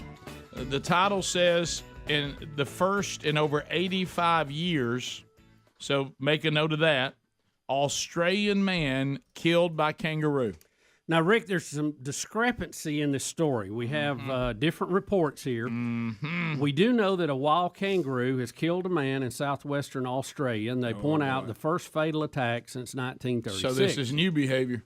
Authorities say that Tuesday that a relative found the 77-year-old man who is believed to have been keeping the animal as a pet. Not good. With serious injuries. But now he later went on to die at the scene. They believe the attack was earlier that day. But now there's another story out that Greg had of this that said that they thought he had raised this kangaroo from a joey. That's what it that he'd says. been a pet his whole life. This guy's like an alpaca farmer, and he has alpacas, and he loves animals and all this. And that they said in that he had him since he was a joey. Well, in this, and that he was injured, and the paramedics were trying to get to the guy, but the kangaroo was guarding, wouldn't let him get near him. Oh, really? Yeah. Well, ABC News reported what Mad Greg about has in the same story. If you look at the story we have, down under the picture, the first line, ABC News reported that he was identified his name as a local, breeder and all this, who raised the 3-year-old kangaroo since he was a joey. Yeah, so we've got both versions of it. Yeah, yeah. So did you see the part where he wouldn't let him get to him? No, I didn't. He injured the guy, and he wouldn't let the paramedics get near him. So paramedics get their animals guarding somebody. You shoot the animal. Yeah, of course you do. I don't understand why. Doesn't know if paramedics are armed there. I don't know. Well, they should be if they got dangerous killer kangaroos out there. Yeah, they're all over the place. We've seen video that folks have sent us from Australia when they're out playing golf, and they're all over the golf course. Let me tell you, and they'll spar you just like yeah, but they'll also disembowel you. Look at that. You don't want that Kick either. That with me. Oh yeah, they get them feet. If they get, oh man, they tell you not to. A lot of They're times dangerous. they come up and want to spar with you like they do other males. And that's when it goes bad. How do you kill the man that's raised you from a joey? I know. Yeah. I mean, I'll tell you why. And then not let nobody help him. I'll tell you how, because you were contacted by the animals about taking all of us out, and somebody said, you need to take this guy out. Somebody got to him. Well, I hope the authorities took care of this kangaroo now that it's tasted human blood. Yeah, I don't know why they didn't just shoot it on sight. I don't understand that at all. I don't either. I mean, if you've killed a human being, then you got to go. You break the deal, you face the wheel. That's it. Mm-hmm. Even though he raised you from a joey. Also, as the world has strange happenings going on, you want to do 8B first, where the earth opens up. Yeah. Let's do that or the mud in California. Either We're one. Both of them natural disasters. Yeah, we're going to do both. Will it help you out, or do you care what order we do it in? I want to see the earth open first. I want it ready for this you. is in New Guinea, Papua New Guinea. Yeah, where the earth literally opens up during an earthquake. How about delicious 7.6 magnitude Some of the earthquake. best coffee in the world from Papua New Guinea. I don't know if these people are cussing, but it's in another language. Okay. Is this the earth opening right here? This is it. That's all. Look. I mean, it's just shifting around them. Oh, no. Look at him. Greg, why are you that close, dude? I don't think they have anywhere to go. It's just Oh, Look at that. It's tearing open everywhere. Oh, yeah, I'm out of there. Would y'all be shooting That's this like with a your movie. phone right now? Or would Well, you they're be- in the middle of it. They can't get out there. Look at the ground moving. Oh, you got to jump it. You got to go. Oh my goodness. Because, hey, that part you're on is about to go down. Yeah. Yep. Wow. Look, you can hop right there, right there. This is where you wish you were a kangaroo back to Yeah. that story. Right. Just Look hop at around. Good Wow. night. That guy's stranded. Yeah, he's out there on. Wow. Good night. How about when you see it happening right before you? That's. That was weird. I think earthquakes are one of those things you may feel the most helpless if one's happening. Yeah, I mean, we can't do the anything. earth is shaking. Do you think and you could opening? find like superpowers and jump that if you were skied? Yes. Oh, I think I could hop from spot to spot to spot to get out of there. Look at it opening up under them as they go. Because them people in the middle are hung up. I mean, they could go, that whole thing could collapse. This guy right here, you see one guy running, jumping, he was probably smart to get out of there. What did that collapse? What collapsed? I think that was back an in the- overpass. Okay. Did y'all see that? Like, in is that the an distance- overpass or a distance fence? in the far right? Oh, the distance. Top I missed right, that. yeah. I missed far that far part. down the road, doesn't it? Okay. I think it's an overpass or something. Right there. Right there, Like a some tree. building. Maybe a tree. Yeah. That was fencing. Yeah. But wow, it's like the ground is like swelling and like it's like waves pulsating. It's bizarre. Yeah. Thumbs down on standing there. Look, that guy right there, he said, I'm out of here. Yeah. Now, they're isolated in the middle. See, it's tears all the way around them. I know. You just have to stand there, and you're like, I hope I'm on the right iceberg. Yeah. Yep. Yeah, you Golly. do. Wow. So then in California, here in the United States of America, because that was Papua New Guinea. So here in the USA, mudslide, California. Yeah, this is Oak Glen, California. And, Rick, you talking about the mud acting like it's alive. Look at that. this. Looks like lava. It comes down the hill and turns and just keeps coming down the road. Greg, what did you say it looked like? Like a dinosaur come by and took a big dump. Yeah, thanks, Greg. That's one way to look at it. Scientist I figured Greg would get to that somehow. Yeah. Does that, Look at that. Oh, wow. He's got stomach issues, too. Rick, how can all the mud look that uniform? That looks I like know it's it. been mixed up in a cement mixer. Greg, are you It does. concerned about this? It does. Because I know you're not concerned about Where's it lava. at? It's in California. No, A, it's a long way off, and B, I can get away from mud. You think? You think In so? this Greg, that particular much fast. situation, It's look Look at at it. that. You can't get away. There's nothing you can't can get do away about from that. if I was standing up here, it is. If we hit the main highway, took a left. It really did. It just turned, didn't it? Came right up the highway. I'm thinking, I You wonder got to if, stay high ground. Get above it. I wonder if that Oak Glen Steakhouse and Saloon is any good. Oh, I bet I know. it I is. bet There's a I sign bet it's right there. good. I bet they got good like hand patty. hamburger. California, Greg, you think? Oh, never mind. Okay, yeah. How do you clean that up? I guess you don't. Now, if do that you? sign was in Texas, you're in business. But that sign in Yeah, that's a California, good point. Steakhouse in California, Right. you know, it's. Here comes the other big wave. There it is. Greg, you can't walk faster than that. No, you there's can't. no Oh, I way, can outrun Greg. that. You're done. I can outrun it. But are you amazed how uniform the mud is? I know. Yes. It I'm looks like like he you, poured Bubba. it out of a It does cement look like mixer. That's organized mud. It is. That's unbelievable. Yeah. Yeah, I will say. But see, you show me that scene, and there's people right now in our listening audience that goes, I've been looking for that mud to ride in.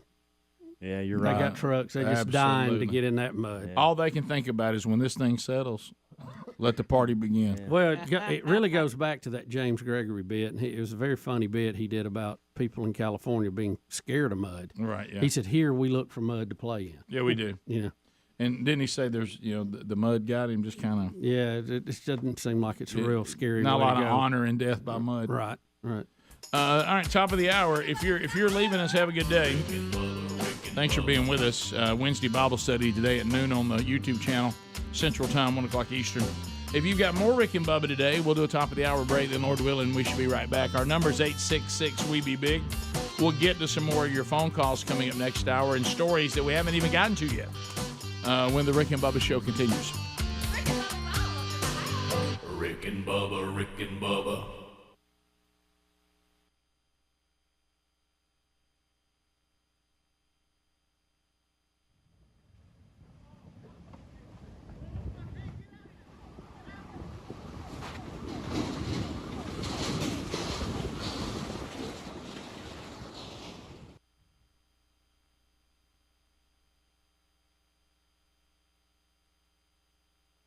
For something, they're really not. They're paying for that person to go away. Yeah, that's So when you rent something, oh man, for the price you rented, you could have bought one. No, I'm renting it so I don't have to deal with hassling with one. Yeah. What I'm paying for the rental for is for that thing to go away when I'm done with it, and if it's broke or there's something wrong with it, I don't have to fool with it. Yeah, but for him, he was renting an air conditioner. I don't have to maintain it. The results. I don't have to maintain it. I don't have to do all that. Oh, those teams though were unbelievable. They were. Yeah.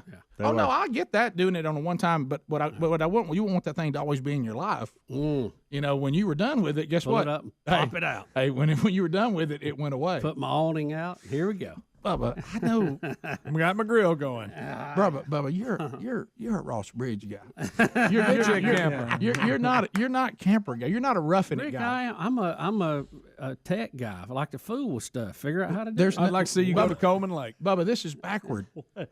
Bubba, campers is technology reversed.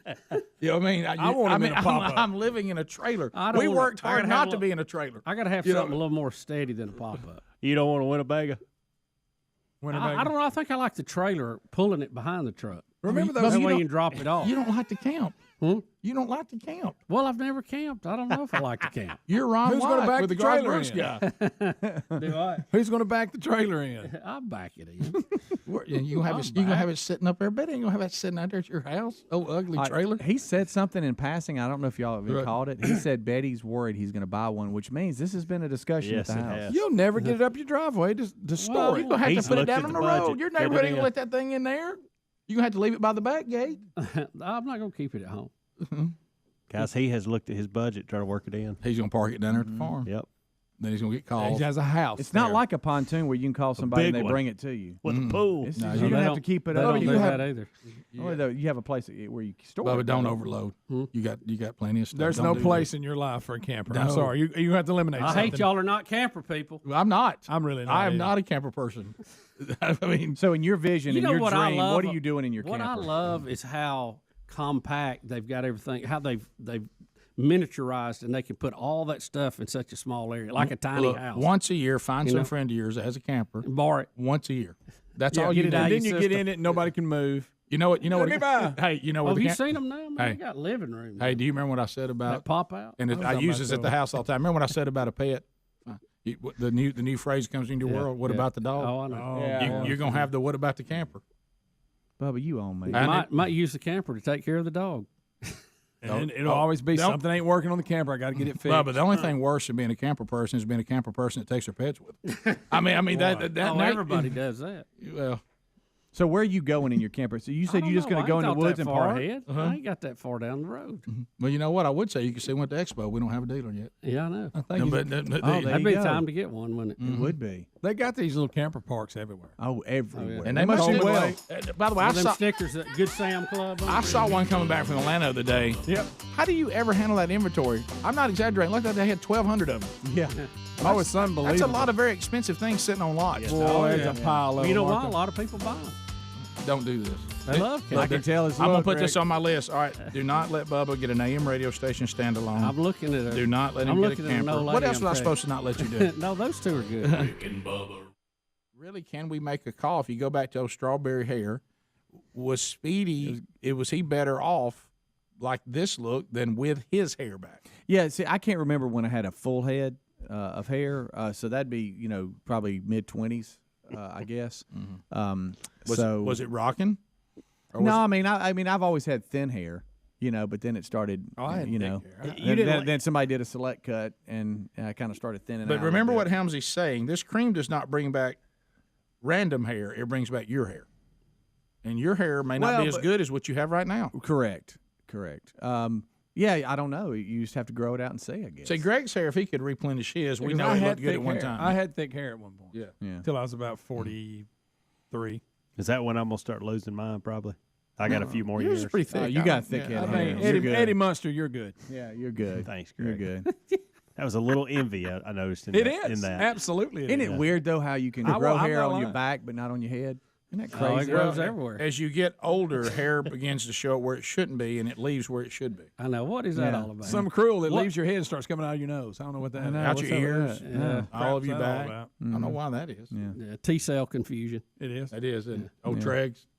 I call it T-cell yeah, But appropriation. they said the cream is in the future, so the cream is not available right now. It Well, I never just will wanted be, to know Rick. if I got in here and I started rubbing my head, and is it going to come back like my, I guess where your hair because like normally if I was. grew hair, it would grow back where there's hair, of course, but then the horseshoe and the pond, it would have to. Well, why do you know. think it's going to go back to hair at that point? It might go back to when it was earlier. You got to be careful.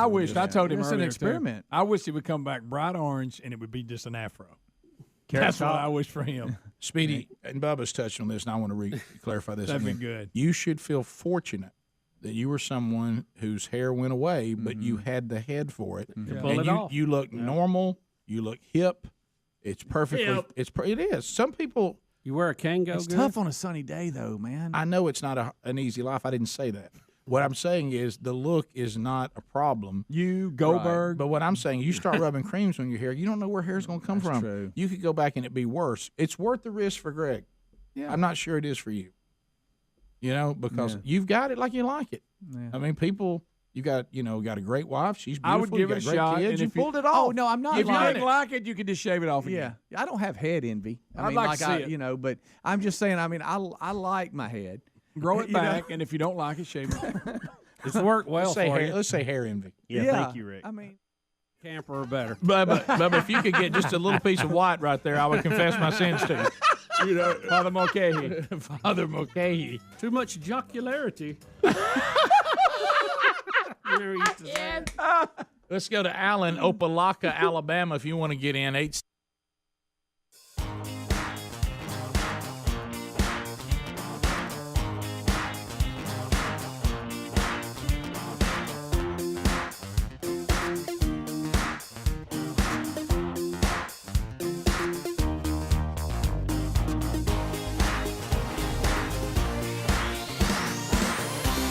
Seven minutes past the Rick and Bubba show from the No Name Studio on the bleeding edge of technology. Thank you for being with us today. Speedy, the real Greg Burgess, Helmsy, Eddie Van Adler, all here as we start a brand new hour. And welcome back for a brand new hour, Bill Bubba Bussy. Rick, glad to be here, and thank all of you for having fun with us, Rick and Bubba. That's right, just a little action. All right, so we've got some politics to do here. Too much. Politicians, you love them. I've got too much.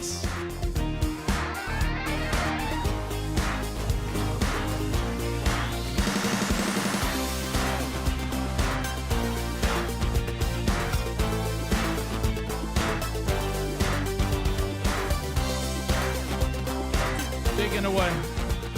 And I don't know what to do with myself. Let's start. Nancy Pelosi awkwardly has to tell the audience when to clap. Well, she's praising Joe Biden's inflation reduction package, which had nothing to do with reducing inflation. Right. And the crowd that's gathered there to celebrate it is somewhat in disbelief also. Yeah, they're hearing all her accolades, and they don't believe them, so much so that even Nancy says, now, right here, I had to tell you, I just got to tell you, this is where you're supposed to applaud. So here we go. Kitchen table items for America's working families. Mr. President, thank you for unifying and inspiring a vision of a stronger, fairer, safer future for all, for our children. Your extraordinary leadership has made this glorious day possible. That's an applause line. That's so good. Jill was applauding. Y'all, Is the word. I'm Isn't Speaker it of a the beautiful House. word when you think of it? Rick, Word. think about this. Speaker of the House. I'm there in front of the White House making this great speech. Mm-hmm. Well, and I have to tell people when to applaud. Oh, yeah. Yeah. And these are dyed-in-the-wool people who are all up in the Biden Express, you know. Yeah. I haven't seen anybody struggle. sad. I haven't seen anybody struggle like that since the guy on the front row.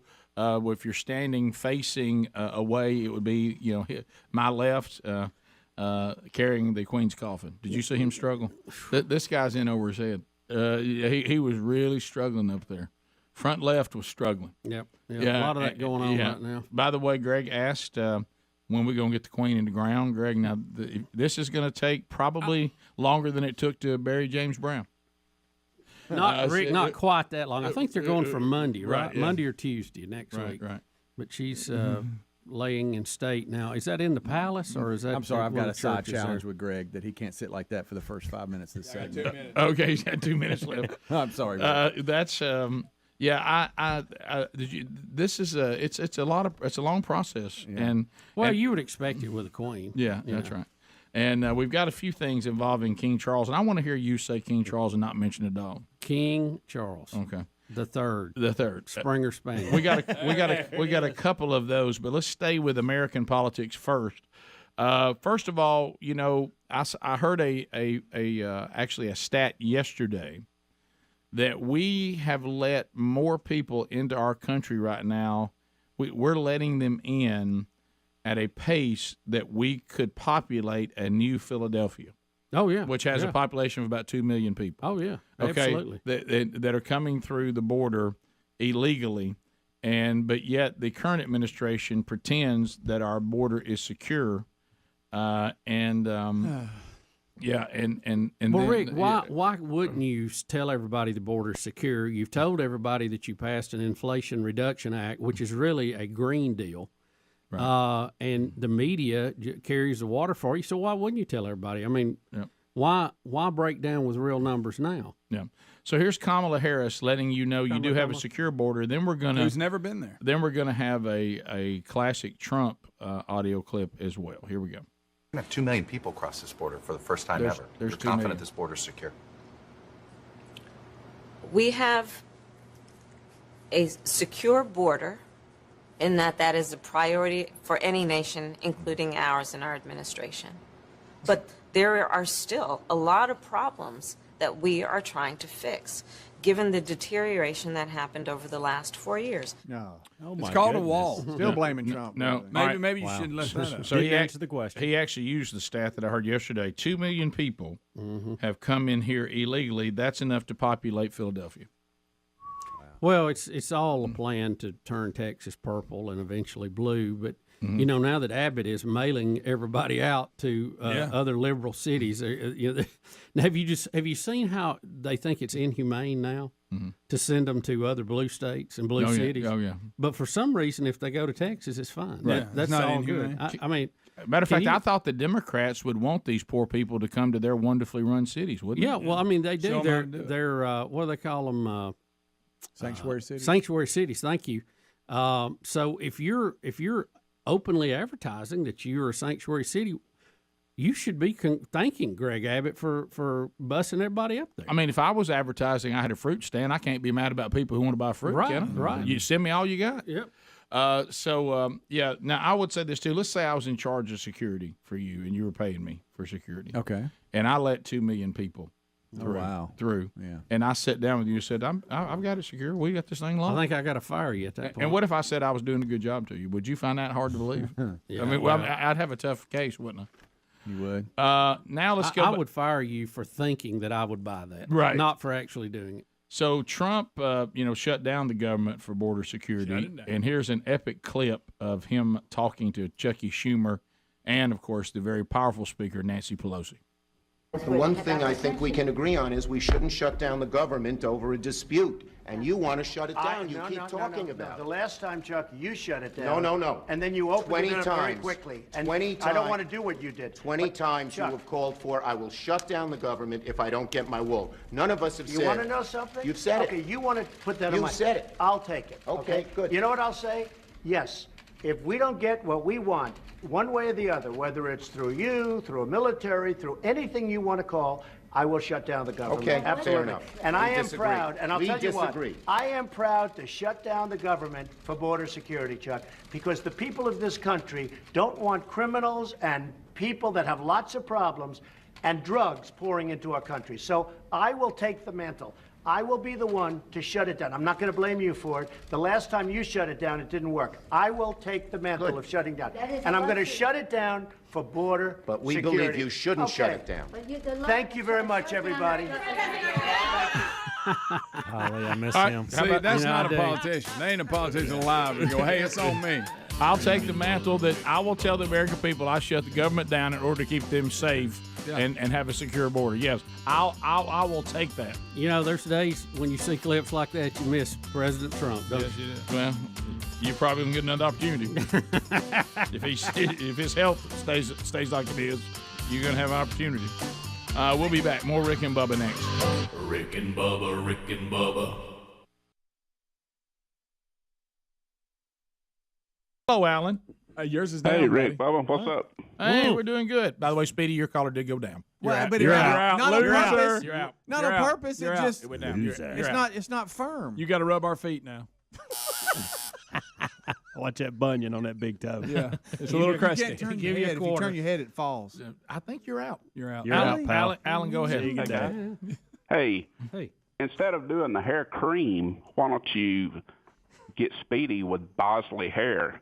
He can cut this hair. I can wash this hair. I can Swim mess with this it. hair up if I want to mess this hair up. The Bosley, the hair club. You remember people. where they like sewed You got it the in? hair club for men. Oh, and no, not that one. You ever seen anybody after that happened? They like bleeding pretty good. Yeah, they come in No, here. that was they where they cultivate plant some 'em. stuff out here and The, put it up here. the Bosley one was, I think they sew it into your current hair. Do you hear what you're saying? He has no hair, though. He had to sew into his skull. I can No, grow no, no. it. They sewed it into. It's almost like extensions. Like he they goes do. horseshoe, and then they add on to it. Now the others where they plant like like you plant a field. I know it, and it looks like Barbie hair. I saw the worst toupee Well, yesterday. the thing that my In the problem sun. with it was they planted it in rows, which if you can Now, stand in those were front the of early somebody ones. and see behind them, it doesn't. No. They need to do a scatter. They've pattern. gotten better with it. I Yeah. think the originals were really bad. If you can get a Matchbox truck, and ride through it, or like a you're going fingerboard and go right down through the Yeah, rows. it's not good. Guys, when those people, the days of the bad toupees, remember those? It looks like, I mean, it was ridiculous. like a I'm not gonna rug. say. There was this old guy, and he hated the power company. And anytime we worked around his property, he would come out and yell at us. And he had one. First of all, he was in his 70s. It was jet black. And he comes running up one day, slams his brakes on. When he did, that wig shifted, and his sideburn got across his nose. I actually got into a brief disagreement with a man. And I shouldn't have done that one time when I told him that he wasn't even trying. I said, "You're just not even trying." Why did I mean, good night. You didn't even. I mean, so there's no effort. You're going to walk around looking like that. How can you think that looks good? Rick, have you seen the president's hair? Well, Greg, why did he hate the power company? You know, he owned a property, and he just liked us being around it. We had a lot Did of he those. have power? Yeah. Well, if he didn't like y'all, he should just. I know, but there was cut a it lot off. of didn't like getting there messing with his stuff. We It was continue. crazy, Bubba. That's why. Let's go to Crazy as outhouse rat. Yeah. I-65. Is that? It says Banny. You think that's Danny? Banny. Banny. Hey, good morning, guys. How you doing, buddy? Sounds like Banny. Hey, brother. Hey, man, it's a great show. Enjoying it. Bob, I just wanted to let you know I just passed a motor coach with a crew cab pickup in tow with a golf cart in the bed of the pickup truck. Oh, he's got it all, doesn't he? Just letting you know, brother. know It better can than that. become a problem. I'll tell you one thing. He throws a carton of baby powder in there, and he's got the dream. You bet. Splash and go. Right. Bubba, you have all these things in one location that is away from everybody. I know. I was just looking at him. Look, It was a technology thing. I know. Remember, I have a degree in applied engineering. Don't forget. I'm texting Betty. Oh, Betty knows. You don't have to. But I'm going to text There's her. no need. I'm going to text It's a her. long weekend. Let's not get her. I'm going to text her. Listen to this. You're going to love this one. No. Hey, sent this Things to are real good. Hey, Let's got back. Let's not- picture this, Bubba. Look, picture this text.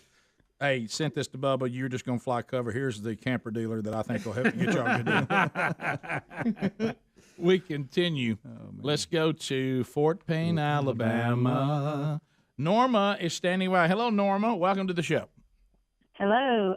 You was talking about shaving your head from having a head full of hair. I had a friend that done that, and he never went back to growing his hair back out. Well, I had a buddy, too, that Greg knows that went So to... he had a nice full head of hair, and he decided to shave it to the skin. Is that what you're saying? Yes. And Well, he there's something wrong with used him. to be a valedictorian. Now he puts eggs up. Sounds about right. That's a nice call back there. well, but that's the, good, Bubba. but the other thing I was going to That on me say, yesterday. the other thing I was going to say is this: I did have a friend when we were in football. You know how people shave their head for like summer workouts, or the seniors shave your head because you're a rookie. Yeah. And they shaved his and it never came back. It was one of those things. Yeah. He was. Well, in, that's because you were thin-headed. right. He had the potential to already have thin hair, but he Yeah. had hair. He could have had hair longer. Yeah. And then shaved and it didn't come back. And sometimes it's like losing weight; it comes back plus some. Yeah. Oh boy. Tell me about that. That's what I'm living in fear of right now. I know if I go back this time, I go to 350. Well, why does that happen that way? Well, it's like pruning a tree. Is there some science? Yeah, I guess cut it back and it grows bigger. I think there's some science to it, isn't there? Columbus, Mississippi. Greg is standing by. Greg, welcome to the program. How are you? Hey, guys. Hey, I stayed on hold 40 minutes yesterday, which just shows you how boring my life is. Right, I was about to say. Sorry about that. You had 40 minutes to burn. That's excellent. But, Pass the gravy, please. Ooh, it brings me to my knees. 20 minutes past the hour, the Rick and Bubba Show. 866 We Be Big is the number. So we mentioned that they are laying Queen Elizabeth to rest eventually, and all the pomp and circumstance that's going on with this in the UK. But you know, there's a lot of people that are part of the woke crowd. They were no fan of Queen Elizabeth, and they are no fan of the monarchy. And they have been kind of mean about Queen Elizabeth, even though she handled herself, by most accounts, very, very appropriately throughout time. Most people think. But for many, she represents. I mean, look, let's not ignore the elephant in the room. We declared our independence against kings and queens, and we're not huge fans, even though for some reason we keep trying to return to that. But Rick, certainly, are you talking about the fact that that the Brits are 0-2 against the U.S.? Correct. Is that what you're talking about? But what was our? Granted, they burned the White House once. I got that. They did. But anyway, many. That'd be 0-2, Rick, in the big ones. But many of if you're woke, you have to be against colonizing anything. Oh yeah. So and they went all over the world colonizing, and so anyway, the UK and there's going to be some people even from America that are already making their demands on King Charles before we even have Queen Elizabeth's body in the ground. So there's a montage of this, and this is just a lot of fun here. I always love to hear from the woke. I mean, a lot because it's emotion run wild. Have you been glancing at any of the? You was talking about the pomp and circumstance, and some of it's you think kind of cool because it's going on, but some of it is a little bizarre.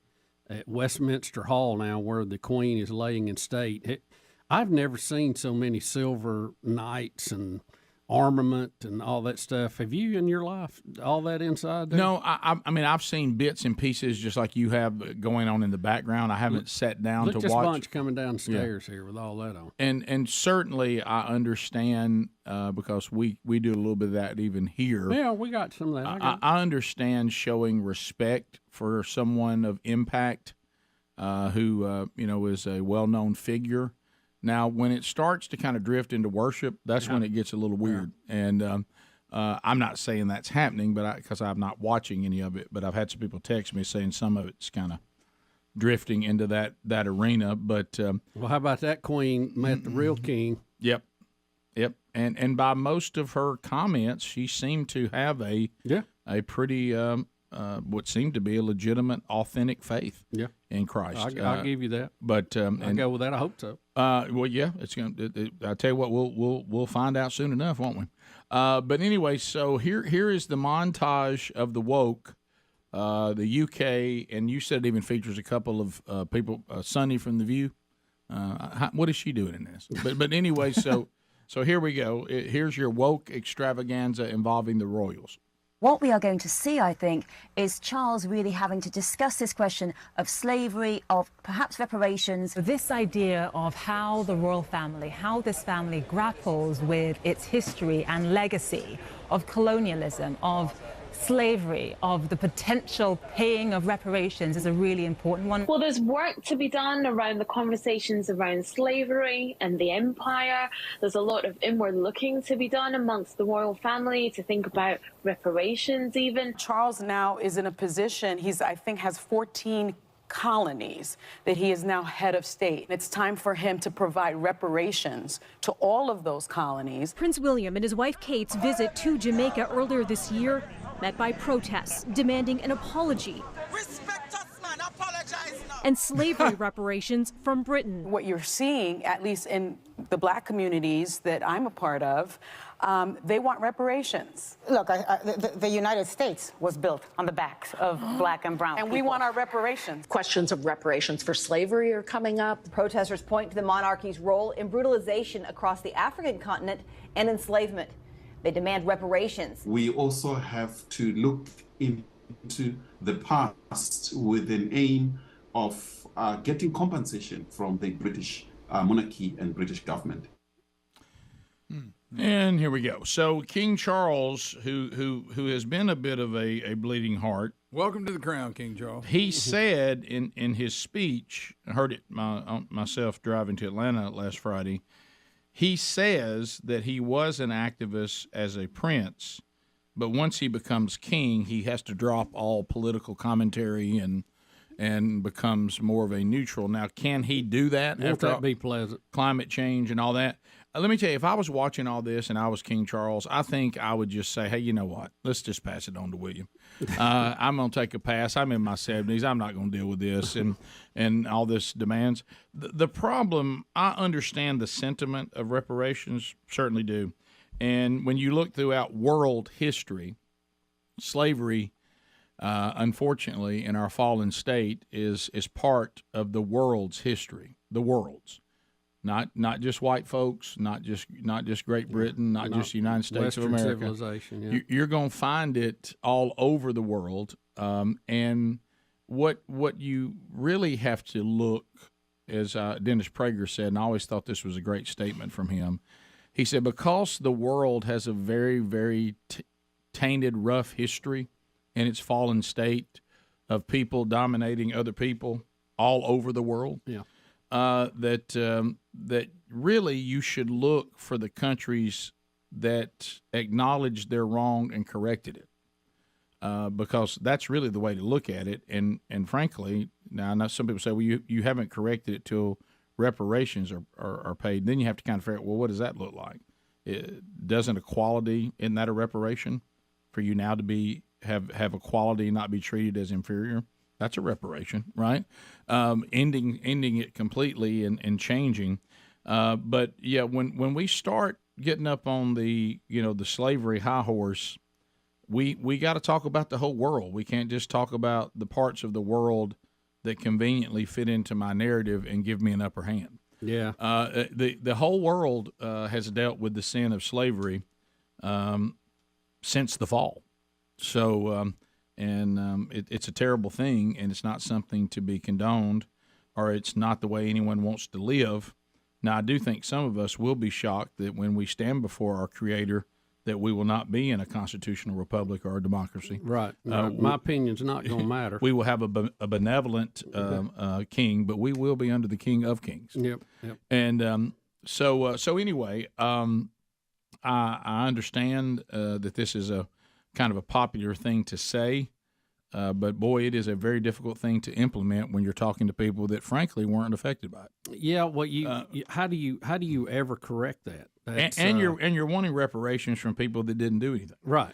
So that makes that it's very difficult. Really it's really hard to kind of logically draw all that together. Plus, it doesn't matter what you do; it will never be enough. You know, human nature says that. So, well, Dave Ramsey, said it best. He said, I can't believe that I live in a world that is asking people who never owned slaves to pay people who never were slaves. Right.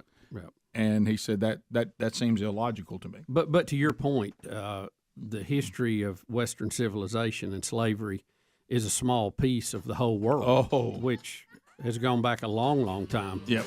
And how do you correct any of it? You can't.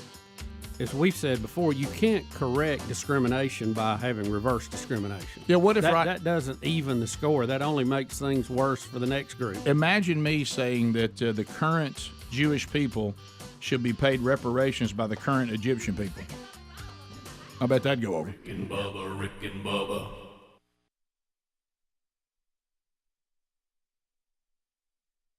Get a camper to make sure he gets one of them showing up good ones so a grizzly bear can't get Right. it. That was a good. I didn't even have to say that. That's why we wanted to show Don't you. play. Bubba, I'm telling you, you're not a camp life person. I mean, I don't see you walking out there and trying to. The biggest thing I don't see is you clean out that sewage.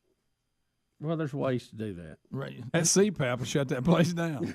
It'll suck the air out of it. Hey, Rick, there's ways to do it. Farm hands. Yeah. Right. Well, I don't have no farm. Look, hands. Tom does not want to go camping. Look, what I'm saying is, and he says he's not this guy. Bubba is not the guy that all of a sudden we're headed to Disney World. Those people that go and camp at Disney World. No, I'm going to the beach. I'm going over to Frontier I don't have Park. people do it at the beach like you're talking about. Yeah, Why in hey, the we're going to the world? beach. Where are we going to stay? In the camper. That's right. You got sand in And the they all crack, talk. and you got to go to the camper. And they all talk just like that.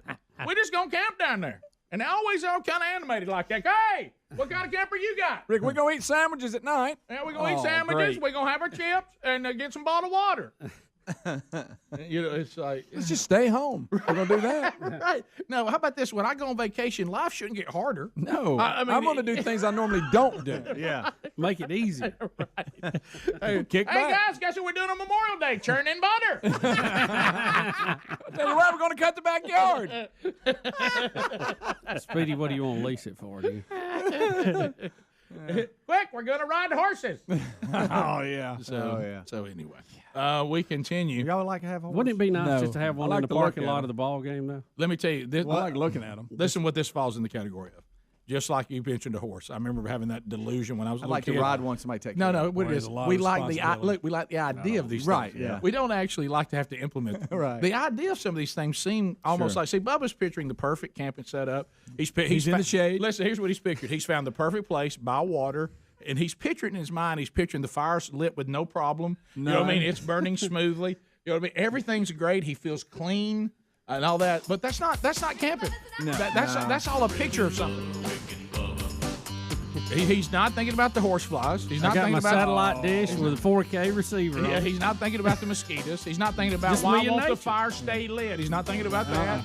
He's not thinking about that there's a smell he can't explain. Don't know where it's coming from.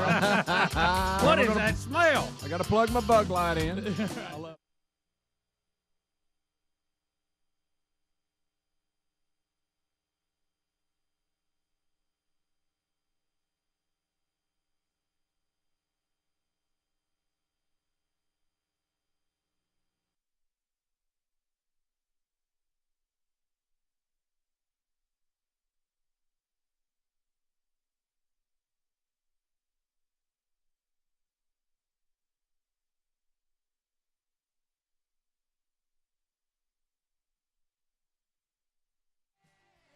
There's the Oreo Speedwagon.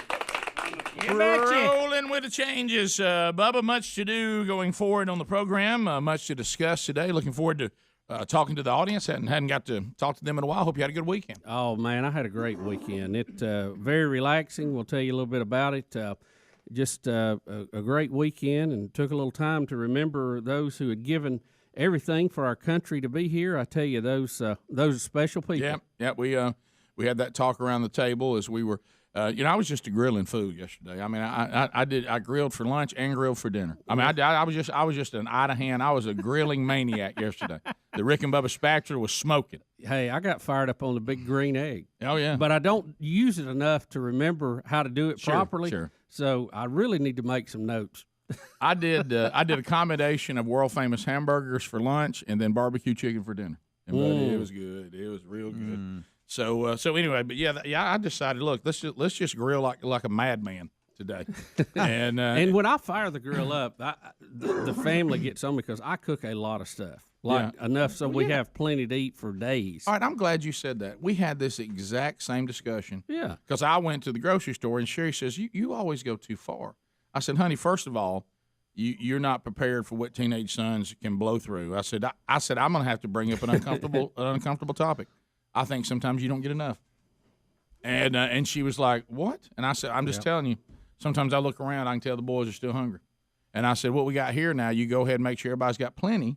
Mm-hmm. And then I said, and then what's left? I said, so nobody likes going in there and getting a tinfoil out and taking it out of that, putting it on a plate and heating that up and eating it tomorrow. Yeah, Good. for the next day or two. Look, ain't right, nothing better than a warmed up hamburger. as we sit here right now, I can't wait for my warmed up hamburger today. For lunch. Wait. Looking forward to it. So listen, we cooked several steaks. Some of them are wrapped with bacon around it. Sure. Let's all go crazy. Oh, Oh, Come on the with big it. green.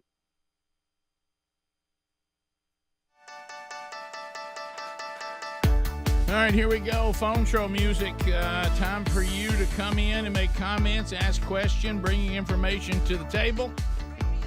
Largest number of people in the shortest amount of time. And it's time for you to come on in. What would you like to talk about? It's totally up to you. Ask a question, make a comment, bring information to the table. Not designed for meaningless shout-outs or shameless plugs. And the good news is, with 10 lines ablazing, Blazing Silverman get you lined up, ready to go with no problem.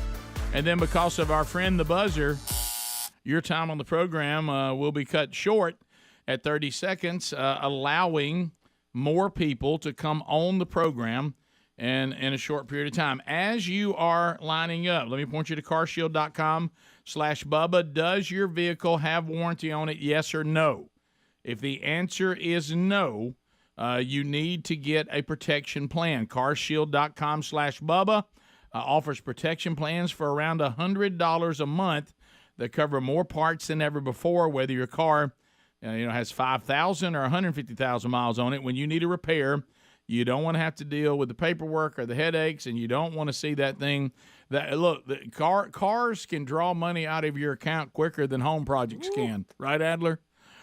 So anyway, go to get your protection plan. You can select one. Every protection plan includes coast-to-coast roadside assistance, courtesy towing, rental car options, all at no extra cost. If you lock in your price now, it will never go up. So be protected from the rising cost of parts and repairs. Go to carshield.com/Bubba and put them to work for you. Also, find that link at rickandbubba.com under the sponsors. 10% off your plan for using carshield.com/Bubba or for mentioning Bubba if you call 1-800-391-8888. To the phones we go. We will start with Troy in the great state of Indiana. Troy, 30 seconds. Go ahead. Hey, good morning, y'all. First thing, I know this is not very Christian of me, but, our Jewish and Christian brothers and sisters were enslaved in Egypt over 3,000 years ago. When are we going to get apologies and free money for that?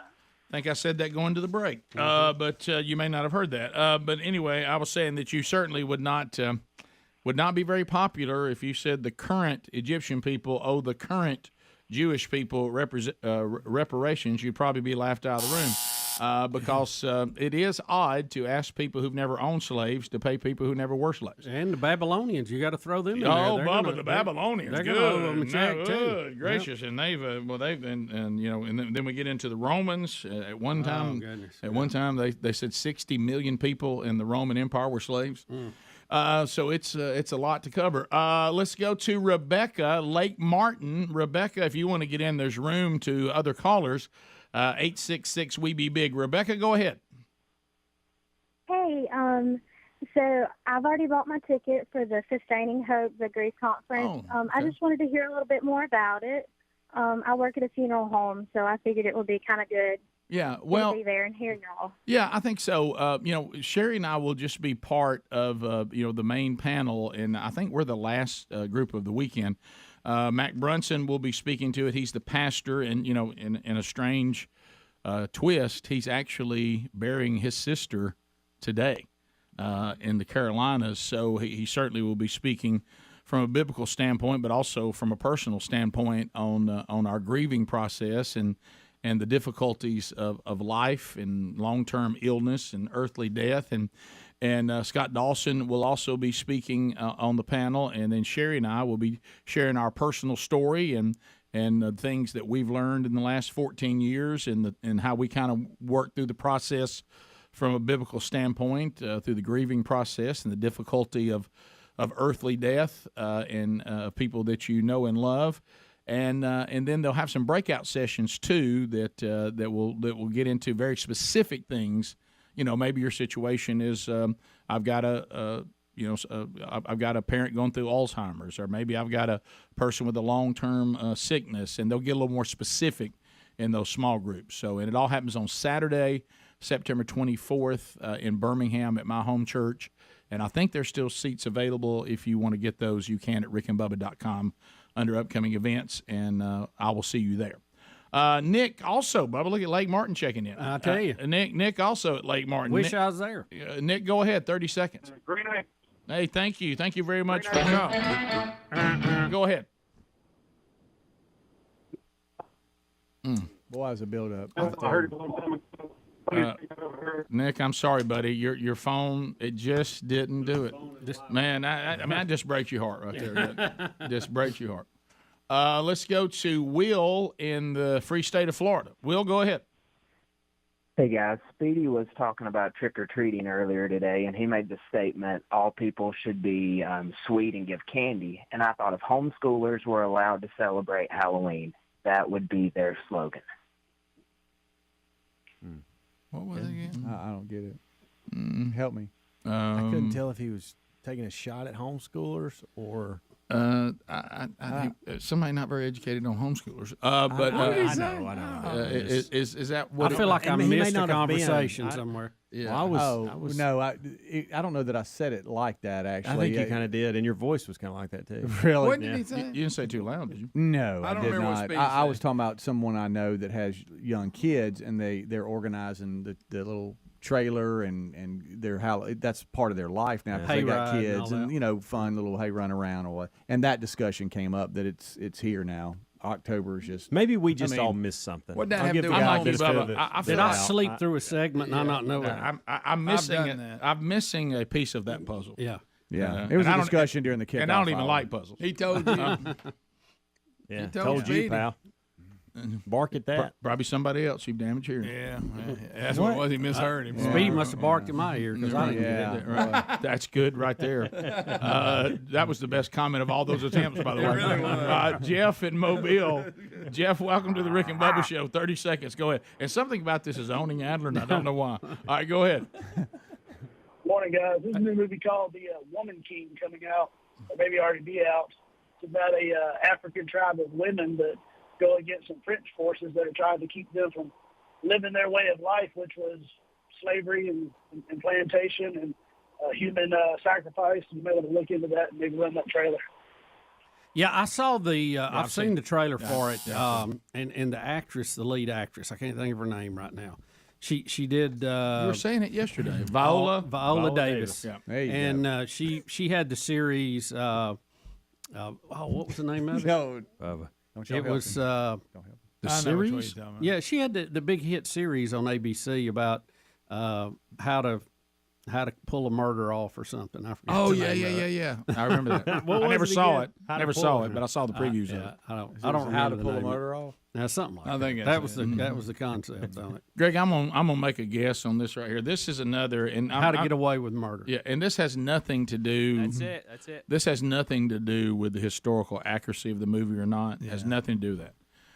But there is this assumption. I doubt there's much. Well, there is this assumption in Hollywood right now because they're falling all over themselves. Oh, right. That there's just droves of people that cannot wait to get to another movie that is going to build up girl power, and where the heroines and everybody involved is female because there's just not enough female superheroes. You know, we had to cancel one movie after putting about 70 mil in it. Yeah. And that there's just an audience that can't wait. I even noticed a TV show the other night. The serial killer in it and the scary person is a woman now. And I know that women can be scary, but they're trying to make her like a Hannibal Lecter character, but it has to be a woman now. Yeah. And it's just like some of this is they're trying so hard that it's almost kind of uncomfortable. Oh, yeah. You know, This has that yeah, look. yeah. Men and women are equal, no question about that. And I think we all. Well, we don't. I know some people don't think that, but they should.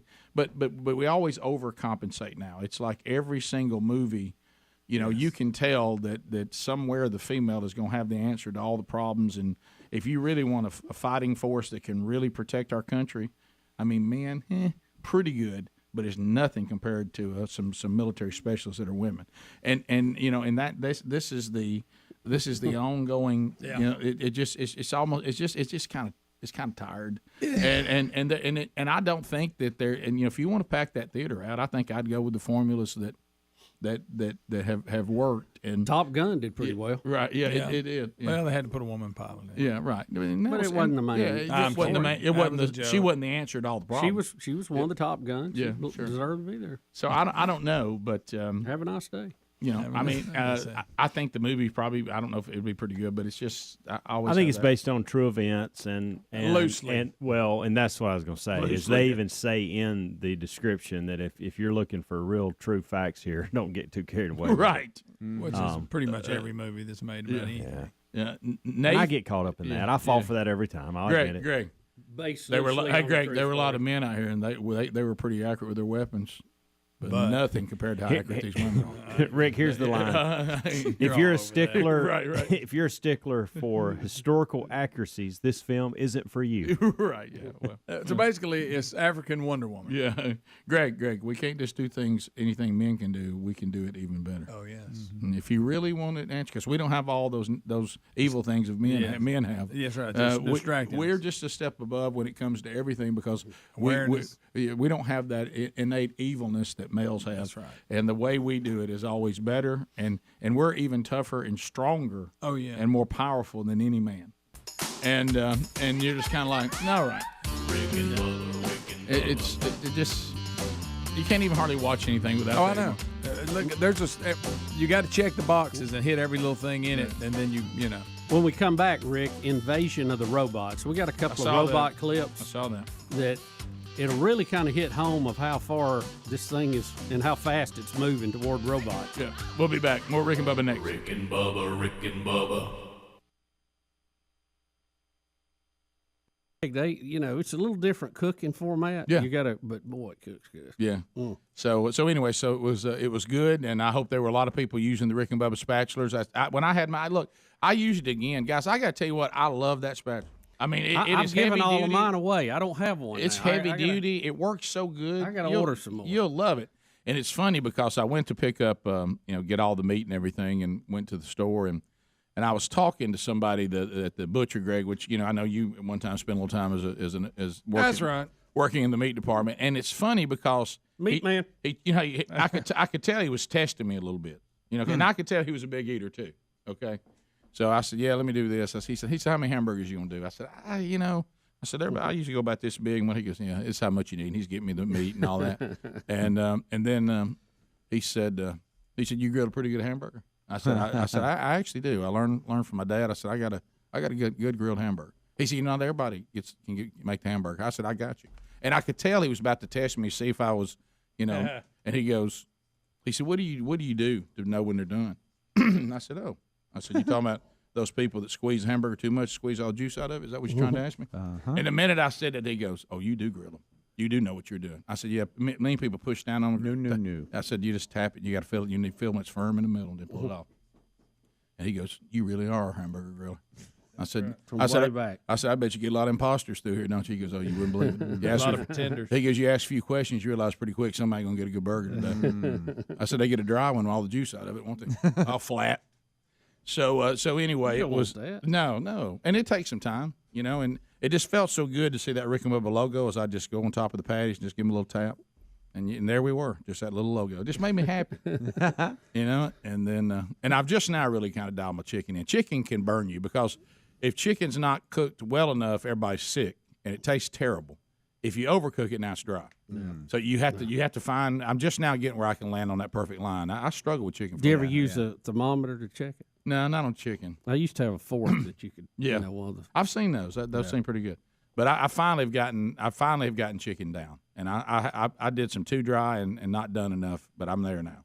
I got it, and I've realized the size of the chicken I want to cook to. You can get them too big and fat, and then you can get them too thin too. I really want to go toward the thin more than the big and fat. And what did you do to dial it in? Just time or temperature? I just got to where I could tap the chicken just like the burger and know when it was ready. Okay. I know how it looks and all that. And, of course, I barbecue it. And so, you can burn all your barbecue sauce off or you can have it too runny. And you got to get that where it crystallizes on there just perfect. What a day. Yeah, I mean, what? Why don't we all bring our leftovers I'm hungry in? right now. I should have brought leftovers up here. Yes, we all should have. We should all just had it in there and called it leftover Tuesday. I know. My grill was so full I couldn't couldn't hardly see the grill. I love that. That's when you got action going on. You can get overwhelmed, though. You can. Pay attention. You got to. So hard to get even heat. All right, we'll be back. And then I started, Bubba, I got this thing, a picture you had of this lightning strike over the weekend where you, and I didn't realize how close you were to it. I couldn't have been more than 200-300 foot from it. Wow, 'Cause really? It was right outside our driveway where we were, and man, it you talking about boom chalet, you know? I mean, you have a picture of the pine tree that now tell us what all happened. Well, the strange thing about it, it's on Bubba's Instagram. I mean, it shook me out of the chair I was in when it hit, and then one of my neighbors texted me and said, "Hey, you need to go outside and look because that looked like it hit the top of your place where you're at." And I thought, well, I didn't smell smoke, so look at that. But we went outside, and of course, there's a lot of pine trees in the area. We're down at the lake, and it's like it's got two paths on the tree, and they're spinning around it. It's like a corkscrew. Now, I've seen them come straight down the tree, just a straight line to the bottom. But I've never seen one do a candy cane around a tree, not to mention on both sides. I hate to say it looks like a spiral dog. Yeah, these hot dogs, I've got a spiral in. And when it comes to the ground, you basically have it hitting the ground in two places. And, of course, it left a trail through the tree. But I've just never seen that. Maybe it's more common, but I've never seen it. So I just thought that was strange. But we had a great time at the lake, got out and, did a little pontoon action, a little sunset cruise. So had a lot of time. So you were sitting outside when that struck? No, I was in the house. We knew a front was coming. We'd been out in the boat, and we got back and went inside, and I was just watching a little TV. And, there had been some hits around. I mean, they were off, but, boy, that was right on top of us. I bet that rattled the whole place. Oh, Rick, it's like a bomb went off. Yeah. You know what you should have done, don't you? Made a baseball bat out of it. Well.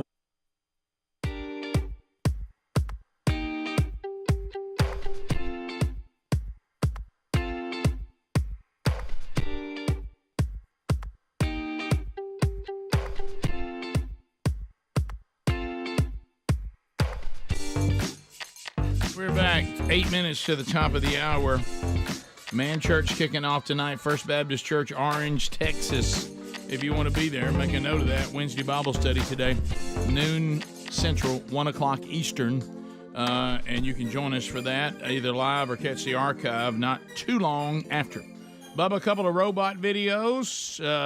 We got a food delivery robot that just crosses right through a police crime scene. Adler, is robots gone wild here. We got a couple of robot video clips today. So this robot doesn't know you don't cross a police line. I guess not. Yeah. So it's a food delivery robot. It looks like a cooler with wheels on it. Okay, I see it, and there's the police have put up their police tape. And it noticed the guy standing there, so it's trying to go around him. It looks like a reporter maybe who's getting some shot for a TV station or something. It really doesn't recognize the police tape. Yeah, and it's not sure what to do. And no one is supposed to cross that. This guy helps the robot out, and it's taking the food delivery, and it's crossed the police line. Is that Publix? Does it say Publix on the... Roadie or something? Yeah, I can't read it. That's crazy. But I noticed that it was not gunned down. There it goes. No. I mean, it's just a shopping cart that has its own brain. What it's going to do? Isn't that wild? Greg, that looks like a cooler on wheels that'll come right to you. Spot. Make a note on that. So it just rolls right through there. Boy, a tremendous amount of police there. Yep. It's trying to figure out how to navigate around them. See, it's doing its thing, and right. when somebody gets in front of it, it'll stop for a minute. So is somebody driving that, or does it have its own sensors? No, it's got its own deal. It knows where it's going. Yeah. I'm waiting on one of y'all to make a donut joke. No, not now. I'm just telling you. No joke here. Rick, sir. also, we've seen these robotic dogs that kind of creep everybody out. Yeah, I don't like them. But this is a clip from a guard dog at SpaceX's Boca Chica. Say it again. Boca Chica, Texas. Better known as Starbase, Texas. And this is this is a couple of years old. It's a lot bigger than that now, but they're going to show you some of the robotic dogs that they have that they're using on patrols. And they're saying that probably when we go to Mars, some of the first things that'll be on the ground are going to be these robotic dog-looking things that are going to be doing reconnaissance for the humans that'll be landing shortly after. Is that one there, Zeus's little... It may be. They got him a doghouse. They have a doghouse for a robotic dog? Here he is, Spot. In this video, we're going to look at why SpaceX bought a robotic dog. We're also going to look at what they are doing with the dog and how similar robots could be crucial for the first crewed missions to Mars. Oh, I see. Yeah. Well, he'd really put me to sleep if I listened to that too much. Yeah, I'd get somebody with a little more pep than that guy. Well, you know what's going to happen? We're all going to land on Mars, and new things are going to take over. Oh, yeah. It's going to be like, this is my Well, home. they're going to take over Mars, then they're going to set up an attack, and they're going to return. You know, I mean, that's where that's headed. That's right. Fetch this. Yeah. Spot, go fetch water. Must fetch. This is my I feel like we should be Boom. giving Boca Chica more. Yeah. Do what? I feel like we should be giving Boca Chica more. You know, it's really incredible. There's several videos. If you go to the Everyday Astronaut, he's always giving you a tour of that thing. But they literally took a crossroads in South Texas, and they've turned it into a star base where they're going to be launching and catching these starships as they come back and forth. And have you seen the big arms, the big chopstick? They're playing. You know how the boosters will land now? Yeah. They're going to come down to a tower, and these giant arms are going to catch it out of the air, and they're going to turn it back over, set it on another booster, and get it ready to go again. So I'll tell you, Elon, you got to give him. He's creative in the way he thinks about things. Now, will it all work? We don't know yet. All I can think about is it looks very susceptible to a hurricane. Well, what does right there in what doesn't? Yeah. I mean, but maybe they don't have them much in that Super area. heavy. I'm sure Is that it there? Yeah, the chopsticks are already up there, and they're installing them at down at Kennedy Space Flight Center right now. So Really? they must feel pretty confident they're going to work. It's the largest movable crane chopstick catching device in the world. Hope they work better than Artemis. Well said, Greg. Greg, get off Artemis. Greg. I done had a text with David today about you dogging Artemis. That was the press. Well, you just heard mean, Greg. Yeah. Right here. This is the it chopstick. flying or not? It's not flying. No, it's Not yet, Greg. What if those chopsticks? It's a little more complicated than plugging in a LAN cable, Greg. What if, I mean, but What happens don't first? act like you're going to Go around the room. Artemis flies or Adler gets his deck finished. What happens first? Deck finished. Deck. What's going to cost the most, Adler's deck or Artemis? Close. The deck is almost done. Yeah. Artemis, Look, not so much. We're fixing one leak away from getting Artemis going. And by the way, I think we're going to have David on next week. He'll get us an update on that. I think that You got to be here for that? I think we are miscalculating Adler. This is that thing about home projects, and I've never been prepared for it, where it looks like it should be finished, and like we have a few small details we got to work out, and that process seems to drag on for weeks. You know, that hog wire you have to put in there requires, a lot of little boards to hold it in there just right. So Yeah. the devil is in the details. That's my finishing point. that. That's Yeah. my point. Yeah, somebody called or somebody emailed me. They said they were worried about kids climbing on the hog wire. It's 2x2 squares, so you can't get your feet in it, so you can't climb it. I'm gonna say that Artemis will launch first. Okay, Rick, thank you. That's good. I'm going to say Artemis will launch first. I mean, think aren't that- they planning on it being over by September? I think missed the more next, deadlines, I think the Artemis or next him? window is going to be late September, around the 27th. Well, that deck's not going to be Well, finished by late September. Thank We'll you, get- Rick. That's a good point. We'll get David to update us on it next week. I say Adler finishes the deck next week. No way. No, By the end of next week. I'm thinking the end of Saturday, guys. I'm October optimistic. 1. See, that's Artemis is going to launch first. Yeah, maybe. I think Artemis is going up first. Nah, I'm in the Artemis camp. We're one good plumber from getting that baby flying. Mm-hmm. They'll be still counting Artemis down this time next year. You hear me? I think that Artemis, believe it or not, has less to get done to take off than Adler does to have the deck finished. And to we repair have all the stuff they keep tearing I up. started to say we have to ask the question: how many times can a fiber reliably be repaired in Yeah. his yard? At some I point, mean, you when you can't have keep 12 splicing. splices in it, do you have any confidence in it? No. Adler's crew needs to do a YouTube video, their own channel, amazing ways to tear up fiber. I Just can't lay believe your tools on it. Yeah. I believe in you, Adler. Yeah, I do too. You're going to eventually have it. Yeah, you're going to get it. Yeah, you'll see the playoffs. Thanks. Y'all are all invited over 3 years from now to come check it out. Rick and Bubba.